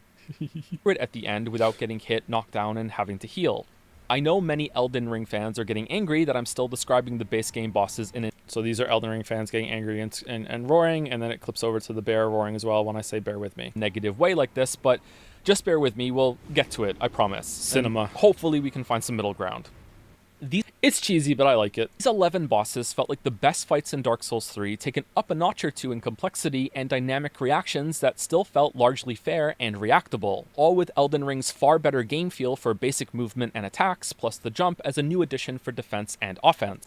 Again, this is something I could have spoke about a lot more, and probably it's a big flaw in the original video too. Although I can't remember, did I talk about it in the original video? If you haven't played Dark Souls 3 in a while, I highly recommend playing Elden Ring, or if you just played Elden Ring, the DLC, go play Dark Souls 3 for a little bit. It is really evident how much better just moving is in Elden Ring compared to Dark Souls 3. The jump from Elden Ring feels better than Dark Souls 3 in the same way Dark Souls 3 feels better than Dark Souls 1. It is Dark Souls 3 is also, I don't know if it's just aged badly or patches haven't gone all that well or something. Dark Souls 3 also looks kind of like ass to me now. Like there's a lot of aliasing and a lot of the shit. It just, I don't know, kind of like the Witcher 2 thing, it's burnt. There's just something fucking off about Dark Souls 3. Dark Souls 1 might be my favorite looking of the Dark Souls trilogy. I don't know if that's a bad take or not. Like, it just, like, a lot of the shit looks really good in Dark Souls 1. It's aged better. Dark Souls 3 just fucking looks weird in a lot of areas, and even a lot of the character models, especially the player. I don't know. Like, it's... I didn't think that when it first came out, though. I thought it looked better. But now, like, I don't know. Now there's more time and they're, like, closer in my memory. I don't know. I think Dark Souls 1 looks better. Big disagree? Maybe. The shields and the reflections in Dark Souls 1 look so good. Like, fuzzy. Yeah, fuzzy. I don't know. Maybe it's, maybe I have a setting turned down on it or whatever. I'm not sure. But, yeah, anyway, enough about how it looks. Like, it just... Elden Ring feels so much better than Dark Souls 3 does. Whenever you roll in Dark Souls 3, it feels like the animation's kind of fucking glitching out. Maybe there's a little stutter in it, so it's trying to indicate you the iframe time or whatever. It's just something's off about a lot of shit in that game. I don't remember it being quite that bad before. So maybe it's my system. I'm not sure. It's not awful. Sorry, maybe my language is being a little bit too strong right now. I really like Dark Souls 3 a lot, but just movement is really important to me, and moving in Elden Ring is a lot better. Then on top of that, the variety is here too. It's not just big armored guy with a sword, only the big armor is a bit different and a bit bigger, and sometimes the sword is a hammer or curved in another direction or has a little enemy dangling on the end of it, Artorias 3.0, 4.0, 12.0, and so on. They're visually... So two things. I was really happy when I found my Dark Souls 3 footage upstairs because I didn't want to replay the game for that. And secondly, I didn't mean for that to just be Dark Souls 3. I put those bosses in the timeline for Dark Souls 3 expecting to run out, and then I would go to Dark Souls 2. But then I just didn't run out. So I'm like, okay. That's it then. Sorry, Dark Souls 3.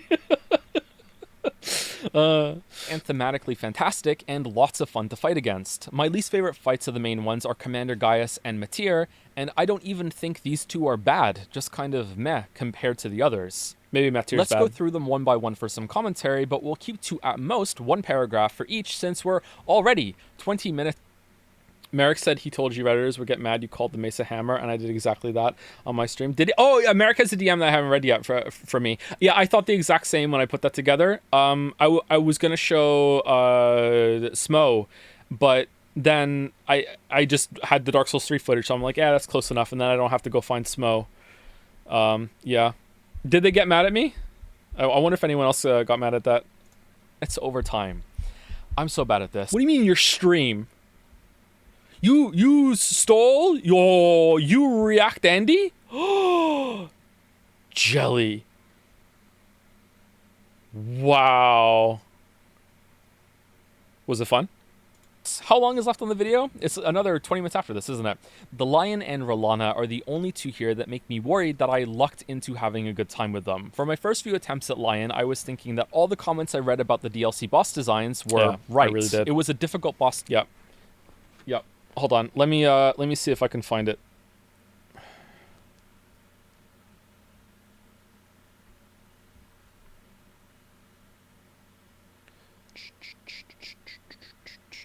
When did the game come out?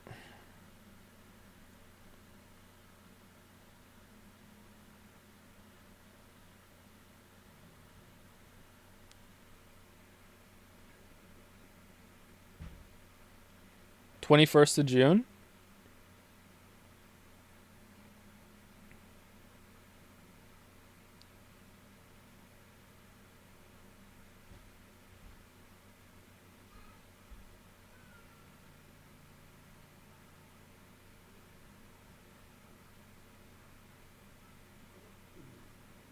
I'm seeing if I can find my text to Weeaboo Bill when I got to when I got to Dancing Lion.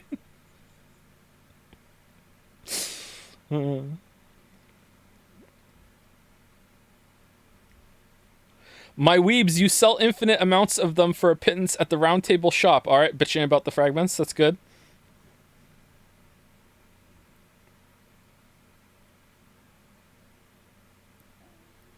Nah, I can't find it. Sorry, that was a waste of time. Return to Weeaboo Bill. We played Deadlock. It was pretty good. I can say it. Lion's music is so nice. It's really good presentation, right? Yeah, I was pretty worried when I fought this for the first few times, but then yeah, like I say in the video, I don't know, it just kind of clicked with me, and I'm like, okay, I can dance back. Like I'm getting it now, and I was really worried that it was just luck until I went back and fought him a second time with the longsword, and it was still fine again.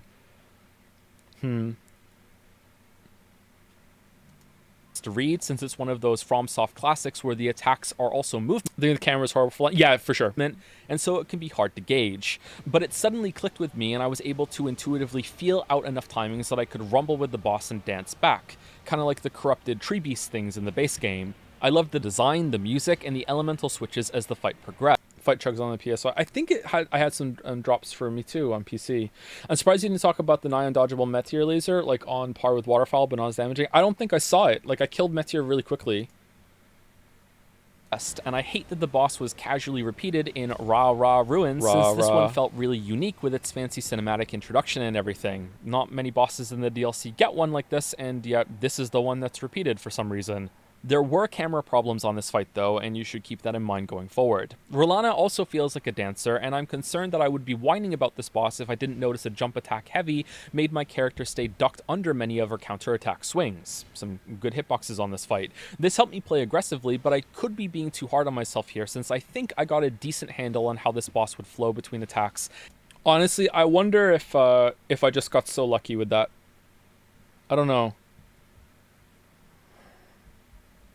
The way people describe this boss, it's like millennia on crack. So I don't know. Maybe I just got lucky and I didn't see a lot of the long strings or whatever. I just don't get it. Like it seemed fine. It was really readable.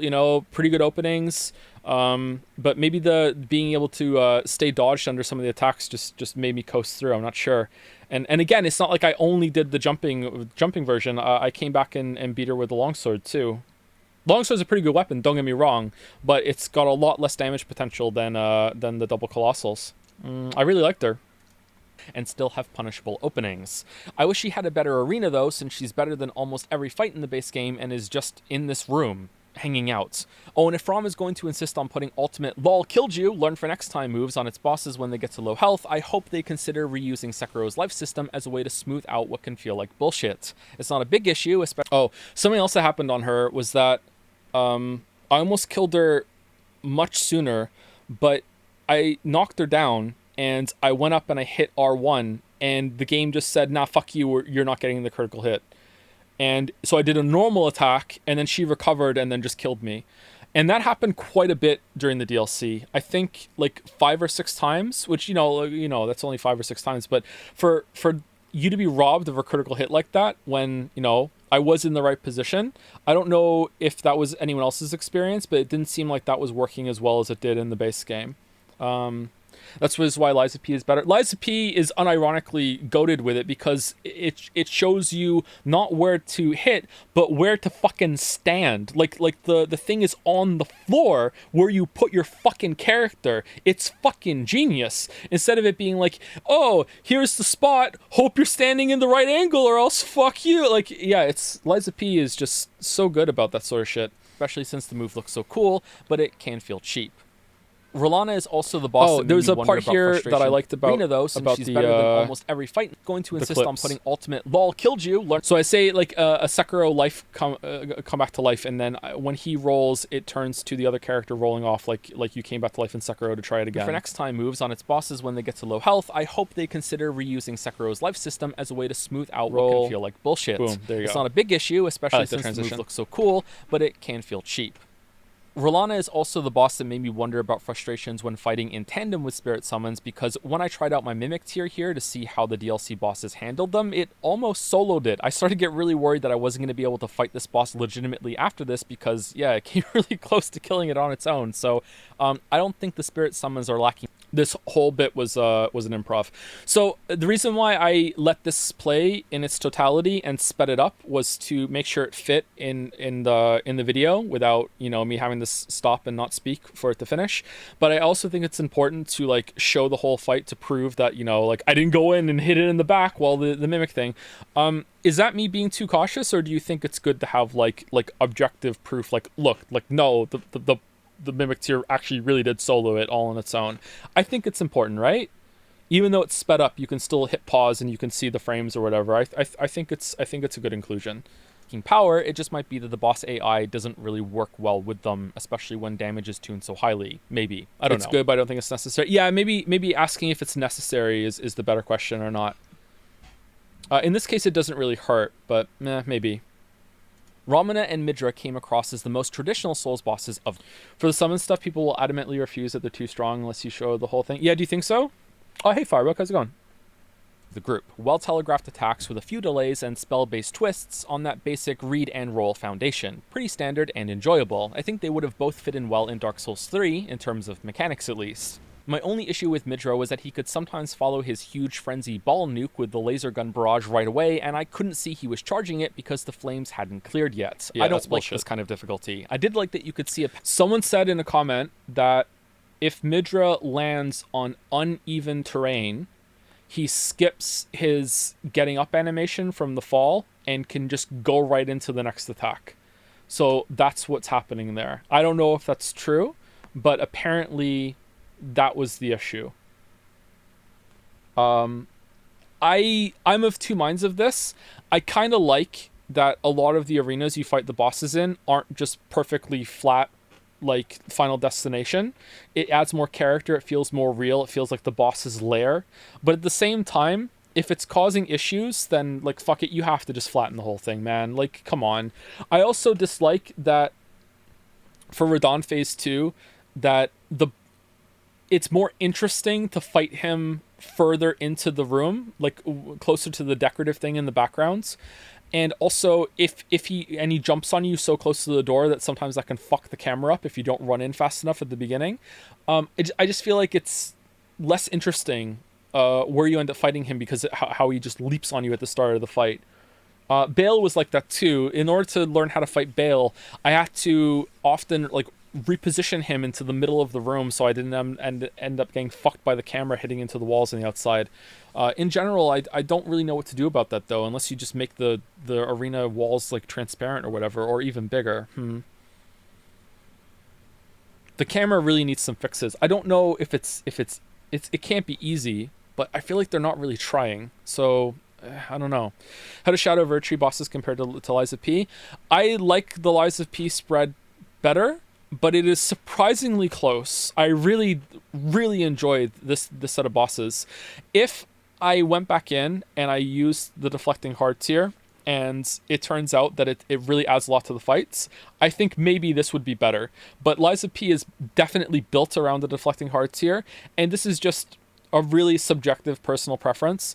It feels better to parry in Lies of P because, again, it's built around it. Sometimes when I get a perfect deflection with the deflecting hearts here, I don't know unless I look at the health bar. I tried to perfectly deflect Margit, and I wasn't sure for a long time if I was just taking like chip damage because it was a lightning effect with his little daggers or whatever. Whereas when you get a good parry in Lies of P, like you feel it, man. It's like, yeah, I'm getting it. It's good like Sekiro is. All the Sekiro is better. So yeah, I think Lies of P might edge it out a little bit, but it's surprisingly close. Path through the exploding butterflies that Ramana can carpet bomb the arena with if you want to get back in melee range faster. This was a cool test to read and respond to the situation going on. While Midra looked awesome, also something else I didn't say in the video, it is complete horseshit to me that fucking Millennia still heals when you perfectly fucking deflect her. It's not just a block. What the shit? What? Like I show myself like deflecting. I think I deflect like 40% of it. It wasn't very good, but I still got a fair chunk of it for the footage of Waterfowl, and she healed up like, I don't know, like a third of her fucking health bar. What? And had a disturbing introduction. I do think they could have leaned into chaos more for this one, the arena breaking apart or moving to a different floor of the mansion, or a more explosive mini phase 3 near the end. Like maybe you have to burst him down in a panic before he explodes because he's the frenzy flame, whatever. I don't know the lore, but it seems like it would fit there, right? I love taking these little pot shots at the lore. I'm sorry if it's annoying. I just love being the pro ZD guy. I don't even know who we're fighting. Like Putrescent Night is... Alright, so here I tinted the cave to be the same color as Medeir's cave at the very end of the clip. Did anyone notice that? In a similar place, and also a familiar place. Whoop. Medeir is just around the corner, apparently. This is a very long drop as a tension-building introduction. I think it really into a shows very it off large that area, it's only for the boss to ride into view and make you squint in the distance. This is an unexpectedly small adversary that only gets bigger for a few moves, and even then, he's not really that big. It feels like a truly gigantic, monstrous Phase 2 is missing here, and considering how much the DLC does feel unfinished, I wonder if that was the intent. This move was cool. I still like the fight a lot on my second time through. The double coordinated attack from both the knight and the horse was a highlight to learn how to properly punish. There is a rage all caps comment in my note file for Shadow of the Erdtree about what happened here. He hits me, horse didn't spawn. and then the horse spawns fucking behind it, and the knight at least. I probably would have gotten hit anyway, but I was so mad. Jumping the fire was awkward, but I appreciated a slightly clearer than usual use of the jump for a fight, and its weapon was a fun nod to Orphan of Cause, or some say Cosm. For a brief intermission here. All right, speaking of intermission, I don't want that YouTuber to be mad at me about the piss break, so let's, oh shit, I just hit the microphone, sorry about that. Let's take a quick break. I'll be back in 5 minutes. I'm gonna go pee. Everyone else should pee too. Go brush your teeth. Be right back.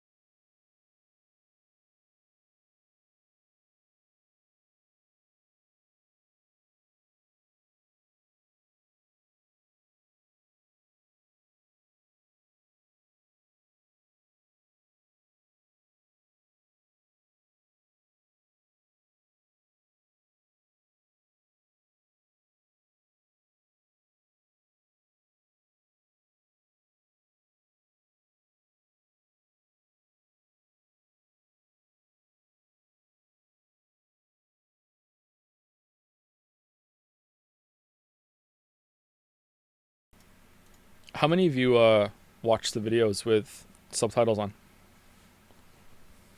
As a general rule, like on YouTube and everything, because I don't. I never use subtitles when I watch YouTube.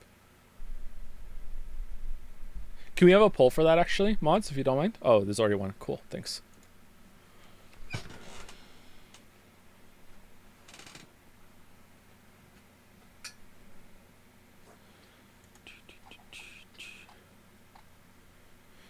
Just curious, do you actually dislike From lore? Just asking because I heard some authors like Brandon Sanderson say that they really enjoy it and the way it's delivered, and I tend to agree that it's a fun way to take advantage of the video game format to tell stories.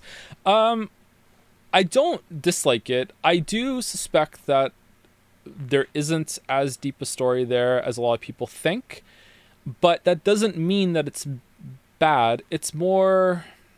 I say this word a lot lately, and it annoys me. It's more just vibes, man. And the more you vibe with it, the more you might start to like build it more in your mind, and that's fun. That's fine. Like, there's nothing wrong with that. I like the vibes too. I get some sort of impression. I'm not blind to what's going on, although I am confused about a lot of stuff and I don't really care. But like the way the world is constructed, like in my mind, there's like a cycle to this world where a giant tree grows and eventually like becomes the big cavern that you can see in Shia for a river or whatever the fuck it is. And there's just like an endless cycle going on, and like, and then another tree grows and another tree grows and another tree grows, and it's just trees all the way down and everything like that. That's interesting to me, and I like it, but at the same time, I seriously doubt that anything in any of these games stands up to any amount of scrutiny. Wow, I can't speak.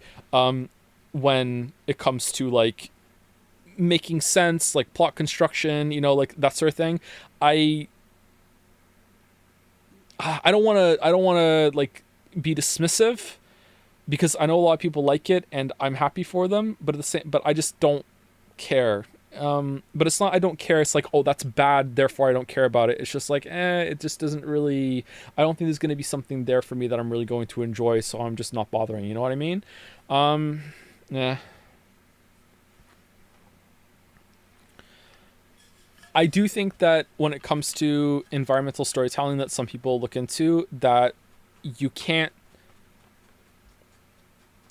just like pick the stuff that you think makes sense and celebrate it and then ignore all the rest of it. Like, you can't say stuff to me, and I know a lot of people are going to disagree with this, and that's fine. I don't think you can say stuff like, oh, it's so great that the stairs in Anor Londo have different sets for the different sizes of the citizens that were there, because there were giant citizens that need giant steps and all this other shit, and then also not talk about how there's a fucking statue in the middle of a room that could never have gotten into there, or that there's just some undead guys in Undeadburg just like training up their fucking grip gauge like in Metal Gear Solid 2 for like endless eons, just in case you somehow get to walk down there at the same time to ambush you. You know what I mean? Like, I don't think you can just pick and choose, oh, that makes sense, therefore I'm gonna like it and talk about it. But this other shit that's just video game contrivance, like that's clearly the gameplay part. Who cares about that? You know what I mean?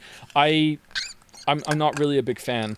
But like, there have been times, like in Bloodborne, I really vibed with the story that kind of hit me when I was doing the Chalice dungeons, and how it became evident that these people tapped into some cosmic force that they didn't really understand, and then tapped it for power, like the blood power or whatever, without really knowing what it was, and accidentally unleashed this horror when they were going through the labyrinths or whatever they were called, the chalices. What are they called again? What did they make? I can't remember what they're called. There was a certain name for them, wasn't it? Was it labyrinths?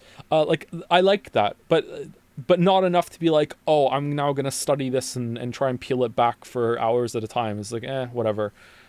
Chalice, aren't they called something else? Didn't they have a different name in the story?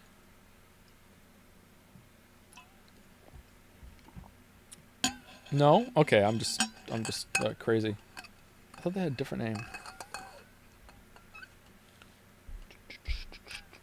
I know they were called the Chalice Sinners, but I thought they had a slightly different name on top of that.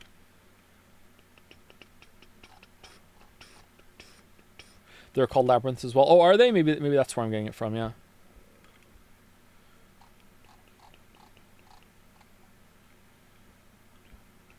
Scadu is pronounced Scadu? Thanks.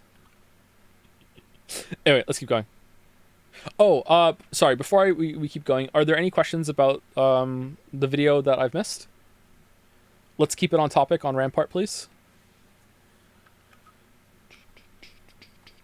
Hey Joe, I was wondering if you have plans for making Outer Wilds and Disco Elysium vids, one of my favorite games, and I know you enjoyed them a lot, so I'd love to see you talking about them more. A video on Disco Elysium is very, very unlikely, because I don't think I could do the politics justice. I would have some pretty bad takes there. So I doubt it. It's not impossible, but I don't know. Outer Wilds is, I would love to make a video on Outer Wilds at one point, but again, can't promise, but I would like to, yeah. Thoughts on the Crosscode sequel? Is it a direct sequel, or is it the spiritual sequel thing that they're doing? Because I saw stuff about that. Have they made that a Crosscode sequel? I saw them post on Twitter about that a while ago, and it looked interesting. Spiritual? Yeah, okay, yeah. No mention of Lita. Why? Is it Letta or Lita? Oh, she's the Lita of the bunch. That's why she's called Lita, because she was in charge. Very funny. I thought that the expedition feel of all the NPCs in Shadow of the Erdtree works surprisingly well, but the only quest line that I found was the poison guy. I didn't do any of the others. It just didn't happen, because I just missed, a conversation in some back alley cave at 12 o'clock on a Tuesday morning after beating one boss, but not before I beat the boss after that. But also when I had 5 berries in my pack after eating 1 berry, before I went to the race point. I didn't do any of the other ones, but I didn't like the fight at the end where you're fighting in the mall, but I liked the vibes. It was actually pretty good for that, and I summoned for it. I tried, I think, 7 times to do it, and after the fucking giant rot pot out of nowhere for the 7th time, I just said fuck it. I'm just gonna summon the NPC helpers and do it. But it was, in terms of like using those NPCs, I thought it was pretty effective, even though I didn't understand it at all. It was okay. The Lita fight is genuinely harder than the final boss for low-level challenge runs, even if you summon, or are people not summoning?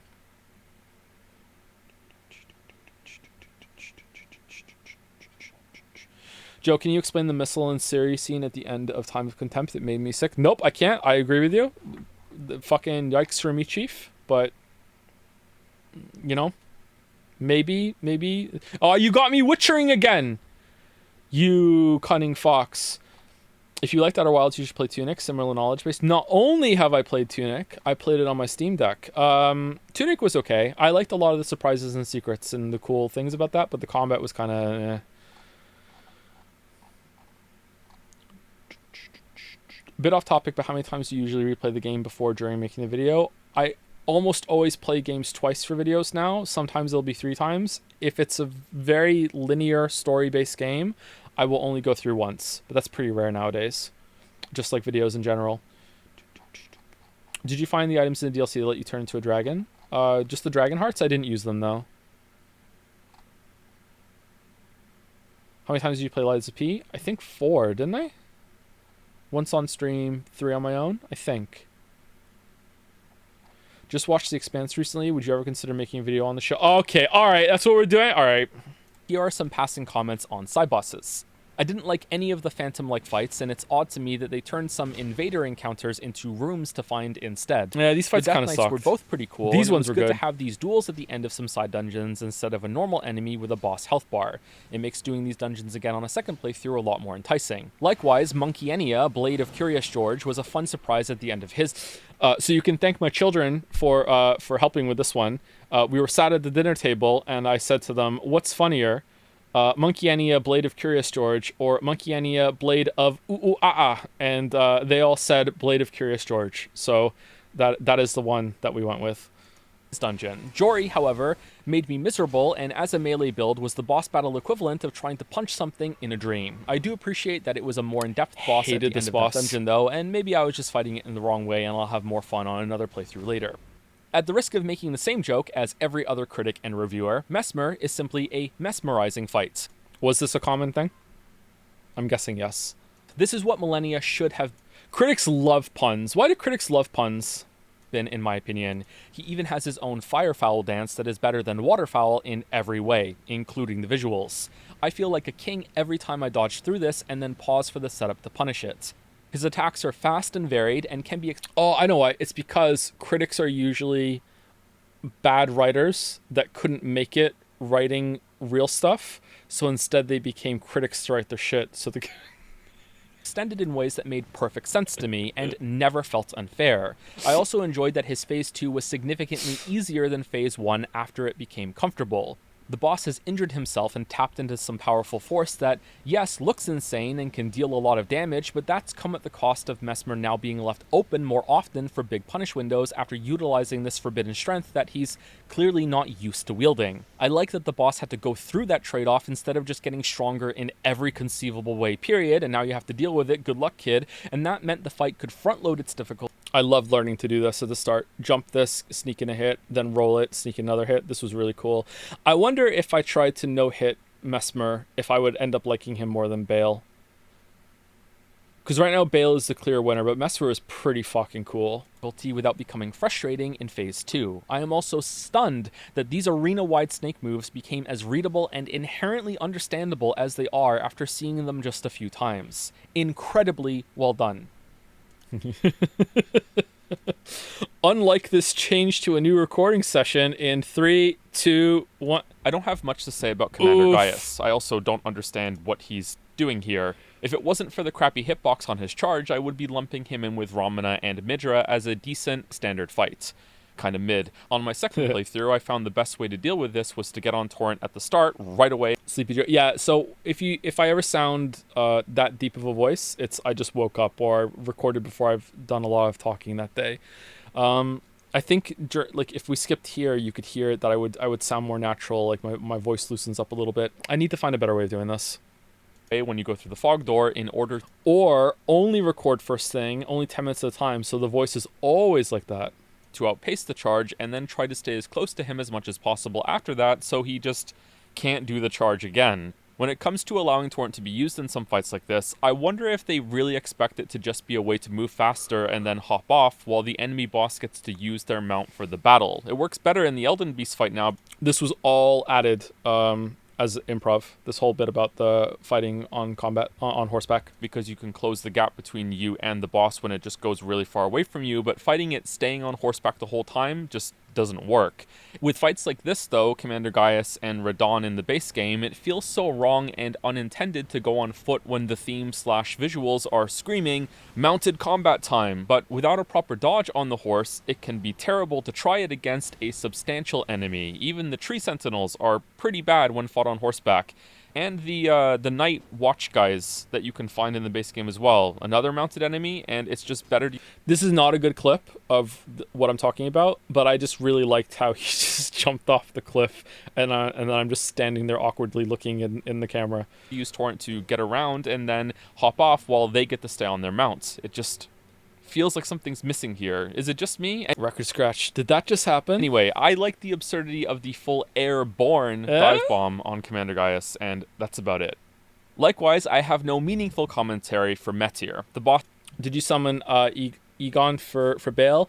Weeaboo Bill told me that the voice acting was really good, so I should. So I did for one attempt. I think it's in the video at one point. I think we've already passed it, so I could hear it. And I fought him a little bit with it, and I accidentally almost killed him, so I'm happy that I didn't. It was worth. Boss is visually interesting in that grotesque way From sometimes does, but looking back, I think I was actually mad that this was all those finger ruins had led to, so I just unga-bunga'd it down. Sorry. Camera was bad here too. For Erdtree Avatar, this was inverted. I thought we were going to be able to get into the tree itself and climb around, and grace points were going to appear on parts of the tree on the map since it took up so much space stretching upwards. It was quite sus. It felt like the journey here was leading to that, and Avatar was the entry gate boss, but alas. Luckily, this meant I engaged with the fight properly and had a good time with this dragon that has been turned into a sunflower. Has big AoEs, smashes around, breath like thorn. So you kill this boss 3 times. Is this the part where there's a cool transition? I bleed from one attempt to the next here, I think. Conal attacks, and you are rewarded for hitting. When you knock this boss down twice, and then the third time you kill it, it's dead forever. The first time you knock it down, it comes back. It's missing a little bit of its health, and then the second time you knock it down, it comes back, and it's not missing any more of its health, or it's not as noticeable. And I thought because of that I hadn't killed it properly the second time, and it was just kind of like a puzzle or something. Did anyone else worry about that, or did they just like, whatever, I'll just keep killing it until it's dead? You know. It's only when you repost it. I think I did. Why did I say didn't I? We didn't stream it. I think I did. I was worried that I was fighting the boss wrong, and I was going to have to, like, every single time it came back, it should be missing more of its health until finally, it's the last time, and it's just like you only have to hit it a couple times. That's what I was expecting. And then the third time I killed it, I was like, oh, it's over. That's what I thought. The head. Dragon Fight. I enjoyed the twist of needing to kill it 3 times, and I think each phase is appropriately squishy to account for that. It also has some odd timings to learn that match its unusual visual design, and it's another boss I think you have to respect and play on its terms to learn to land headshots in order to enjoy it more, but you still have the opportunity to go in and hit the stem if you want, so it's not like you have to do that. I think this boss was great and could have easily ended up as a stupid gimmick fight in a darker timeline. Instead, it flourishes as a great alternative boss type from the usual archetypes flourishes like a flower that still functions as a normal fight. It was also nice of From to have Witcher music for this boss. Really makes me feel the overwhelming sense of dread about a ridiculously overdue project weighing down on the fight, just like the dying, overbearing tree above us. Next level gameplay and ludonarrative harmony here, 10 out of 10. It really did sound like Witcher music to me. I should have played a little bit in the video. That's a good question, actually. I think I asked Merrick this because Merrick got to watch the video before everyone else. Was it fine that there was no music backing it? Most of my videos usually have just the OST just playing randomly in the background, and for this one I didn't put any music. Is that preferable, or is it like, yeah, whatever? Sometimes I use the music well. I use the music in the Witcher videos purposefully, especially for the transitions. It's the same for the Witcher 3 video. There's music all throughout the Witcher 3 video. But I'm curious if going forward, if I should not bother putting music. Has more of an ASMR effect without the music, right?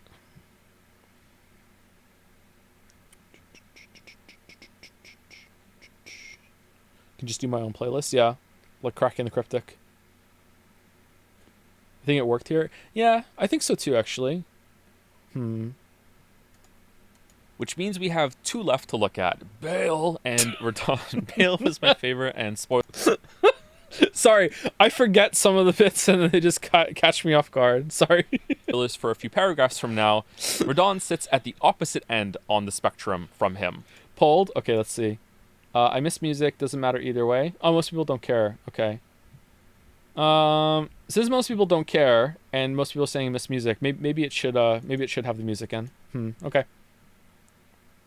Bale is the best dragon boss that From has ever done, and takes Missing Leg Day to a whole new level. Yeah. Presentation-wise, this is like fighting a rock opera in a thunderstorm. It's undiluted awesome. The visuals don't have to carry here, though, because mechanically the boss is also... I like that line, but maybe it's a little bit too much. I don't know. I wonder how I'll feel about that a year from now. Exciting and engaging.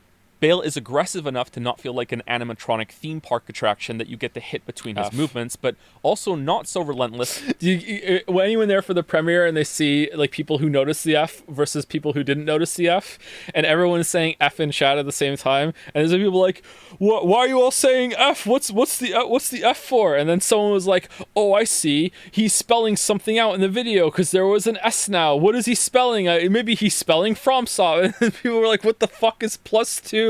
Why is everyone doing +2? That it feels like he never stops attacking. Although there are some strings in Phase 2 that can go on for a bit if he decides to chain certain attacks back to back. It's never as bad as Midir, who had a habit of doing frontal rampages off screen, sometimes in close succession, or even one after the other, and you just had to watch, which I think I remember complaining about in my Ring City review. I still like that fight, but Bale takes the new Dragon Crown and shows a big improvement on From's part. Best boss of the DLC. This is an easy S tier, but keep the presence of camera issues simmering in. I should have showed some like huge cleavage when I said Dragon Crown. Mistake. In the back of your mind for a while longer. Now, you can clearly tell from my footage that I did not completely master these fights, though I did come close to no-hit killing Bale and would have tried longer for that if it wasn't for 2 moves that I think are too frustrating to deal with right now, the sudden fire breath turns and the quick roar, the former of which I am convinced is bugged. So yeah, that's the damage frame. I don't think so. Also, the quick roar he does, maybe it's a nostril telegraph. I don't know. I don't know what the tell is for him doing the roar. I show it a little later in this clip, or the next clip. I have no fucking idea. But we'll see how it goes. I very rarely beat a boss hitless on my first or second playthroughs, which is what I base these critique videos on, because I don't think it's a good representation to do a big video on this when you've played the game for 1,000 hours or so. I was hitless on this attempt until right then. Finn was watching me do this, and I got so fucking salty. So, like, that was the first time I got hit on this attempt. Fucking hell. And then I got tilted, and I got hit again right after it. I don't know what the tell is for this attack. But an important milestone to me when it comes to learning fights is looking back at my time with them and thinking that I could beat them hitless or fully master them if I put in a bit more time to refine my gameplay. This is usually how I feel after beating a harder boss, oddly enough, since I have to learn more over many attempts so I can respond to almost everything in order to get a kill. Meanwhile, the easier bosses can just be burst down sometimes or fall over just after a couple of attempts. He does 2 steps and then roars. But what if you're like so close? If you're so close to him, I guess you don't get to see it then. So you keep his nose on the screen all the time. Okay, move back a bit. Even with some careless attacking.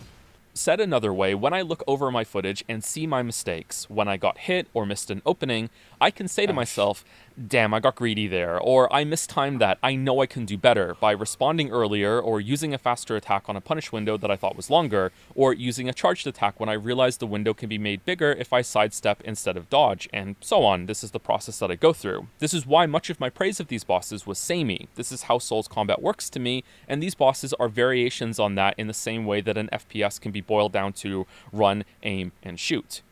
Your options are fairly limited, and the gameplay is the learning process of figuring out how... I say something like that, almost word for word in the Witcher 3 video. Maybe I'll have to go back in and change that. Oh, no, it's fine. To dodge, weave, and punish in the midst of the amazing, spectacular assaults that the bosses throw at you. One of the reasons why combat can still be so satisfying in these games is because of how grounded it is. We're a far cry from how mundane... So another moon logic, grounded, and like the landscape here has been ground to ash. So grounded, it's grounded up. Again, it makes sense to me. I'm sorry if it's stupid. But it makes sense to me somehow. Grounded it is. We're a far cry from how mundane the player moveset was in Dark Souls 1, of course, but that core feeling of being a normal guy with normal moves who still somehow wins against all odds lives on in Elden Ring. We can supernaturally enhance our stats through souls and runes, but our real superpower... Well, ground to dust, sorry. Like, it's all... In the Ring City, like, all the world is kind of, like, grinding together, right? It's, like it's meant to be entropic. That was my read on it, anyway.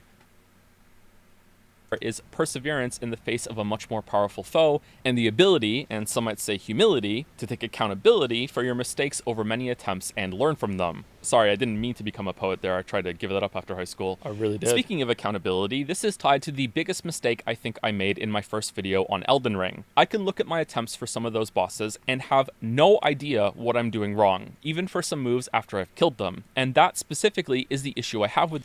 So a move I still don't understand that I didn't put in the video because I didn't want to have to explain very drawn out and tediously like I'm about to right now on stream, is that I can kill Margit at the very beginning of the game without leveling up or doing anything. Now I understand the fight a lot more. However, despite that, it's not that I can't kill him, I just don't understand this one move and all this other shit and so many qualifiers. The quick like double swipe yellow dagger he does after some move follow-ups, I have no fucking idea how to dodge that. Like, just still after all this time, I have no fucking idea how you're supposed to roll through that. So yeah, and that's like the first one. Everything else is fine, but I don't know why I made that noise. But yeah, that one I don't fucking know. With those bosses, I didn't speak enough about this learning process being the thing that was too hard. I also didn't qualify that statement enough, and more importantly, I didn't give enough respect to speedrunners and challenge players. Honestly, I didn't think they'd care and know my critique doesn't apply to them and their approach to fights. I said this single line: I know there is a way to do these fights hitless if you're patient enough. Oh, bad and mic. I thought that was all that was necessary. Not so, not by a long shot, and I'm sorry about that, that was wrong of me. Let's circle this back and connect this point to the final fight with Radahn. I really liked phase 1 of this fight. I've heard this cross/attack combo is nigh undodgeable, and my experience was definitely in line. I saw some guy on Twitter link a video of if you are fat rolling and you fat roll that move, for some reason fat roll keeps you down so long that you dodge all of it. So when I recorded this, I improv the line where I said, and I don't think having to put fat armor on and being able to roll under it and stay down is a valid way of dodging this move. And then, oh my god, are people really gonna make that argument? Holy shit! Fuck it, let's just move on. I had this whole thing that I did, and then I ended up cutting it because I didn't want to get into it. And I think that was a really good decision, but like, fucking hell. I think I dodged it once or twice. I think I did too, but I think it was only because we were on uneven terrain and it made me stay down after the roll or something. Yeah. And with that, but he didn't do it that frequently on me, and I'm guessing it's bugged and hopefully will be patched later.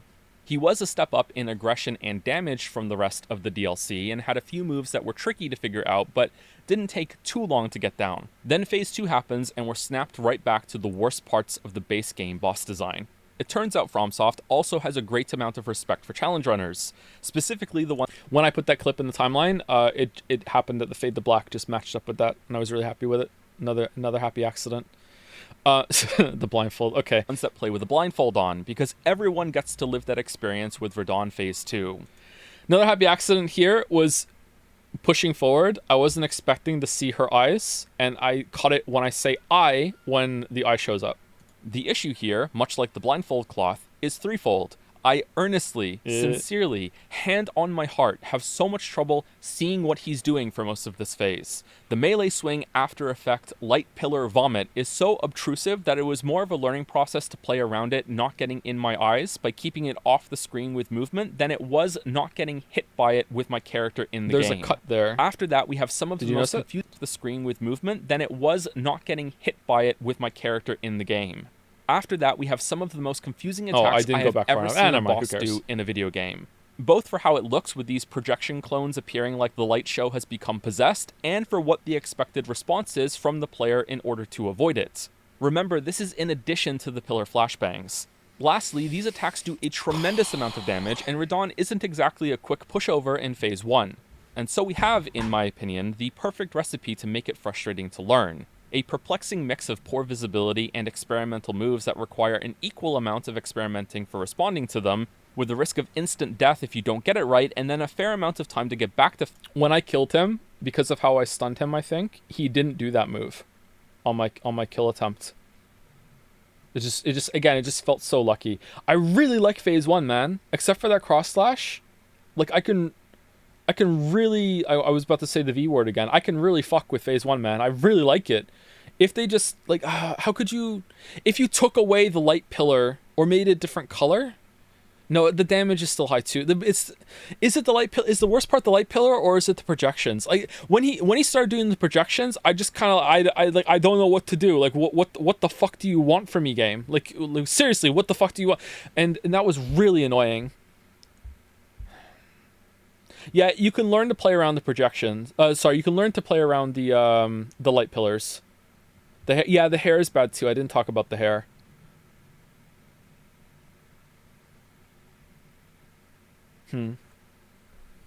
Phase 2 to see it, where you might encounter completely different moves instead for many attempts before you get to practice the original one you were having trouble with. Viewed this way, Radahn has one of the longest runbacks in the... The projections don't deal damage. The projections deal damage, don't they? I'm pretty sure that... Weren't they damaging me earlier? It's a little damage, but it's still damage, isn't it? Series history before you can potentially make progress on learning him, and that specifically is the part I don't like. I also think his arena nuke is about half a second too fast to have a fair shot of getting out of... So this really pissed me off. This is the kill attempt, actually.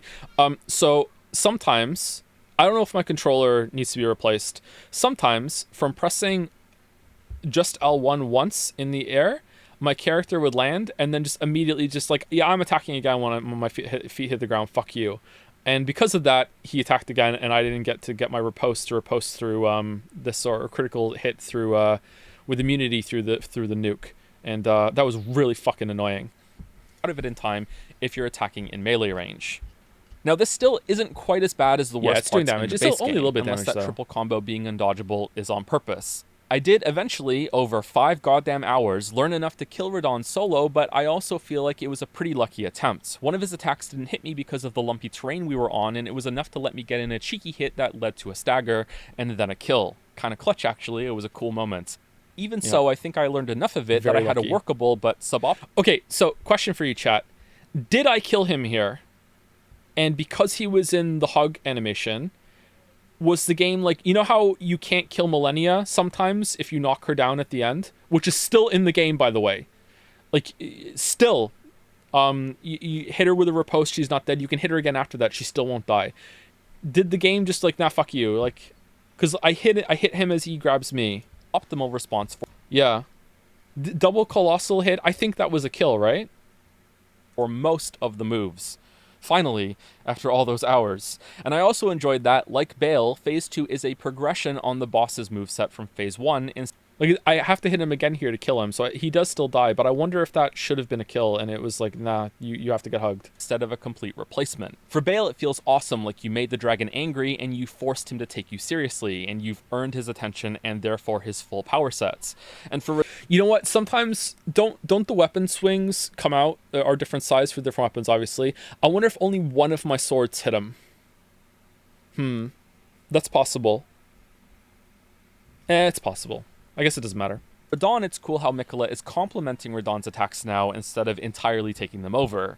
Weird that there are 2 Miquellas in the game though, huh? Millennia had a Miquella, and so does Radahn. What's with the, like, 3 arms? What lazy writing. Meanwhile, if we rewind... The black and white with the film grain. To that Millennia fight. Live Millennia reaction. I still don't know, 2 years later, what the intended response is supposed to be to her doing waterfowl if you're in melee range to avoid all damage. Which means I'm in good company and right in line with all the FromSoft devs because they don't know either. So I make the health bar go bigger here so you can see it. Let's see. How much was this heal? How much do I parry? Like 40% of it? Waterfowl if you're... Here we go. You're in melee range to avoid all damage. Which means I'm in good company and right in line with all the FromSoft devs because they don't know either. Consort Radahn was not this bad. Nothing in the DLC was this bad, but that doesn't mean it was all good either. It's a slightly lesser version of the same issue I said in the first video. It's too hard in a way that's not fun. But am I making the same mistake again by saying too hard, regardless of context? It makes the From fanboy Pokemon start saying their names after all. So this one is saying, get good, skill issue, skill issue, skill issue, and yapping, yapping, yapping, you yapping. The reason I feel so compelled to word it this way is because I hate a specific kind of Reddit post. So this is a fast travel post, and Witcher 3 is Reddit's favorite game, so this is the Reddit post. Moon Logic. Well, I hate all Reddit posts really, but this one more than others. Milady for Milady, that they say it on Reddit all the time. Not Moon Logic, this one makes perfect sense. Hey Reddit, SoulsVet225 here. If you can't...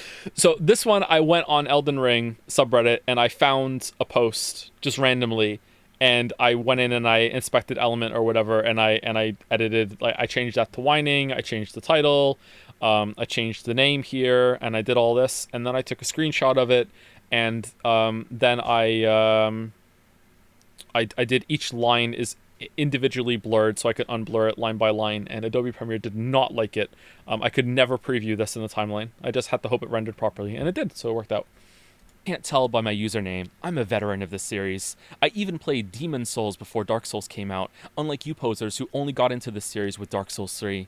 Anyway, the Bale fight sucks, and I say this, again, as a Souls vet.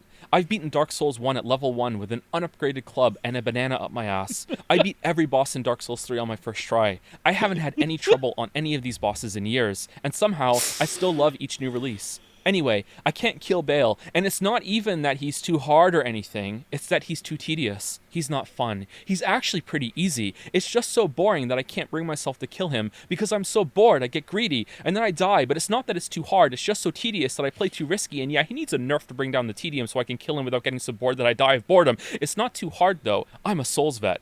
Top comments on this post. I agree, and I beat the game's fist. So I changed the names too, so...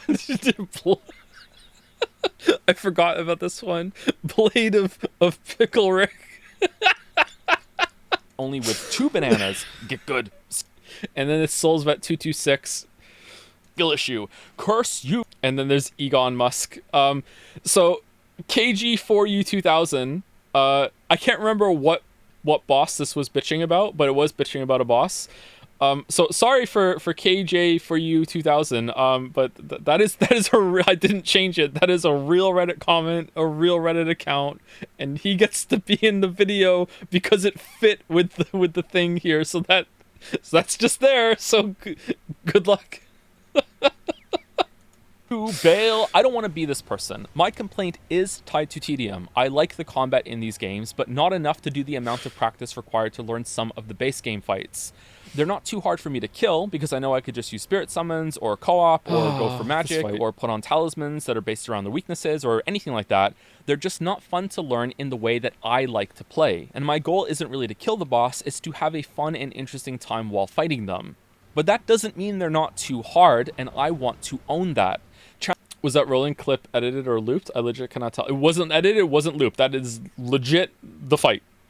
I went on the pillar, and I expected him to stop, and he just fucking kept doing it the whole entire time. That is just a real fight in the game today. Yeah. And also when I kill him later in the video, and I just have to run around for, I don't know, is it 6 seconds? Before the other one spawns again. Just like, I don't understand. Challenge runners collectively did enough labbing hours on these fights to cure cancer and then come out with reports and guides on all the intricacies present in them. No, this move actually does have a telegraph. If you look at the boss's left nostril a quarter of a second before the attack comes out, you clearly see an upward twitch and got to link the nostril thing to AI Somnium as well. I was happy about that. And that's your cue to roll. If it's the right nostril though, then you need to do a jumping attack and then you get a punish. So make sure you keep the boss's nose on the screen at all times. Or, during this frenzy of 15 attacks in a row, there are 2 player-shaped holes under these swings that you can balance. I could have picked a better clip for that, I think. He's attacking a little slowly there, so it doesn't match with the frenzy, but I wanted the ballerina pose on Margit for the next one, so I went with it. Ballerina pose through, and another that you have to hit the left stick on to do a duck in order to get some free hits in if your weapon swing is sub 1 second. Charge heavy afterward for a free stagger. And yeah, I'm exaggerating, you know, just a little bit for fun, but only because I think this kind of thing is awesome. Kudos. Sincerely, I get to have only little fragments of this kind of feeling when I discover new ways to punish fights on attempts and replays years later. But that's my central point here. I discover them. I want to do this myself, on my own. Is this one of the moves that's flagged for ground damage instead of the hitbox thing? Because I feel like I jumped super late there and it still didn't do damage to me. I wonder. Terms with my own process without guides or dozens of hours of my time on just one fight, and that was my central criticism that I didn't make clear enough in the base video. Some of the fights are too hard, sometimes for different reasons, for me to be able to do that. So here, this is the last boss of the base game, pushing something into the ground during the phase transition, and then we clip over to the last boss in the DLC doing the same thing without Google. Boom. 2 examples of how I got into this myself and really had a good time in the DLC can be found with Radahn and Bail. Elden Ring Ganondorf can sometimes follow up this jumping attack with another jumping attack, and there was no discernible reason that I could figure out for why he would do this only sometimes. But it didn't matter because it was timed so well that I could do a jump and not have to commit to my attack until I was sure he wasn't going to do the follow-up. And if he did, I could just land, roll, and jump again this time with the attack queued. It was one of my favorite things to learn in the DLC and added to that flow state idea of the player reacting to the boss's reaction of what you're doing. I could anticipate this behavior and hold the attack until the very last second and get my damage in no matter what. Bail, on the other hand, shows how much...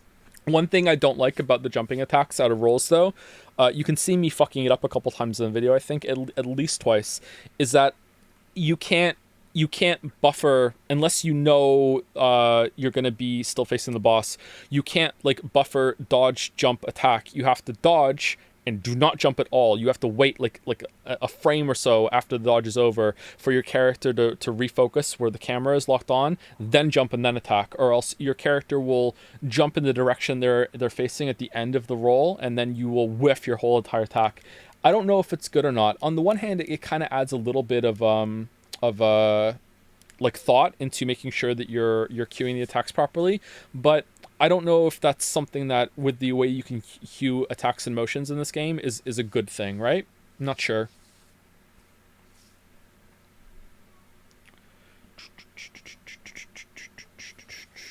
I mean, the game gives you a lot of tools to fight the bosses, and you don't use any of them. It doesn't make sense for you to use Google to beat a boss. I think that particular criticism is weak.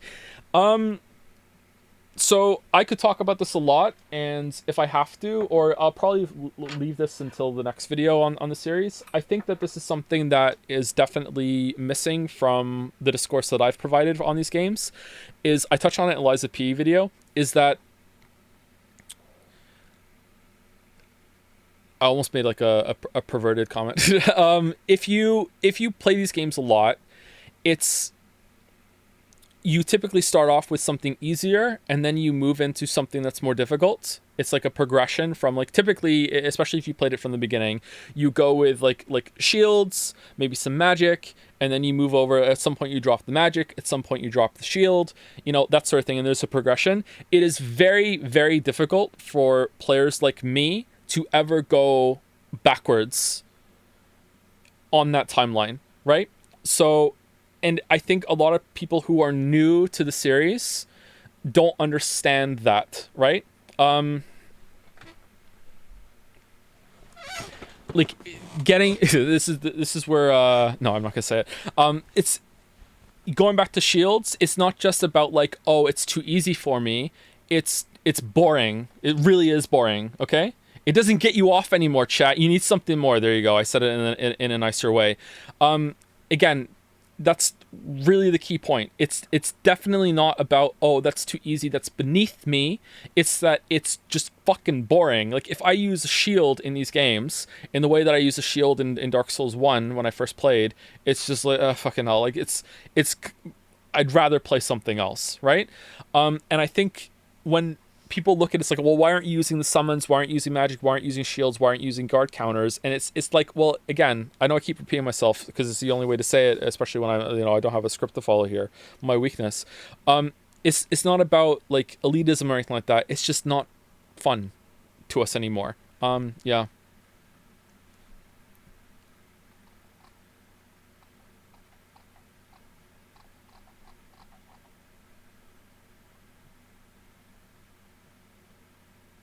How about blocking with your sword? You take damage from that. Or parrying. Parrying is a really good one. So parrying, when you first play Dark Souls, parrying is difficult to pull off. It's high risk, it's high reward. But you'll see a lot of people who've played these games a lot, they don't parry anymore because again, it's so boring. It's the same when it comes to it's not just about shields and magic. It's circle strafe and backstabbing as well. You can circle strafe and backstab until the cows come home in Dark Souls 1 and you can just destroy everything. And again, it's boring. So when you play these games over and over and over again, you whittle the options down to what's fun and challenging instead of it being like, oh, well, I'm going to keep my shield up, constantly circle around until I get a backstab. And if the enemy does attack me in the front, I'm just going to parry. And it's just, it just becomes not fun. You know what I mean? I understand, but then you should criticize that it isn't fun to play as intended. Do you know how it's intended to be played? Because I don't. And I actually don't think From knows either, to be honest. And if you like the games a lot, I think this is a monkey paw situation. Because if I'm judging the game by all the options available, the game is dog shit. Like, the game is so boring if I'm using all the tools available to me. Like, I would rather play something else. The expression you have with finding your own difficulty and using these options in a good way is one of the best things that the series does. And it's been there since the very beginning with Dark Souls 1.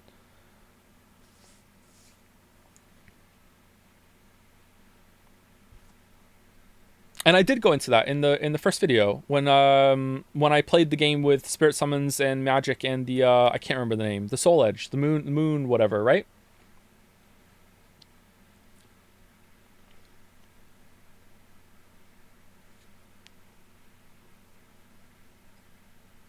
Moonveil, thank you.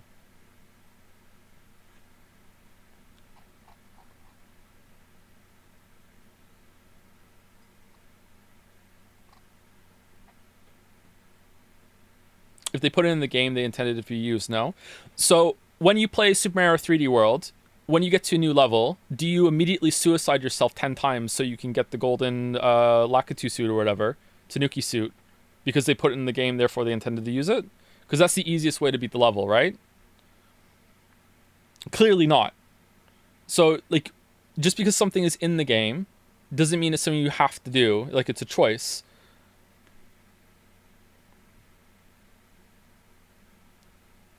Things are only in the game so Miyazaki can beat it. Oh, is Miyazaki bad?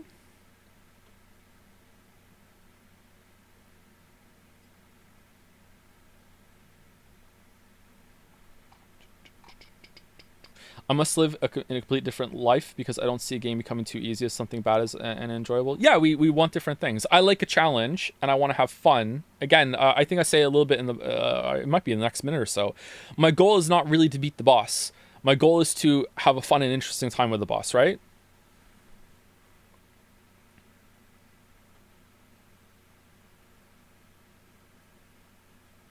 Miyazaki's gone on record saying he sucks at the games and not to play like him. Lol. Uh-oh.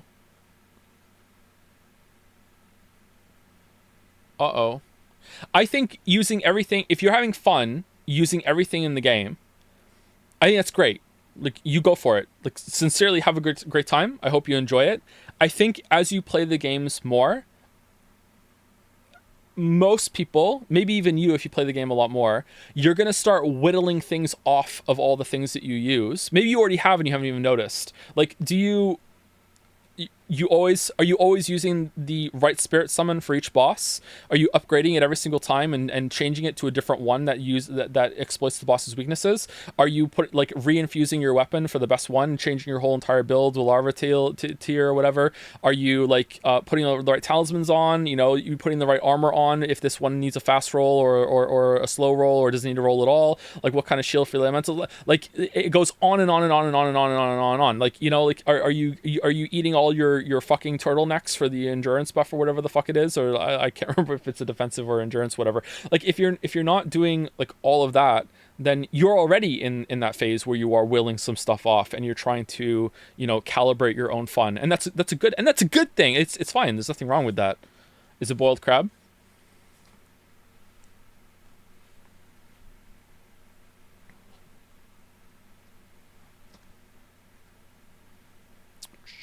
By the way, I found playing with the flex to be really cool. Balance around it seems to be well designed. Sadly, it works only on bosses in a way how it is implemented. Yeah, I hope that they make it more accessible in whatever they make next. It kind of, I know this is going to be a Joe original problem or just a me thing, but it also rubs me the wrong way to walk into the boss room and the first thing you do is take out your drugs to have some borrowed power in order to fight the boss who didn't need to do that. I hope I'm not completely alone with that. It just feels kind of bad, like I played The Witcher enough, thank you. I don't need to do it in Elden Ring as well. It just rubs me the wrong way. Like, whereas if it was a talisman, I'd be completely fine with it. I don't know why. I completely concede that is me being too particular. You know what I mean? But I just not a big fan of that. Anyway, let's keep going. Much better the DLC fights can handle changes in a boss's behavior based on the player's positioning. It makes perfect sense that if you're closer than usual to the dragon's head while he's breathing fire, that he would cancel it into another attack, instead of stupidly continuing the fire while you just wail at his eyes. Just like exhaling fire at the ground below his torso would be a perfectly reasonable response if you're trying to stay under his claws for free damage. These make sense to me in a way that some responses and extensions in the base game did not, and they're also timed better for proactive play in my opinion. I understand more now what people were saying about... Yeah, I really, really need to get better at that. Fuck. About these bosses being awesome if you put more time into learning them in this way, because the DLC provided enough of that experience with challenging encounters that were far more approachable and fun to learn. Undoubtedly with a ton of refinement in punish windows and movement for me to get into when I try them again later on more playthroughs. The fights I didn't like in the base game... Subtitle said wail at his eyes instead of whale. I think it's meant to be a joke on like Bale being like this Moby Dick figure. Wait, hold on, isn't that right? I'll look it up afterwards. Let's keep going. Didn't allow this for me. So while I am sure I would have enjoyed fighting them in this way if I put all that time in, Would that enjoyment have been enough to justify the time investments? I didn't think so back then, and I still don't now. It's like crushing a pineapple with your bare hands. The juice ain't worth the squeeze. Relatedly, some people might be confused why I say I can appreciate this stuff while not wanting to do it myself. Something doesn't make sense here, right? Well, for me, it's like being awestruck at some of the techniques used in Celeste speedruns or the Mario 64 speed. Had source me trying my best because I wanted to minimize other people's footage, and I think in the Mario 64 it's Puncation. I hope I'm saying his name right. Runs as an example. The Hazy Maze Cave Red Coin Star in particular is an amazing clockwork-like procedure. It's almost surgical that some runners can do flawlessly. The amount... I probably could have cut this. Sometimes I think I get it in my head that it's a good thing to reference other games in this way, and maybe it is. Maybe I'm being too harsh on myself right now. I do it in the Witcher video a lot too, the Witcher 3 video, but I don't know, maybe it goes on for a little bit too long. Oh, people in chat seem to like it, okay. The amount of work that went into fine-tuning that and then practicing it to perform it live each run is astonishing. I love seeing it every time, but I have no desire to do that myself or put the time in to learn, and I doubt I would enjoy a game built around demanding that. While the Elden Ring bosses I have issue with aren't close to that, of course, they are still too unintuitive and too unfun for me to commit to learning fully. Especially when placed next to the Shadow of the Erdtree set, because here's a group of bosses that do it better in every way for me. That does not mean I don't understand why other people may like the fights in the base game still. But with... So it was an accident that the butt lined up with killing him here, and when it happened in the timeline, I let the clip play. I was pretty happy with it. I think I do okay against Malekith here. I still... don't really like the fight all that much. It was more fun this time than the others, but this is my 5th or 6th time killing him, and it took that long for me to finally like click with it a little bit. Like, I don't know. This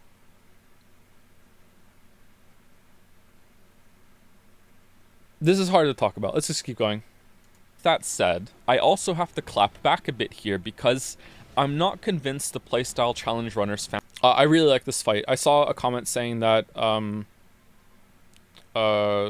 can he like the DLC fights when he doesn't like Malekith and Godfrey? I really like Godfrey. I like this fight a lot. Also, when he says clap, when I say clap, he also kind of claps his hands together. That's why I did this clip here. He's not really clapping though, but yeah, whatever. I also have to clap back a bit here because I'm not convinced the playstyle challenge runners found for these bosses is actually intended. This is probably the best fight of the last boss rush. Yeah, again, sorry to repeat myself, but it's like after you get through Lindell, it is damage spikes hard. Commander Nile is shit because of the summons he has. It's really annoying. Nile himself is pretty good. Like he has some good spectacle to him. He does a lot of damage, and that can be a bit much, but if it wasn't for the summons, I think I would like Nile a lot more. So that's like a bad boss to me because I fucking hate having to kill those summons at the beginning every single time. And then after that we have Fire Giant, which is awful. My mouth just farted. That's great. Fire Giant, which is awful.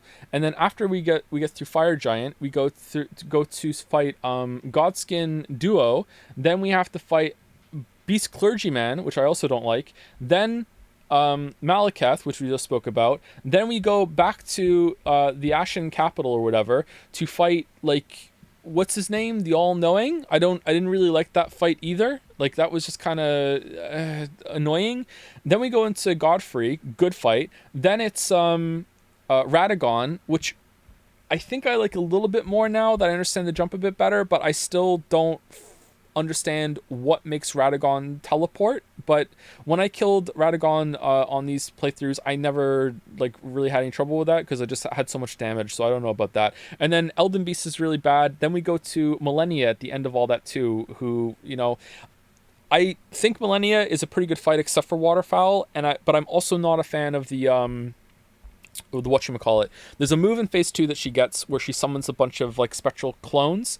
I'm not really a fan of that move, but maybe that's still a problem with Waterfowl because she's, again, it's the Radon problem that she's pretty hard to learn. So it's pretty sparse that you'll even see that move, or sparse you'll even see that move, sorry.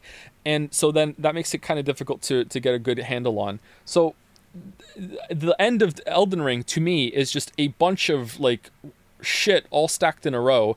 And even some of the like the lesser encounters or non-boss encounters get kind of meh around there too. Every single playthrough I've ever done of Elden Ring, I have forgotten about the shit show that is that little Shadow Realm town that you have to go through to ring those fucking bells or light those fires before you can get into the Erdtree. Fuck, I hate that part. It's such a bad part. You know what I mean? Yeah, And then there's like no more enemy variety once you get to the Erdtree as well, which is a real shame because I love that zone. I love the idea of them building this huge brace around the tree that's dying, and that's where the rot is spilling out of, and you're going through the decay. That was fucking awesome. Like, I really like that.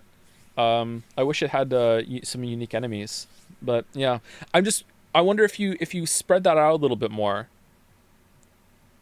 if I wouldn't have felt such despair at the end of my Elden Ring run. I played through again recently, and you can do the lamps in multiple tries. Was it always like that? I think it was, yeah. I think it always was.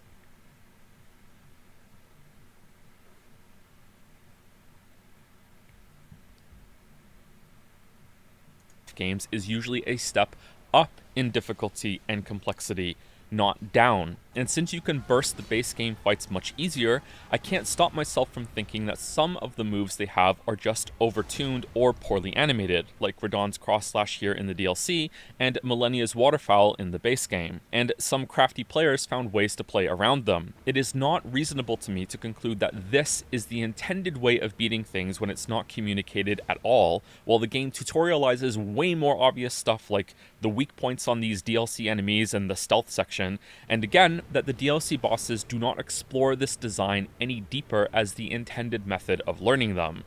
I was really worried about this, and it seems like most people have responded to it well, although time will see if that holds up.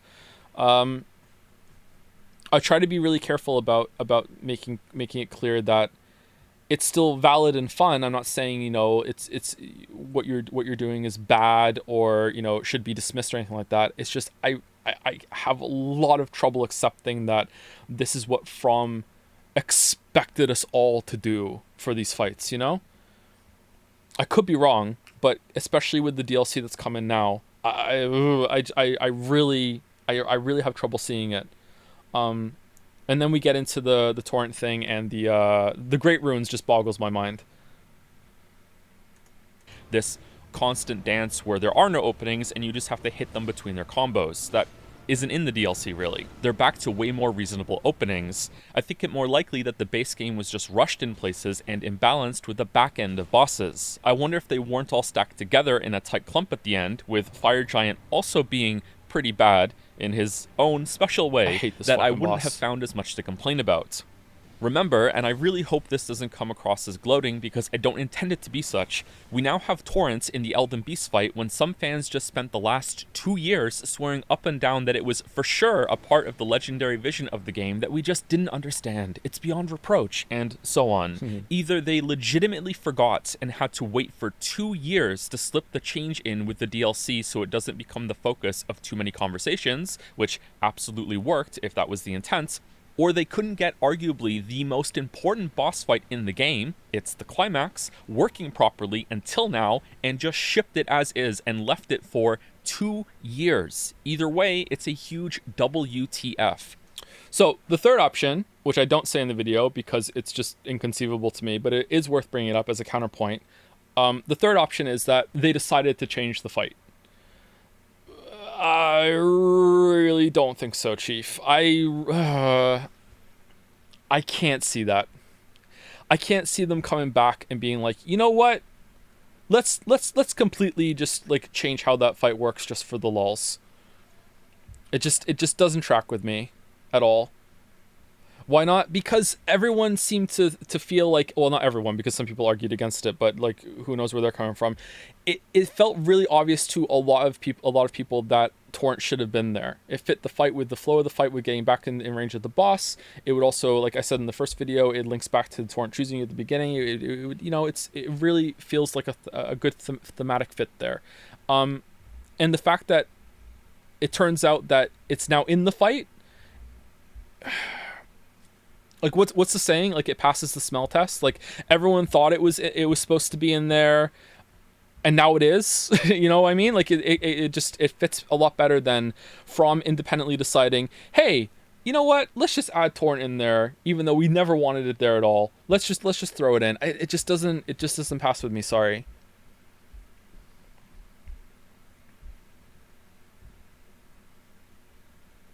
But could be wrong. This is a part, like, it links to the criticism part that we speak about at the end of the video. Like I want to take what people say with charitability, but at the same time, I know firsthand that everything will be defended to the death no matter what.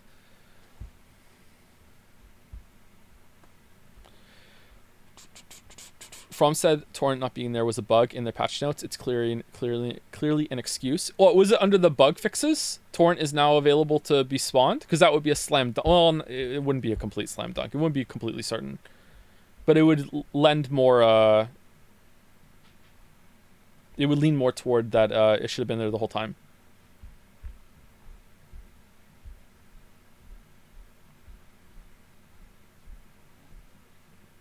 Credence, yeah, sorry. I'm getting a bit tired. It's been a while.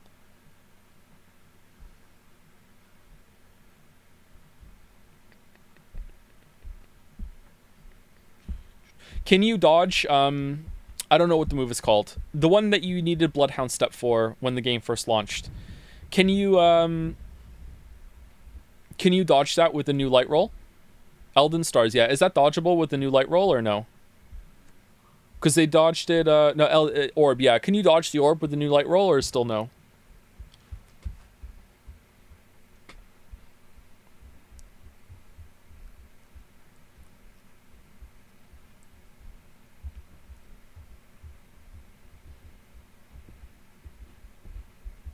It's dodgeable with 20. Yeah, that's the point. That's why I'm asking, yeah.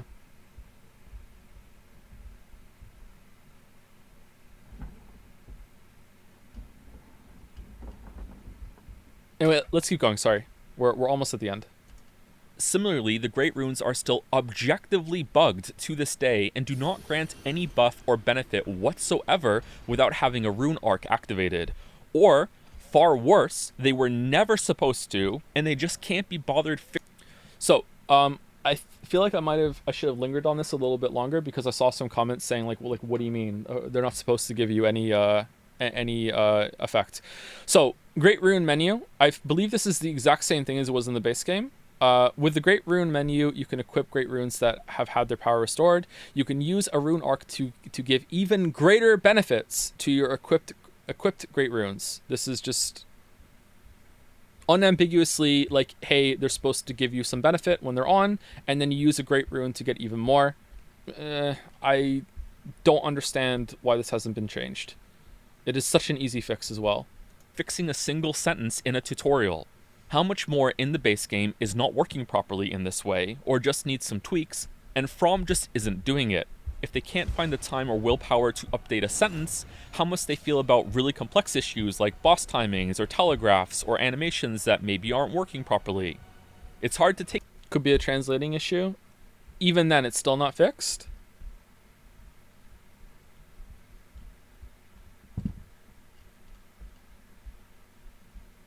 Like, I don't think that's a good defense for this long. If it was like a month afterwards, like, okay, yeah, whatever. But like this long, like come on. Even with that, it should have been fixed by now. Take this seriously, even though I swear to God I really try, when some people take these talking points and run with them so far that they'll defend Waterfowl Blade when, again, it doesn't even have a developer-intended way of dealing with it when up close. And I will die on this hill. I will be enshrined on this hill. You can make a whole Mausoleum Legacy dungeon with my triggered spirit as the boss on this hill. To reiterate, it is very difficult to have a conversation about any possible troublesome... So originally I was going to try and show my character getting killed on a hill somewhere, just so it just matched the visual. But then when I got here, I decided I would just rather let it play into me doing the 360 trick around her for Waterfowl. I just thought it worked better. But maybe I was just being lazy at that point, because toward the end of the video, I was starting to be like, I just want to get it done. Let's get it done. moves in the game, when the argument is because you can Xbox 360 around her at the start of Waterfowl or throw a Frostpot, that it is technically avoidable, therefore skill issue, therefore get good, therefore stop yapping.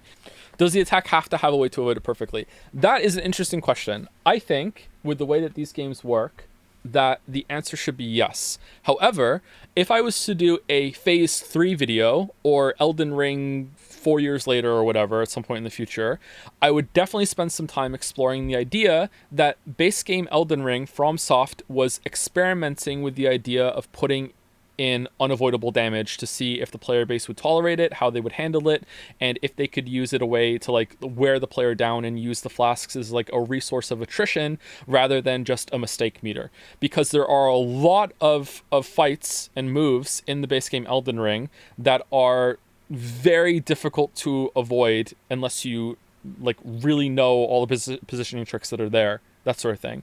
And in some cases, they're just outright unavoidable damage. You know what I mean? Like, there are not a lot of sources that are outright unavoidable damage, but there are some of them there. So I would be curious in investigating that to see if that's the case. And it seems like if it is true, they fucking abandoned that in the DLC for the most part. I don't know. I think that there is room for this kind of combat to have unavoidable damage, but I think it needs to be communicated more to players that have been here for like the whole series, you know, coming from Dark Souls 1, that you shouldn't treat these kind of moves as like failure. Because to me, whenever I take damage in these games, the little fucking goblin in my head goes, "What did you do wrong? What did you do wrong? What did you do wrong?" Like you must have done something wrong there. So I need some sort of like probably even just a direct player message on the ground or in the patch notes or something. Like I need something to tell me, like in an unavoidable tutorial thing, there is going to be unavoidable damage in this game, you know? So, you know, just get used to that, right? Waterfowl did a lot of damage to me as well, in that because of how it worked, in the back of my head I was bracing in the DLC to find another move like it as well. And it's like, and sometimes when I got up against a move, I'm like, I have no idea how to dodge this. This little goblin in my head would be like, maybe there isn't, Joe, maybe it's just Waterfowl all over again. And thankfully that wasn't really the case, right? Maybe arguably in some cases here and there, but not really. So yeah, I don't know. I'm not saying no completely, but it's an interesting conversation.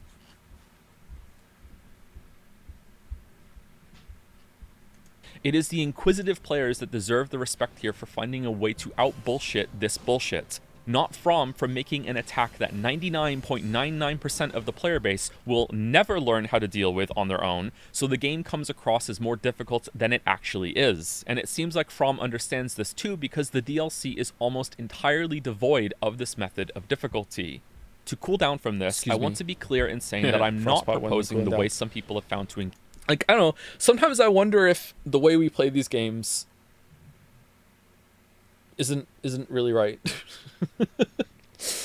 And now we're just coming to something of a breaking point. But I don't know, the DLC brought that back a lot for me, so I don't think so. But I was feeling that a lot more with just base game Elden Ring, for sure.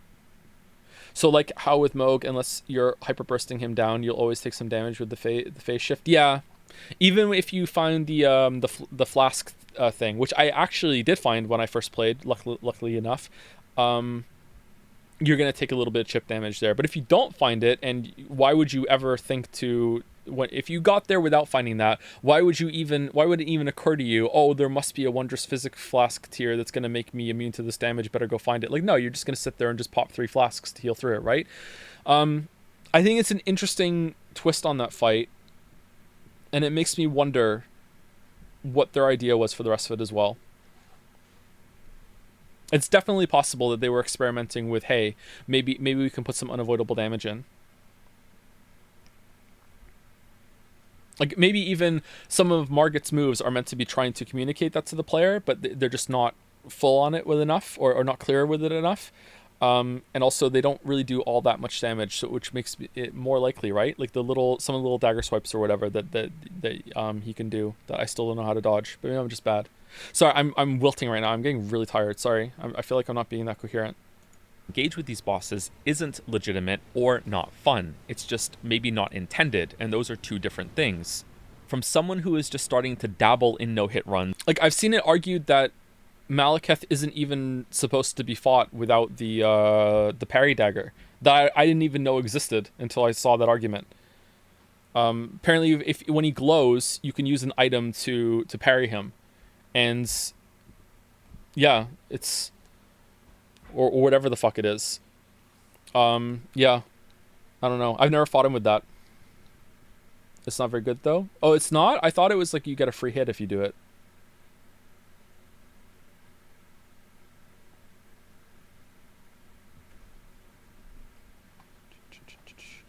I think what From wanted with Soul series is to create a big world that you can approach however you want, and then fans just kind of latch onto one particular way of playing the game and assume that's the intended design. Elden Ring feels like the biggest piece of evidence towards that. It could be the case, yeah.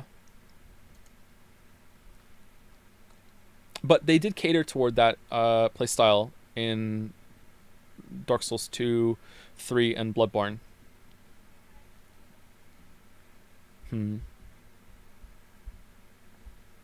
And in Elden Ring, for the most part, I think. Anyway, let's keep going. All the way up to Ongbal, hope I pronounced that correctly, schooling every boss in the game in multiple ways to the point that you start feeling sorry for them. Mad respect. Deep respect. I hope that the DLC fights aren't too easy for you after all the base game ones, because I want you to have a great time with the game too. But that doesn't mean that the base game bosses weren't too far for most players to learn, which seems to be the case since most people agreed with my original critique for quite a while after it came out, and it wasn't until they played the game many, many more times or looked up guides to learn the fights that they came back and said, you know what, I kind of like the boss design now. I think this new DLC set of bosses is in a great place between base game Elden Ring and Dark Souls 3. Most players aren't going to have to resort to looking up guides and can learn the fights themselves. It might take a while because they're hard, but they can still do it. This is a wonderful happy medium. Did you know the lion is actually 2 people in costume? I thought it was 3. Is it only 2? Okay. That's kind of cool. Except for Radahn Phase 2. I don't think I'll ever bother fighting him again. Yeah, I still think that, you know, because this video came out so long ago, so why would I change my mind? Yeah, I don't know if I ever want to put myself through that again. Maybe if I hear they do some changes to him or something. Like, I did not have a good time. And I think this might be the... did I feel that way about Millennia? Kind of.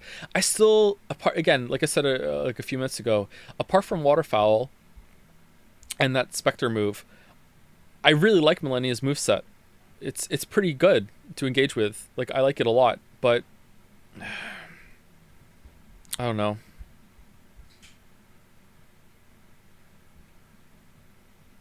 Yeah, I don't know.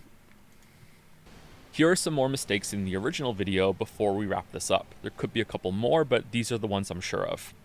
I was way too hard on Moog. I think I was getting fatigued with the game's length by then, or annoyed by the unavoidable damage transition, or I was just playing it too much for the video. That can happen sometimes. He's a pretty good fight. Sorry. I should have researched iframes on the jump. I assumed that some attacks were flagged to not deal damage if the player was in... So I use this as an example here as an attack that I didn't realize you could jump over. So this is original footage from when I played the game in 2022 with this character. That I would just run through this because I had no fucking idea what to do this because it didn't look jumpable to me. The air, not that the jump would remove the player's lower hitbox as an alternative iframe type move. Apparently there are also some attacks flagged for... Same with this. I don't fully understand why jumping here works. Ground damage, so they do exist as well. Maybe. The game apparently does not have input reading. The bosses are just capable of responding to the first frame or first few frames of some animations, like using your flask.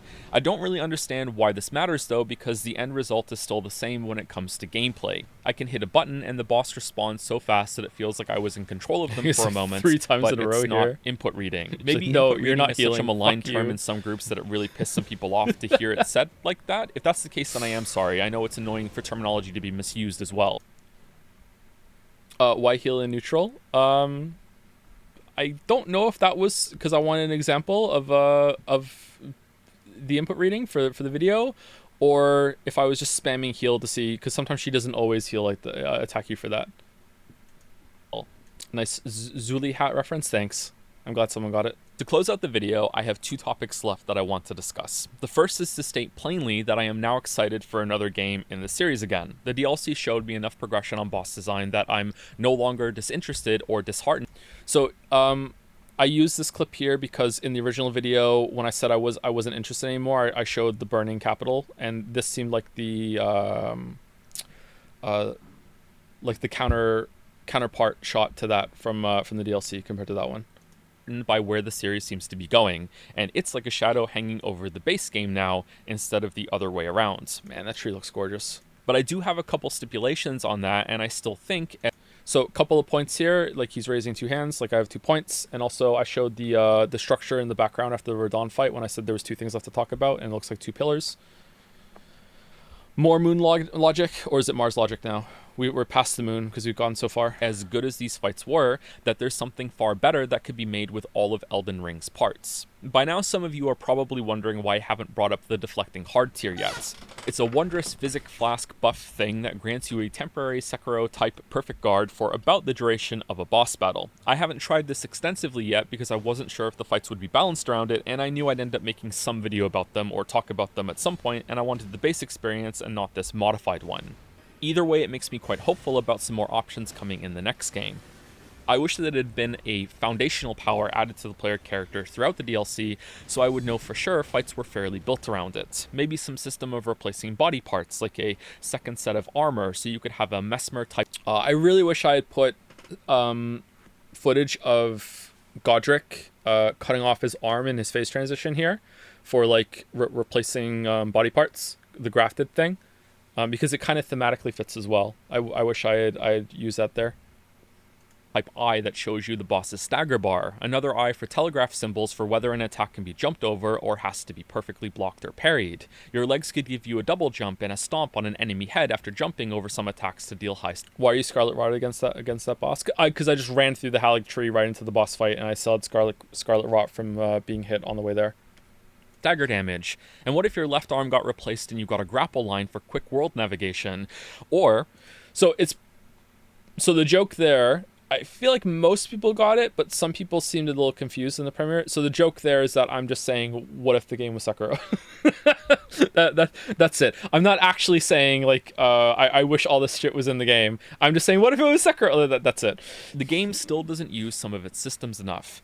The depth is set of armor, so you could have a Mesmer type I that shows you the boss's stagger bar. Another I for telegraph symbols for whether an attack can be jumped over or has to be perfectly blocked or while, but I don't think we should have to. Imagine how miserable Sekiro would be if the perilous warnings were stripped away. How much tedious, protracted learning about what attacks can be jumped, demand a perfect parry, Mikiri countered, or have to be dodged or ran away from. That's what Elden Ring is right now. Or for an example that's in the game. So, 2 things I could have clarified there and expanded on that I decided not to because I didn't want the runtime to go even longer.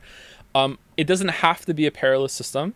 It could also just be that the animations are more clear about what you can like dodge and jump over and all that sort of thing. Like if they did that work in, or if they said if they did something like they almost did this in the DLC actually, it's like all fire-based attacks, no matter what they are or what they look like, you can jump over fire-based attacks. You know what I mean? That's it.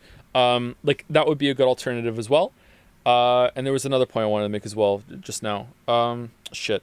Oh, and it was that some people think that the perilous warnings in Sekiro are kind of like Simon Says, but there is still some amount of animation reading, and the system works really, really well. It's not like when I first played, I thought there were different symbols for the different responses, and maybe they are slightly different, but I don't think so. I think it's the same. It's the same symbol each time, right? Or at least I can't notice a difference with them. So it's just basically a notification. Hey, this requires a special response, and then after that, you need to still make a judgment call and decide what the special response is. Right?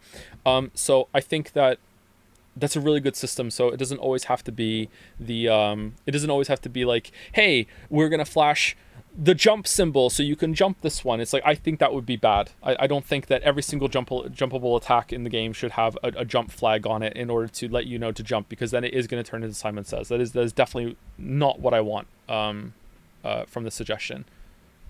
Hopefully that's clear, but if it's not, then maybe I should have added that. game already, imagine how much unnecessary tedium would be added if the glowing critical hit points were removed from bosses after knocking them down, and you had to play a guessing game of find the weak point over several attempts and several knockdowns before learning where you have to stand. Or with some fights concluding with insecure dejection that they simply don't have one and you can't do it no matter how hard you try, and it may have taken a considerable amount of your time to learn that, and you always second guess yourself every single time you knock them down because maybe you just haven't found it yet. So this is exactly my experience with knocking down the tree sentinel at the beginning of the game. I'm always, even today, if I went back in and played it again right now and I knocked him down, I would still be like, maybe this is the time I'm going to find out where the critical hit point is, because there's no way in this game where staggers and knockdowns are so important that the first fucking real boss that they would put in wouldn't have a punish window for the critical hit, right? Like, every single fucking time I'm like, I'm going to find it this time, and I never have. Like, it's so fucking annoying. Instead, by providing information about attacks and states like this to the player, they can be used far more frequently and demand many different reactions from you and drastically enhance the flow state of combat.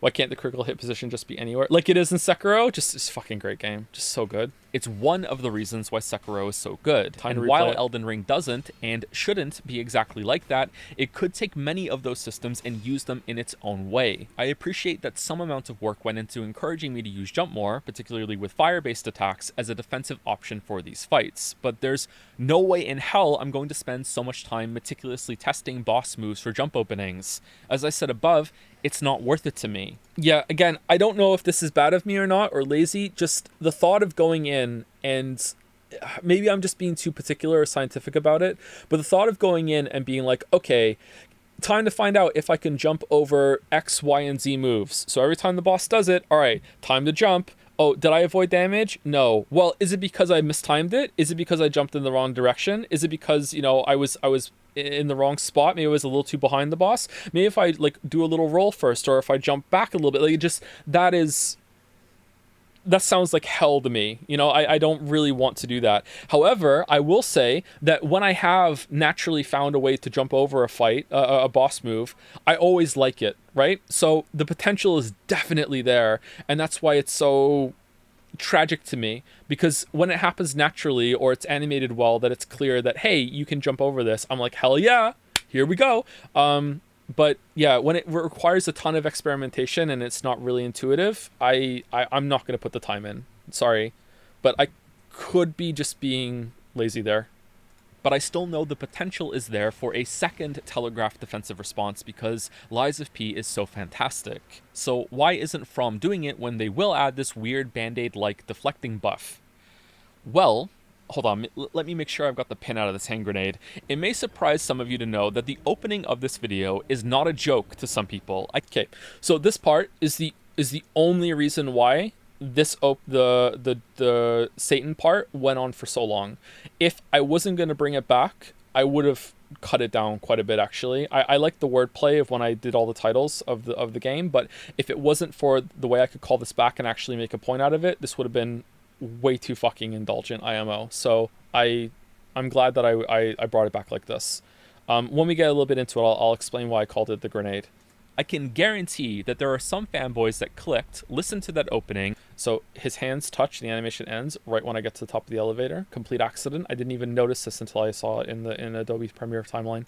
And went wide-eyed while saying, wow, so he just admits it. Maybe they even commented before getting through the opening. Maybe you can find them below. People think that way about me. Yeah, find them below. Go comment on my video. Yeah, give me more algorithm points. Yeah, go comment down below. And anyone else that criticizes. So these are the fanboys stabbing the critic. Is Daddy FromSoft, because that's how extreme the discourse has gotten around these games.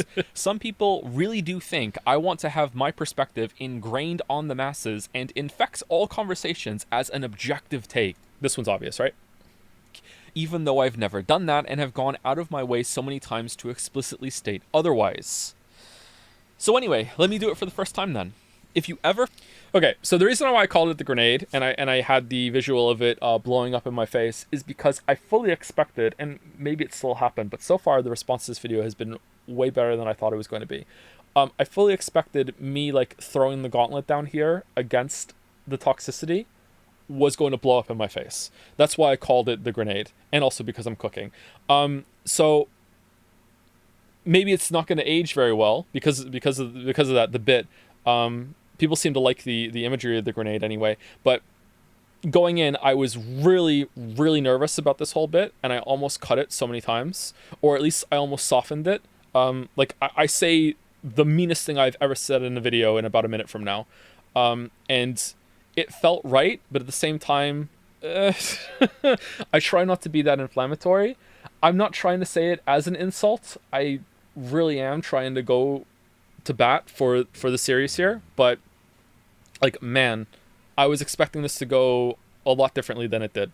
Or find yourself interacting with a FromSoft fan who just dismisses criticism and conversation with "get good." So these are supposed to be the Pokemon dancing, the repeated imagery throughout the video. Skill issue, yapping, etc. Then I want this proposal to be the default mindset going forward. You need to ignore them and remind yourself that you are dealing with either 1, a kid. Kids are allowed to be dumb. They get a pass. Just ignore them. They'll grow up, hopefully. 2, a troll. Get good never used to be that serious. It still isn't to some people. We all do a little trolling. Ignore them. 3, a loser. Someone who actually, literally, no exaggeration, is a full-grown ass adult and thinks that their biggest accomplishment in life is beating a Dark Soul and sees nothing wrong with that. Ignore them. I am breaking my keyboard to quickly type a follow-up. So mother of fingers, smashing the keyboard, that's what it's supposed to be. I really like a Dark Soul. It's like it's like Lucille in Arrested Development. Go see a Star War. Any discussion happens at all, you are not talking to this kind of person. So don't ignore them, well, based on this advice at least. I do not want to be seen as trying to dismiss criticism because the exact... So here, she's saying, wipe away the letters, like wipe away the criticism. That's why I use this clip here. The opposite is my whole point here. People who disagree with my takes and put work into rebuttals and defense of a game they like... This is kind of meant to represent, like, I can't believe he's saying that, but it's kind of a stretch. I don't know. It made sense to me at the time, but I don't know. Awesome shit. Keep on it. Really, people who like what I don't like obviously deserve to have their argument out there, and vice versa. That should go without saying, and I could very well be wrong about where I want a game to go, and most people would prefer otherwise. But these toxic assholes that have latched onto this series probably... So, I don't... Is it Saint Trina? Is it Saint Trina, or is it linked to Saint Trina, or is it Trina? Is toxic, so that's why I use it here. So kind of an accident that I came across this clip when I was putting the end of the video together, but I think it works quite well. Because it's the first time in their life that something held them accountable, so now they view a game dev as a surrogate parent. Oh man, it's so fucking harsh, but I'm sorry, it's true to me. It's so true to me. Holy shit, it's so mean. Need to stop being a dominant voice in all of these conversations. I love FromSoft. They are probably my favorite developer. Do you know who else I used to love? Bethesda. Do you know what the climate of gaming discussions was like about Bethesda around the time Skyrim came out in 2011? Very much like what we have about FromSoft today. If you're a bit younger than my average demographic, it may absolutely shock you to learn that people were scared to criticize Bethesda when Fallout 4 came out. That game was when things finally started to turn for them. But yeah, Bethesda, the clown dev of the industry today, people were scared to criticize them back then. So let me add one qualifier to this part, because I wanted to add it, but I didn't want to ruin the flow of this as it went.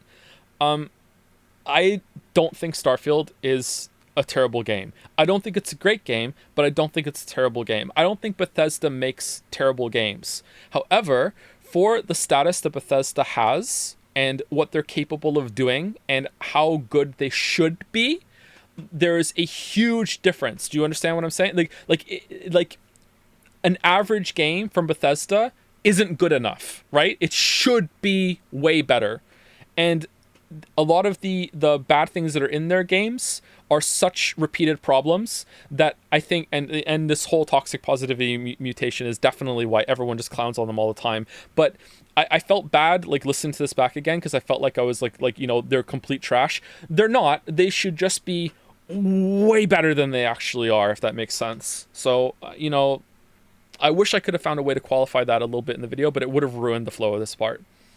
Journalists had negative feedback, and man, the fear and backlash they weathered. That doesn't mean people didn't have problems with Bethesda's games before this, it's just that when it was voiced, it was often swiftly extinguished by the fanatics that didn't realize they were doing more harm than good with their toxic positivity.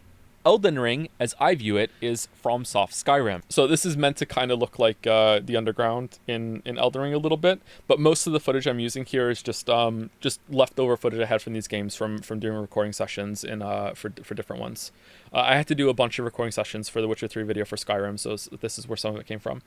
Congratulations, Todd, you got another one out there. Not because it's open world, but because it feels to me that their player base at large is finally starting to get tired of the same problems being in the games that have been there from the start. Or maybe it's the huge influx of a new audience since Elden Ring was a staggering and truly deserved mainstream success. And I'm not talking about influx of materials coming through the pipe. I know, again, it doesn't really make sense, but whatever. I was just like going through footage at this point at the very end, and then a big group of people, huge audience, it fills some hole at least. But much more subjective things like boss design here when it comes to these problems. I'm talking about performance issues, especially on consoles, technical limitations, unfinished sections, a camera that is sometimes worse than it was in games they themselves released years ago, online guides being a requirement for basic boring quest content, and the beginning of memes ridiculing how they keep reusing the same themes and imagery.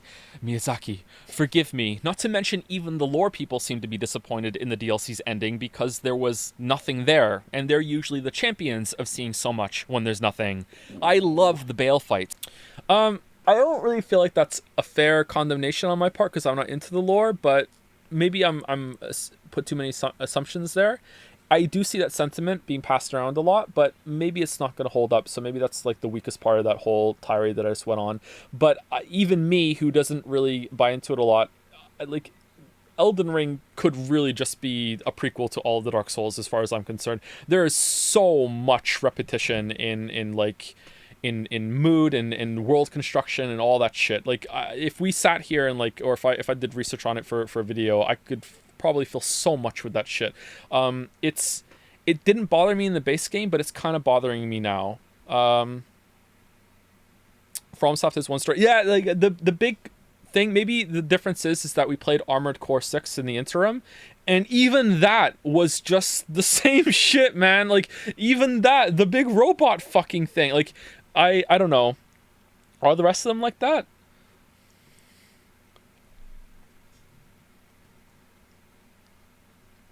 Nice headshot, Bale.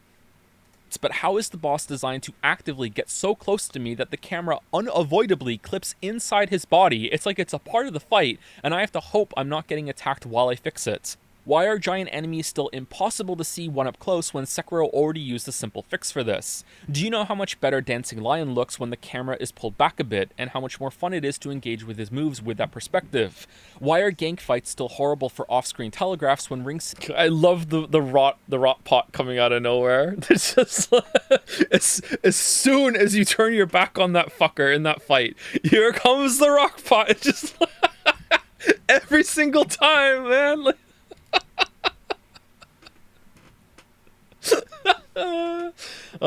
Someone's saying that's why Bloodborne is the GOAT. Yeah, but just wait for Bloodborne 2, where you go into the underground and then you break into a pit and you fall down and you see that the whole entire surface world is being suspended on the backs of like giant pillar trees all in the distance.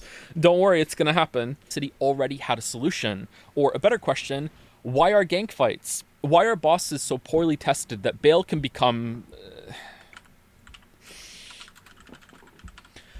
Zuko, Bender of Fire, and make this happen? This is a... Did I say his name right, chat? Move he does about a third of the time at the start of every attempt as you walk through the fog door. Either this wasn't tested nearly enough, or this is actually intentional, and we can look forward to seeing more of it, in which case I rescind my interest in any subsequent Elden Ring games. Someone in the comments said that if you run for the fire breath at the beginning, it can't get you, and scrolling is the problem. This was not my experience. I did try to run sideways away from it on some attempts, and it would still catch up to me and get me sometimes. It was pretty inconsistent for this being an issue. So yeah, I don't know.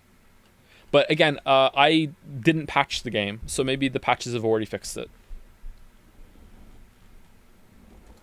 FromSoft is amazingly talented, and they make fantastic games, but they clearly have a few blocks here and there. And the reason why I think they struggle to consistently fix things and improve, particularly on small stuff that should be the easier tweaks to make, is the same reason why Bethesda insulated themselves from all criticism. And so in that clip he says, when he's crying, reading the reviews, and then the next thing he says is, and then ignoring the reviews when the money is being thrown up in the air. I think I play the clip with sound in the Fallout 4 video. Yeah. We ended up with Starfields. I know firsthand as a creative person, although I'm far from any of the subjects we're discussing, to be clear, how difficult it can be to sift through feedback for the stuff that's coming from a pure place. So here, this is a funny clip, but it's also, the game is giving me feedback that is wrong. That's the whole link here to what's being said. Even if you disagree with it, or it's not even applicable, at least it's honest and you can see something in it. Imagine going from feeling like everyone loves what you produce and having such a loyal, fervent fan base that you see defenses of all your design decisions in every discussion online. Guess things can't be so bad, huh? It's all acceptable. Look at the discussion. It's there. Look. And then within one game, you see that twist on its head. The dam breaks, and now it's a flood embittered by years of being silenced by fanboys that may turn around and join in with this new wave. They're all turning around after you hit the guy. Pretty straightforward. Because when the tide turns on this, there's a tide on the beach, yep. It can often be more fun to troll and go along with it. And again, the return of the get good skill issue Pokemon that kill me here. And there was never much critical thinking going on there to begin with. Just yelling at people to shut up. Or get good in this case. Get good. I said earlier that I didn't want to come across as gloating about the torrent change to Elden Beast, and it's mostly for this reason. From should be celebrated and encouraged for fixing their games post-release, and not somehow feel like they're betraying their fans who are scrambling like angry wasps in every conversation to... So, I don't know if this is a bug for them to do this. I've never seen a grouping of enemies in a FromSoft game like this. I don't know what happened here. But anyway, this is like angry wasps, these like a swarm of insects here with them crawling along, but also, keyboard warriors typing their defense, in the chat for their beloved game. That's the link here. I think it works really well. To defend everything they're doing. Even some of the things From themselves may think are lackluster or know are broken and look awkwardly at the defensive at best or become confused and doubtful about their own decisions at worst. This shouldn't be seen as a gotcha, aha, see, there are some big mistakes in your game, I knew it, and it's... Okay, lore people, is this a placeholder enemy that they forgot to put the real one in? Instead, a casual, what the fuck is this? There's like 3 of them in this area, isn't there? What is this? Of course there would be some... Like, to me, this reeks of, oh, put that enemy in and then we'll update it with the proper one when it's done. Oh, lol, we forgot. There's a lore reason why there's something called a greater Potenate, whatever. That's a naked guy with a gigantic Capra Demon machete. Is there really? Okay. Can I see it? No. Okay. A great lore reason, completely localized into this village at this time of year. Errors in a game this huge. Fix it and then fix more, please. Don't... Alright, so the funny clip here, I think some people actually noticed, was the weird fucking face that the boar makes because the camera's too close to him. Feel bad or ashamed or...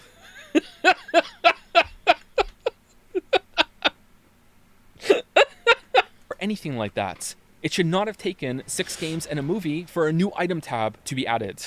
Do you want FromSoft to end up with a Starfield of their own? That may be unthinkable to you, but if we rewound time and spoke to the biggest Skyrim enjoyers of late 2011, Starfield launching in 2023 with some of the exact same problems that were in Oblivion would have been just as inconceivable, because that's where we are now. Some issues are starting to pile up, and if they are continually... Alright, so the shot of the feet is just a really good shot that I wanted to include because I thought it was funny, and this was my last chance to use it because I hadn't found a good reason to use it earlier in the run, so I just did it here. And I was walking home today from a place, and I realized that I could have used this clip for when I said you could have replaced your legs to get a double jump, and I have been angry for the whole day since realizing that. So yeah, but I still made it in, so there we go. Press for long enough, it'll be the same explosive release we saw after Fallout 4. Toxic positivity. So the toxic positivity transmuted to toxic negativity here is because when Mikola's spell breaks, these guys go from loving each other, you know, kumbaya bullshit, to, you know, hating each other. We must slaughter the non-believers, that sort of thing. It transmuted to toxic negativity at the same potency and with the devs just as confused. This is just a miserable shot, I think. I just like the shot. Used. I don't think I'm capable of swaying any fanboy's mind. This is the meeting of the fanboys listening to their messiah there. This is what this is supposed to be. And on their attitude toward criticism on FromSoft or anything. But I do think I have a tiny chance. This is me like walking a tightrope bridge, like, because I have a tiny chance of getting across and making the point. Again, I'm not saying these are like banger examples, but like there is a thought process behind most of the clips here. It's of making it so enough people dismiss them for question. Yeah, I know. It just at the time. Okay, you have to understand.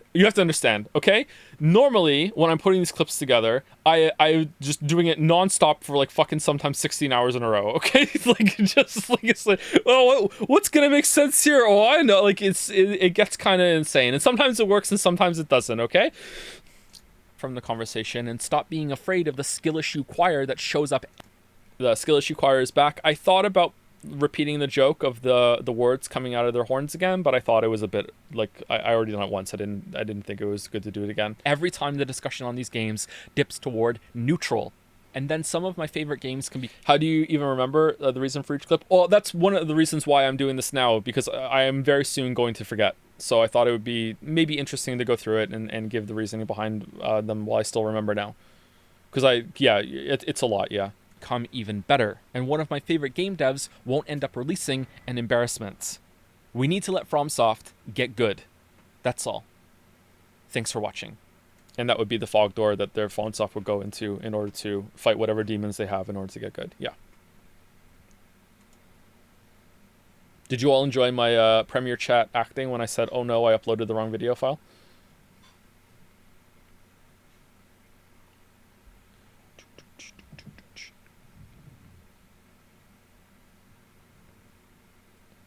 All of this was improv at the end. I didn't script this.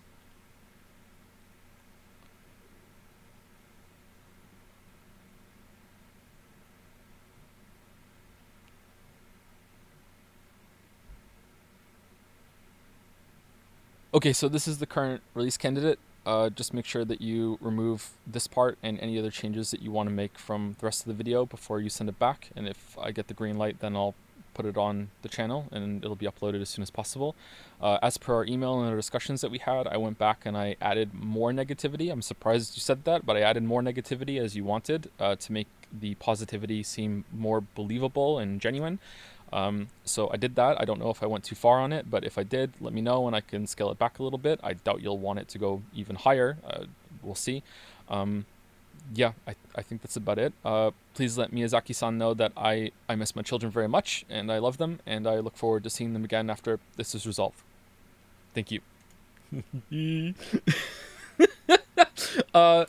Should I have said thank you, Mr. President, at the end? I wanted it to come across as like, in a weird way, I wanted it to come across as kind of believable.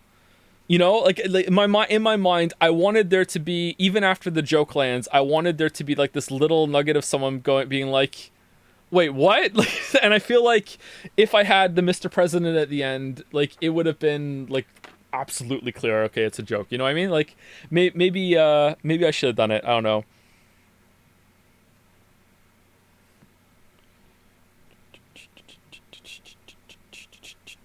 I think it should have been Phone Joe or done with the MGS codec call sound.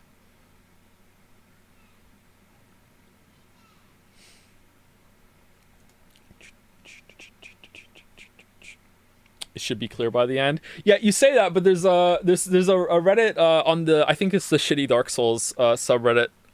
They liked the video, and there was a comment that someone said, you know, I was 5 minutes in before I realized that he was definitely doing a bit, and someone replied to him as like, dude fucking said that YouTube sends him daily helicopters full of fucking money, and bro wasn't sure if it was a bit or not.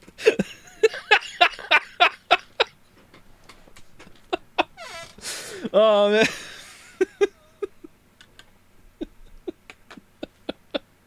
Better without it. Oh, people seem to like it without it. Okay.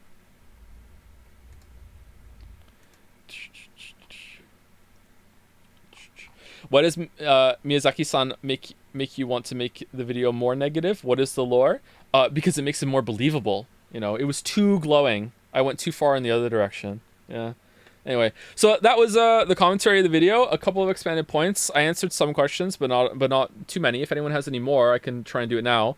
I explained most of the footage that I used there. I don't know if that adds anything to the video or detracts anything from the video, but maybe it's interesting at least. I can do this for the releases that come out from now on. If this was, I'll put it on YouTube and see if people on YouTube like it as well, and we'll see. Because I try and put this amount of effort in most of the clips. This is one of the reasons why it's a problem. Actually, this is not a good trait of mine. A problem that I have with making I can't make the content very quickly is because I have this fixation on like how can I make it match up. You know, what is the line there? And one of the reasons I think it's really not a good thing, because when I explained earlier in the stream that I will go through all of my footage for videos of this length. If I have hundreds and hundreds of hours of footage, then I don't go through them all, but I did for the Witcher 3 one. I will go through the footage and I will just like go through and clip out every single thing that I think is going to be relevant or a good starting point. So like when I went through my playthrough, and when I got to a new boss, I would just clip that out and I'd be like, okay, I can jump to that quickly and I know where that is. And so the end of it, when I've done that, I have about, I don't know, like 500, maybe a little bit less, depending on how long the video is, clips in a row at the very end of my Adobe Premiere timeline file, and they're color coded. Some of them have notes, so I know where to put them. I'm like, oh, that would be a perfect example for that part. And then once I have that, I can just pick and choose from that. And it also helps me not duplicate some of the clips as well, because once I take it out of the timeline at the end, I know I've used it and I won't use it again. Although sometimes I do repeat some if they're perfect, or if it's some boss footage that overlaps. But like, this is why I say it's not good, because after I've done that, I'm so used to sometimes having to spend a long time finding the perfect clip that when I go to my palette that I've made and I have it and it's right there, my brain goes, no, that was too easy. Spend some more time trying to find a better one. And it's like, but brain, we already went through the fucking whole entire fucking playthrough and specifically chose these ones for all this shit. It's like, yeah, it's still too easy. Find something else. Like I really don't like that. So I need to ease off on that a little bit, but it's like when the video is done too. It's like, quick, get it uploaded before you second guess the whole thing. It's interesting that you try to constantly justify every clip you use. Very functionalist utilitarian in that regard, though, like you said, it can't be easy doing that over and over again for this long form video content. It's enjoyable in a way, for sure, and I'm happy with the result, but sometimes, like a lot of the ones I pointed out here, sometimes it only makes sense to me, but maybe other people are, can perceive it as well. I don't know. What made you decide to ultimately make the Shadow of the Erdtree video amidst the Wait for Your Witcher video? Actual question, not trying to guilt you or imply you don't have the right to make any content you want. I explained a little bit in the video that I felt bad and I felt partially responsible, which is, I think, arrogant of me, and I shouldn't, for some of the poor reception that the DLC was getting. Some of the flack I was also getting for the base Elden Ring video had been bothering me for a while, and I felt like I could address it there. And two other reasons that I just don't want to get into. Sorry. You're just going to have to accept that, unfortunately. One day I will explain it. Do you think it matters if the clip has better quality if previous does the job? Sorry, it scrolled up. Like, they both illustrate the point. What is the improvement in your opinion? It's not always improvement, it just makes more sense to me. I feel better about it. It's an emotional thing. Have you read any good books lately? I have not, no. I haven't really read any books lately. I haven't played many games. I've been listening to more music. I haven't really watched any TV. I did watch a couple movies. Not just with the kids for movie night. I watched a couple movies on my own on my phone. I watched What's the guy from Better Call Saul? He has the action movie that's like John Wick. Nobody. I think it's not no Mr. Nobody's Jared Leto. That movie's really good. I watched that a long time ago. Nobody. That was pretty good. Well, not my favorite movie. It was pretty good. And I watched Bullet Train with Brad Pitt in it. Bullet Train was really fucking good. I really enjoyed Bullet Train. I feel like I watched another movie as well. Maybe that was it. Maybe I watched 2 movies. Did you finish Yumi Neko? It's not 2028 yet. How much time does this process add, would you estimate? Does it double the time to create a video or more? For the video editing part... Okay, so... If all I had to do was just dump footage into the timeline of the game I was discussing and not match it at all, I could make videos fucking like 10 times faster than I do. Like, it's just so much easier to just like here's just general footage of running around, just listen to it. It's like an audio book or whatever. But at that point, like, it's not really a video anymore. You know what I mean? It's just a podcast on fucking YouTube. Well, maybe podcast not the right isn't the right word. I like doing it. Hire an editor. I don't think an editor could do this, or if they could, I think it would be prohibitively expensive. Because I know where all the examples are. They would have to like watch all of my footage. I think some channels definitely can use an editor, and they can definitely hire someone and can help out a lot. And if I was to add different parts that didn't have this structure, I could definitely use an editor in that way as well, for sure. But the way that I make it, and the process we just went through, I can't see that happening. You know what I mean? Imagine the notes would you get exactly. So if I went through all the footage and I made all the notes, at that point I've made the video, right?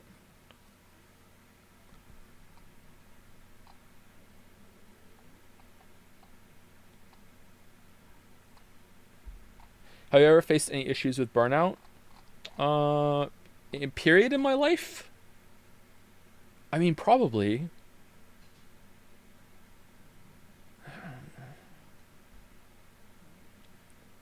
I think I might have had a mini burnout phase when we first moved to Moncton. With the God of War video, that was delayed quite heavily.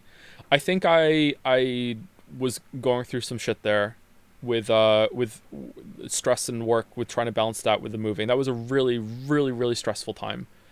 So maybe there. I don't know if that counts or not, though. Did you play another Crab's Treasure? I'm not really into SpongeBob games, no, sorry. How would you even share 300 hours of footage? They would have to live nearby or something? Yeah, that's another point too. Like, how would I get the footage over to them? I wonder if it would be possible if I had an editor, if I had like a partner person that was there whenever I was playing the game, and I could explain the process. I wonder if I could double production if I just like said, okay, this one is you're taking care of that one, and I'm gonna do this one at the same time. Maybe. I don't know. Maybe. It would be expensive though, right?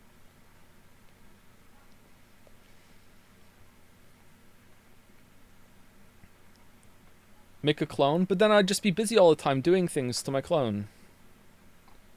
In all serious, these type of streams are really fun. I hope you think about doing more for future videos. Was it a good time? I thought it'd be kind of boring. I hope you all enjoyed it. Maybe it was just novelty, I'm not sure. Is there a game you really want to play? Stellar Blade, for reasons. I don't know. I want to play more Deadlock. I enjoyed Deadlock when I played it recently.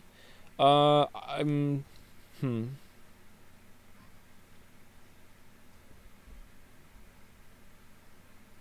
Souls. People say I like Nine Souls, but I haven't really seen anything about it, so I'm not excited for that. Is Nine Souls the new Oberdin?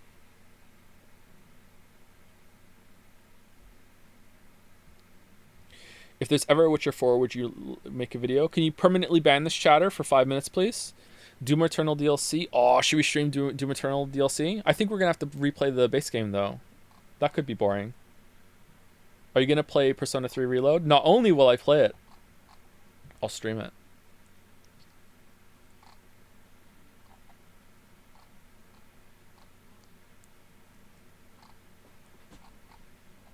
Nine Souls is Hollow Knight plus Sekiro. Oh man, it's raining at Niagara Falls right now. Holy shit. Holy shit. There's a Rabbi Ribby spiritual successor to Heavy. I heard it's pretty good, yeah.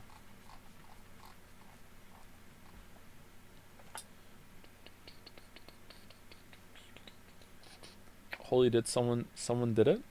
Someone did what?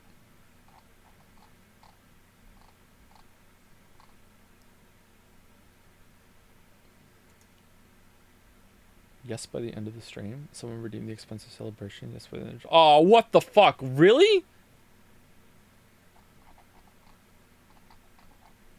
How come I can't see it? Oh yeah, how could it ever fucking show up in OBS? Okay. Who was the insane person?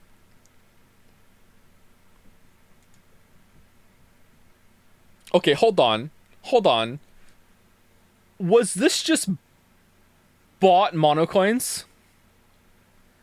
It was Avarice. Avarice, did you... Hold on.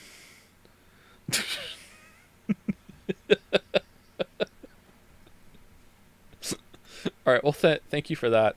And thank you to anyone else who subbed or gave bits during this. This was up on the screen earlier for like over an hour, so Kusuro got pretty owned.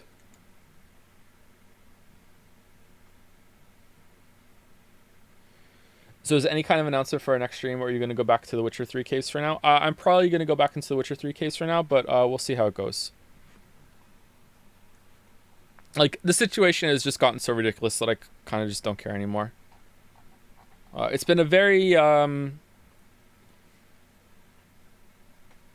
It's been a very difficult year. It's also been a very unusual year. I feel like I've changed a lot this year. I've changed a lot physically this year, too. I don't know how much weight I've lost, but... It's in the last year and a half, I'm gonna guess it's like I lost at least 40 pounds, but I also gained a bunch of weight at the same time. Like I lost bad weight, gained good weight. So I don't exactly know how to judge that. We also all got COVID. So I think I can safely say there was a day at the end of, I think it was April, that was easily the worst night of my life. I legitimately thought I was going to die. So I'm laying in bed and I like just could not fall asleep. I thought I was gonna die, and like all of us got it, all 6 of us, even the kids, and like Mila and Leo did not handle it well. They were like vomiting even. It was a really, really, really bad time. Has weight loss helped with your sleep and narcolepsy issues? Not really. I need to go see a doctor still, but like Moncton doctors are you know, its own thing. I am 99.99999 repeating percent, of course, think I have a gluten intolerance. But I've also done some research on it, and apparently gluten intolerance has never been confirmed in any scientific study. Celiac has, so maybe I have celiac disease. I'm not sure. I have to go get a test done for it.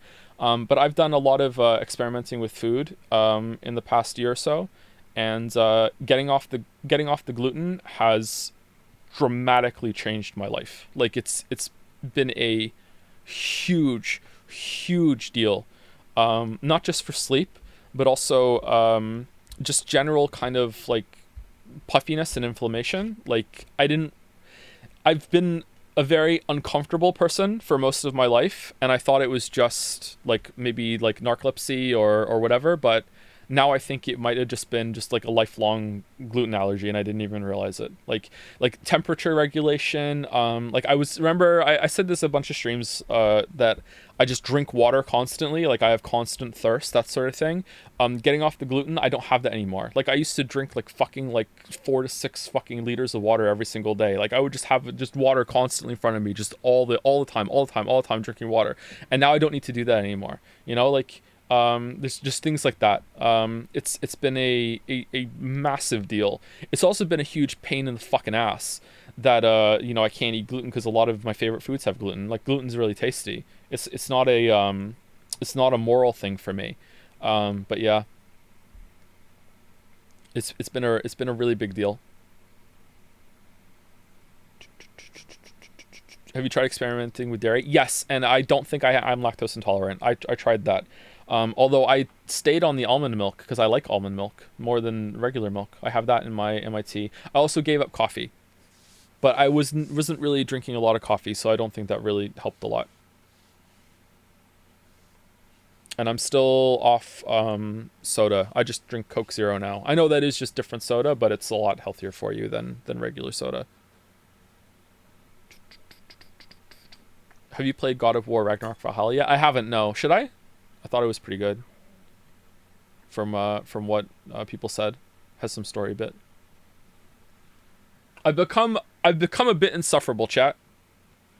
This will bother a lot of you, okay? I'm sorry. I've become more insufferable because I have gone through a lot of physical changes, discovered a bunch about myself, okay? I have become a gym bro. I'm sorry. I've become a gym bro. I go to the gym a lot. I'm there all the time. It is my favorite part of the day. No, I know. It's fucking insufferable, right?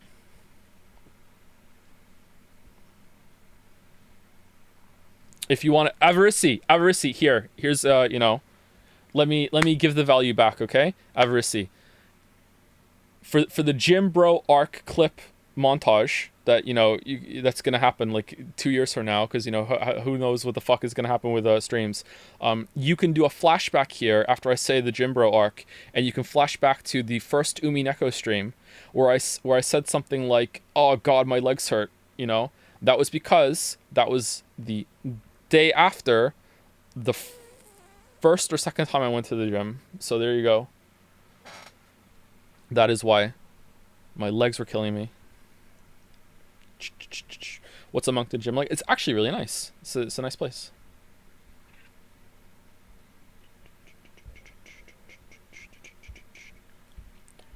Your first like DOMs are insane. Yeah, I highly recommend it. It's one of the best decisions you can make, man.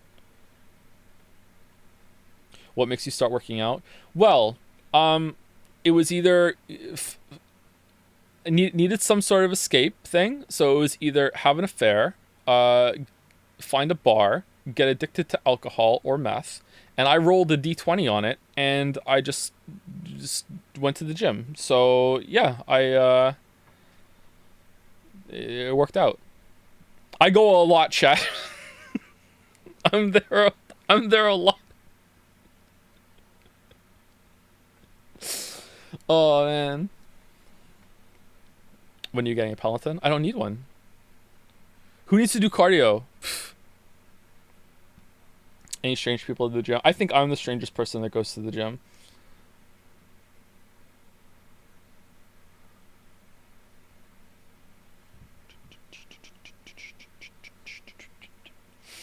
What's your game of the year so far? Shadow of the Erdtree. I don't think I played any other game that came out. Tren, I'm not on Tren. The only thing I'm taking is creatine. I'm taking the creatine. What is the bench? Really low. I'm not good at the bench. I'm still a beginner. Favorite exercise? The chest fly. I really like the chest fly.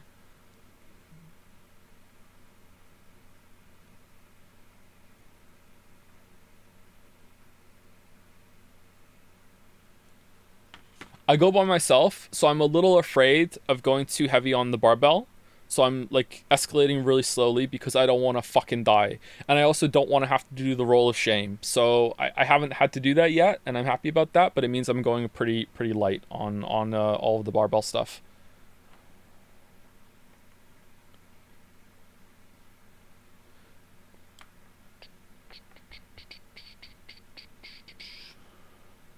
The roll of what? So the roll of shame is when you go too heavy on the bench press that you can't lift it all the way up to rack it. So you have to like put it down on your chest and stomach and then roll it down over your whole entire torso and body and off your legs so it rolls off of the bench so you don't die.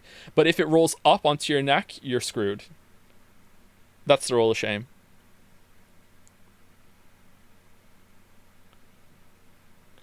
You do have to push to failure to get really good gains. Befriend someone, ask them to help you. Oh, we're gonna fight! That's not true. That's not true. You need cardio to build stamina, Joe. I'll work on the cardio a bit more. I walk to the gym and walk back, so I get a lot of steps in doing that. So I think I'm okay. My stamina's pretty good.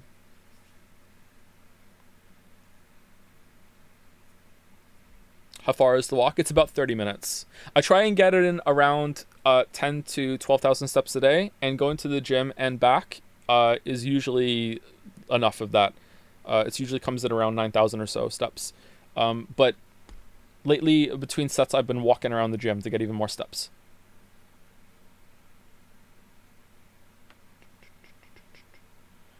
Cardio is arguably more important for weight loss. I'm not trying to lose weight right now. It's been a good side effect, but it's not the goal at the moment.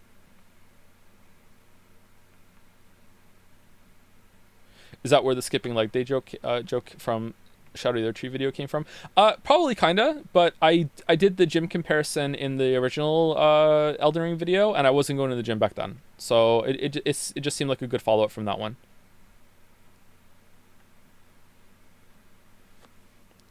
What's the goal at the moment with the gym? Just to gain strength. I'm pretty weak.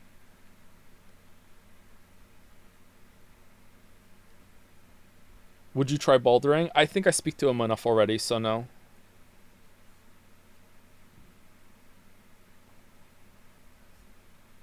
Does it look more like you're... Exactly, yes.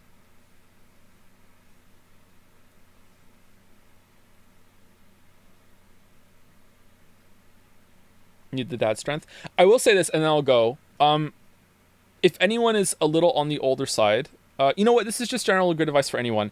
If you are still young and you haven't really had like a gym phase, it is easier to do it when you're young, and you'll be able to gain faster. You know, like I'm 38, almost 39, so I'm getting into this super fucking late, and I feel like an idiot, going into so late. But if you're young, it'll be easier, and you'll recover from injury faster if you do get injured. So it is a very good thing to do, and it's much easier to maintain things than it is to build it up. So building shit up right now when it's easier because you're younger is going to pay off later on. Is 28 young? Genuine question. 28 is pretty young in this context. Yeah, I would say so. But if you're older, I went to the gym and completely fucked my shit up by doing even just light ones. I did almost every single machine the first time I went in there, and the next day I could not straighten my arms out all the way. It hurt so bad, and all my muscles in my arms were so bad that I went to the grocery store on purpose so I could have heavy bags to carry home, because that was the only way I could straighten my arms out all the way after it. Then, with the first time I did leg day and I did deadlifts, I had so much trouble getting down the stairs that, you know, I was like hyping myself up to have to go up to pee to come back down again. Okay, so it's really gonna like mess you up a bit, okay, the first time you go. However, about 6 to 8 weeks after doing that, first of all, it didn't hurt that much after those sessions, but 6 to 8 weeks after that, I was outside and I was walking around with the dogs, and I sincerely felt like I say sincere and genuine too much lately, but it's like I can't emphasize enough how true this feeling was. I felt like I was 21 again, and that was fucking wild, man. Like just being able to move around and how I felt standing and on my feet and everything, and just how easy it was to just walk around. Like I felt like literally 20 years younger, and I still do. Like it is such an amazing feeling. So if you are on the older side like I am, and you're having a little bit of trouble just kind of like walking around and stuff, you know, like, or just like, I was never really having trouble walking, is like could still get around, but like if it was like I'm getting to the age now where getting out of the chair is kind of like, do I really want to, like, it's kind of how, like, anything like that, if that's starting to set in, like, it is fucking amazing how good you can still feel, right? Like it's pretty good. You're not old. 30 is not old. Well, it's old in this context. Like once you get around 40, the amount of like it gets a lot harder to put on muscle. So that's why I'm saying old. I'm not old, you know, period, or in general, anything like that.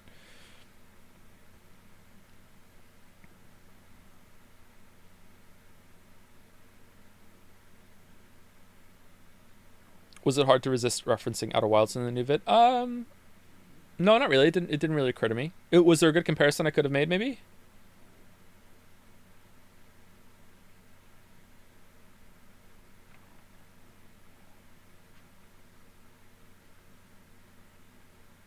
How do you feel about Monster Hunter? The boss monsters of the DLC reminded me a lot of the time playing Monster Hunter.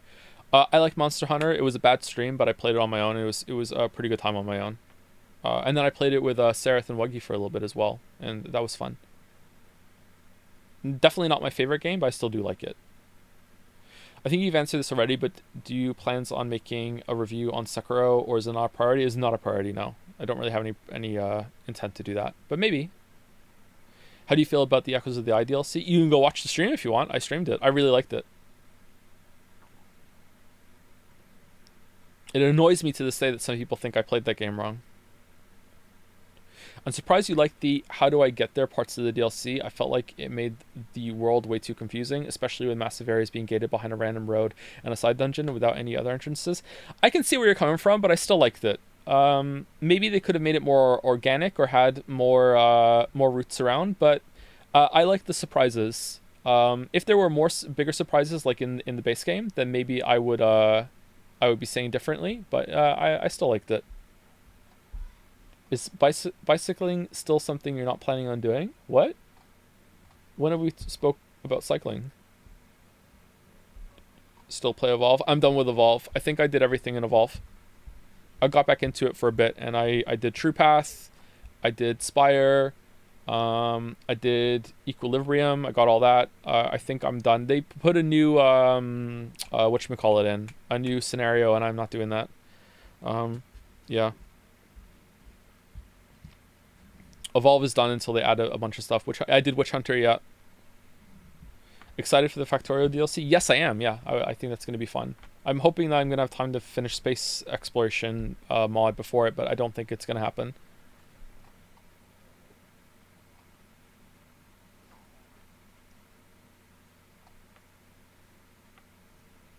Is Black Myth Wukong on your playlist? No, but is it good? Do you think I would like it?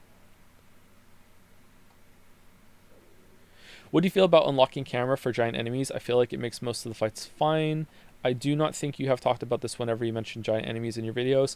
I was one of the first people to say that you need to unlock the camera for multi-fights in Dark Souls 2, and I still stand by that, but I also really heavily criticized how they communicated that to the player base, and you know, I'm still unsure if that really is what you're supposed to do or not, but it does make the game better.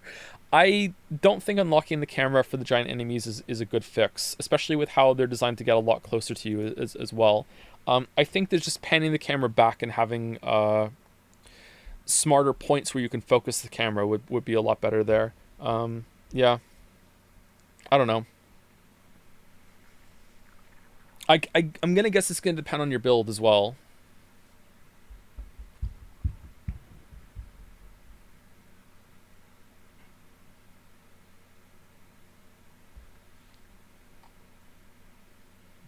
How do you feel about Shadow of the Erdtree's effect on armor? For me, it feels like the amount of damage negation you get from the Scadu tree fragments just makes heavy armor kind of pointless. I'd like to know your thoughts on it. I didn't test it. If you does it boost the armor value you get, or is it just flat damage reduction? Because because no, it wouldn't, would it? No, does it?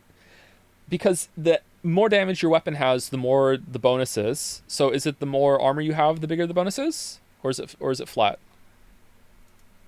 How's your game production going? It's paused for the moment. Have you played Risk of Rain 2? I have not, no.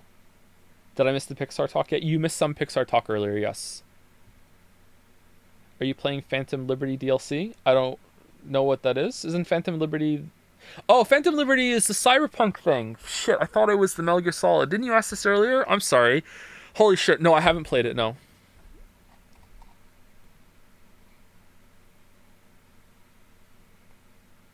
I'd like to, but I haven't played it. Can you talk quieter? I have to go to bed. But if I talk quieter, you won't be able to hear me, you weeb. Think you will like Pop Lost Crown, Joe? One of the best Metroidvanias ever made. Pop Lost Crown. Never heard of it.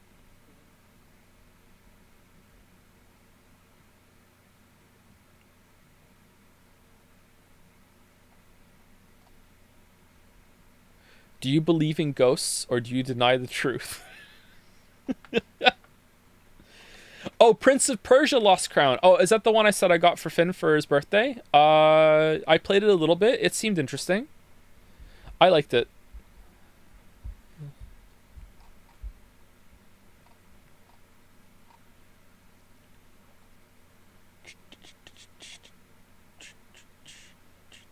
Thoughts on enemies scaling to your level in games? I hate that Bethesda has completely contaminated that idea forever and ever and ever, Gay Ben. I think that it could work. I don't think we've really seen a good use of it yet, but I think it could work with the right circumstances. Will Silksong release before The Witcher 3 vid? I hope not. Going to try the new Zelda game coming out next month? No! You wanna know why? Because it looks like it's the same fucking engine and performance as Link's Awakening. I popped the Link's Awakening remake in my Switch, sat down for my 4 a.m. poop, and it turns out the shit was already there. Because, oh my god, the frame rate is so bad that I didn't even get out of the fucking first town. I just turned the game off and said, fuck it, I'm just gonna try Metroid Dread instead. Seriously, that is... I don't know if I'm being fucking, pearl clutching or whatever here, but, it was unplayable to me. Is it better docked? I played the original Link's Awakening on the Game Boy, and I really liked that game, so I wanted to play it again. I was like, oh my god, it was so bad. This was on the OLED, right? Yeah, it was on the OLED. Does the OLED run worse? Worse and worse? Did you know you can kill the dudes in the cell section before Midra? You didn't mention it all, if I remember correctly. I did know that, but I didn't do it myself. I saw someone else do it at some point. I can't remember if it was on Reddit or on my Twitter timeline or a YouTube short or whatever. I don't know. Did you see that Control and Alan Wake 2 are getting film and TV adaptations? I did not. That sounds interesting.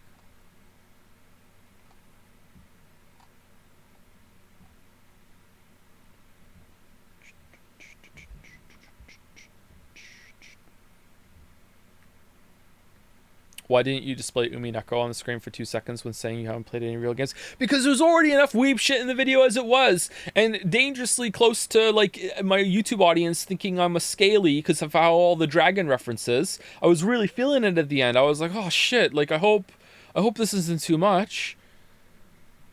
You are... I'm not...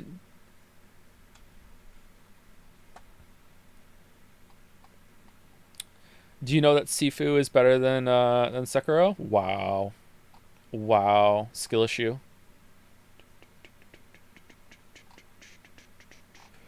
What class do you play in regular CRPGs? Like Baldur's Gate and stuff. When I played Baldur's Gate 2, I exclusively played a Kenzai because I like the idea of being a warrior without armor. When I played actual Dungeons and Dragons with a group, I was a paladin. I don't know if I would play that kind of thing again with a paladin, or if I would try something different. Do you believe in gots? I do not believe in gots or ghosts. Best video game antagonist? John Irenicus. I don't know.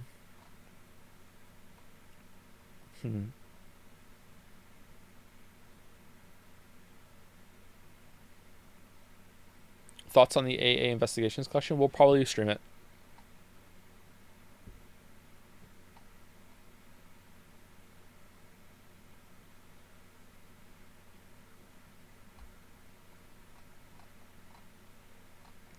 Favorite Baldur's Gate 2 companion?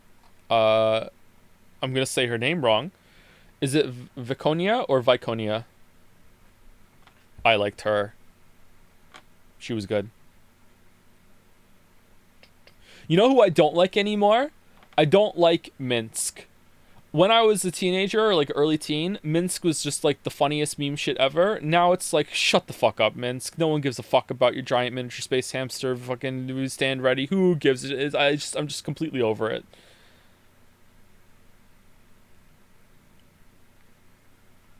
Minsk and Boo stand ready. Oh, shut the fuck up. Has Reddit ruined him? I don't know. He is kind of Reddit.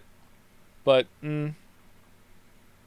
Did you watch the Direct and did anything pique your interest? I did not watch the Direct, no. Do you have any plans to stream TGA this year, or has it become too ad-infested over the years for it to be worth watching? Oh, we'll stream that for sure if we're streaming at that point, yeah. Stop streaming so I can go to the gym. You're going to go to the gym and just do treadmill cardio. Just walk around the block. What are you doing? No, we're just going to continue on. I already went today. Why didn't you go already?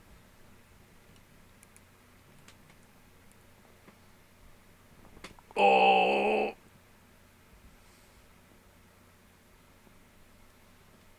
Oh, good stretch. All right, I think we should end.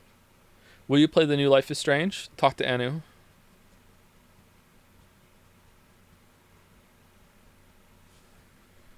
I didn't go because I was working and you were streaming. Will Gravity Rush over there? Minsk as the capital of Belarus? No, Minsk as in with a C, being the character in Baldur's Gate 2, who I assume comes back in Baldur's Gate 3 for some fan service, right?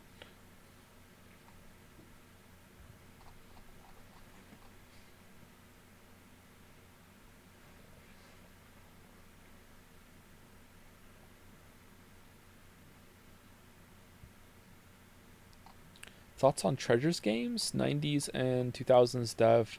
They're my favorite dev. I don't know them, sorry.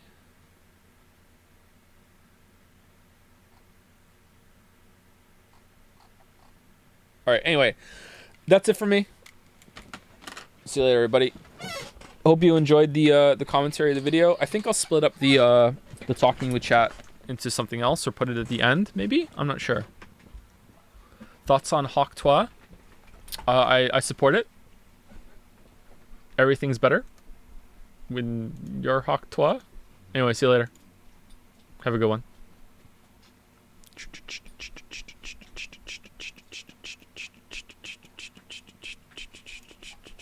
Have you listened to Chapel Rowan? Of course I've listened to Chapel Rowan. Of course. And let me tell you, every single fucking time she says, "Excuse me, can you play a song with a fucking beat?" I think of chat telling me, "Every song has a fucking beat, Joe." And I say, "Well, what the fuck, Chapel? If this song has a beat, it has a beat. So why the fuck are you asking for one? You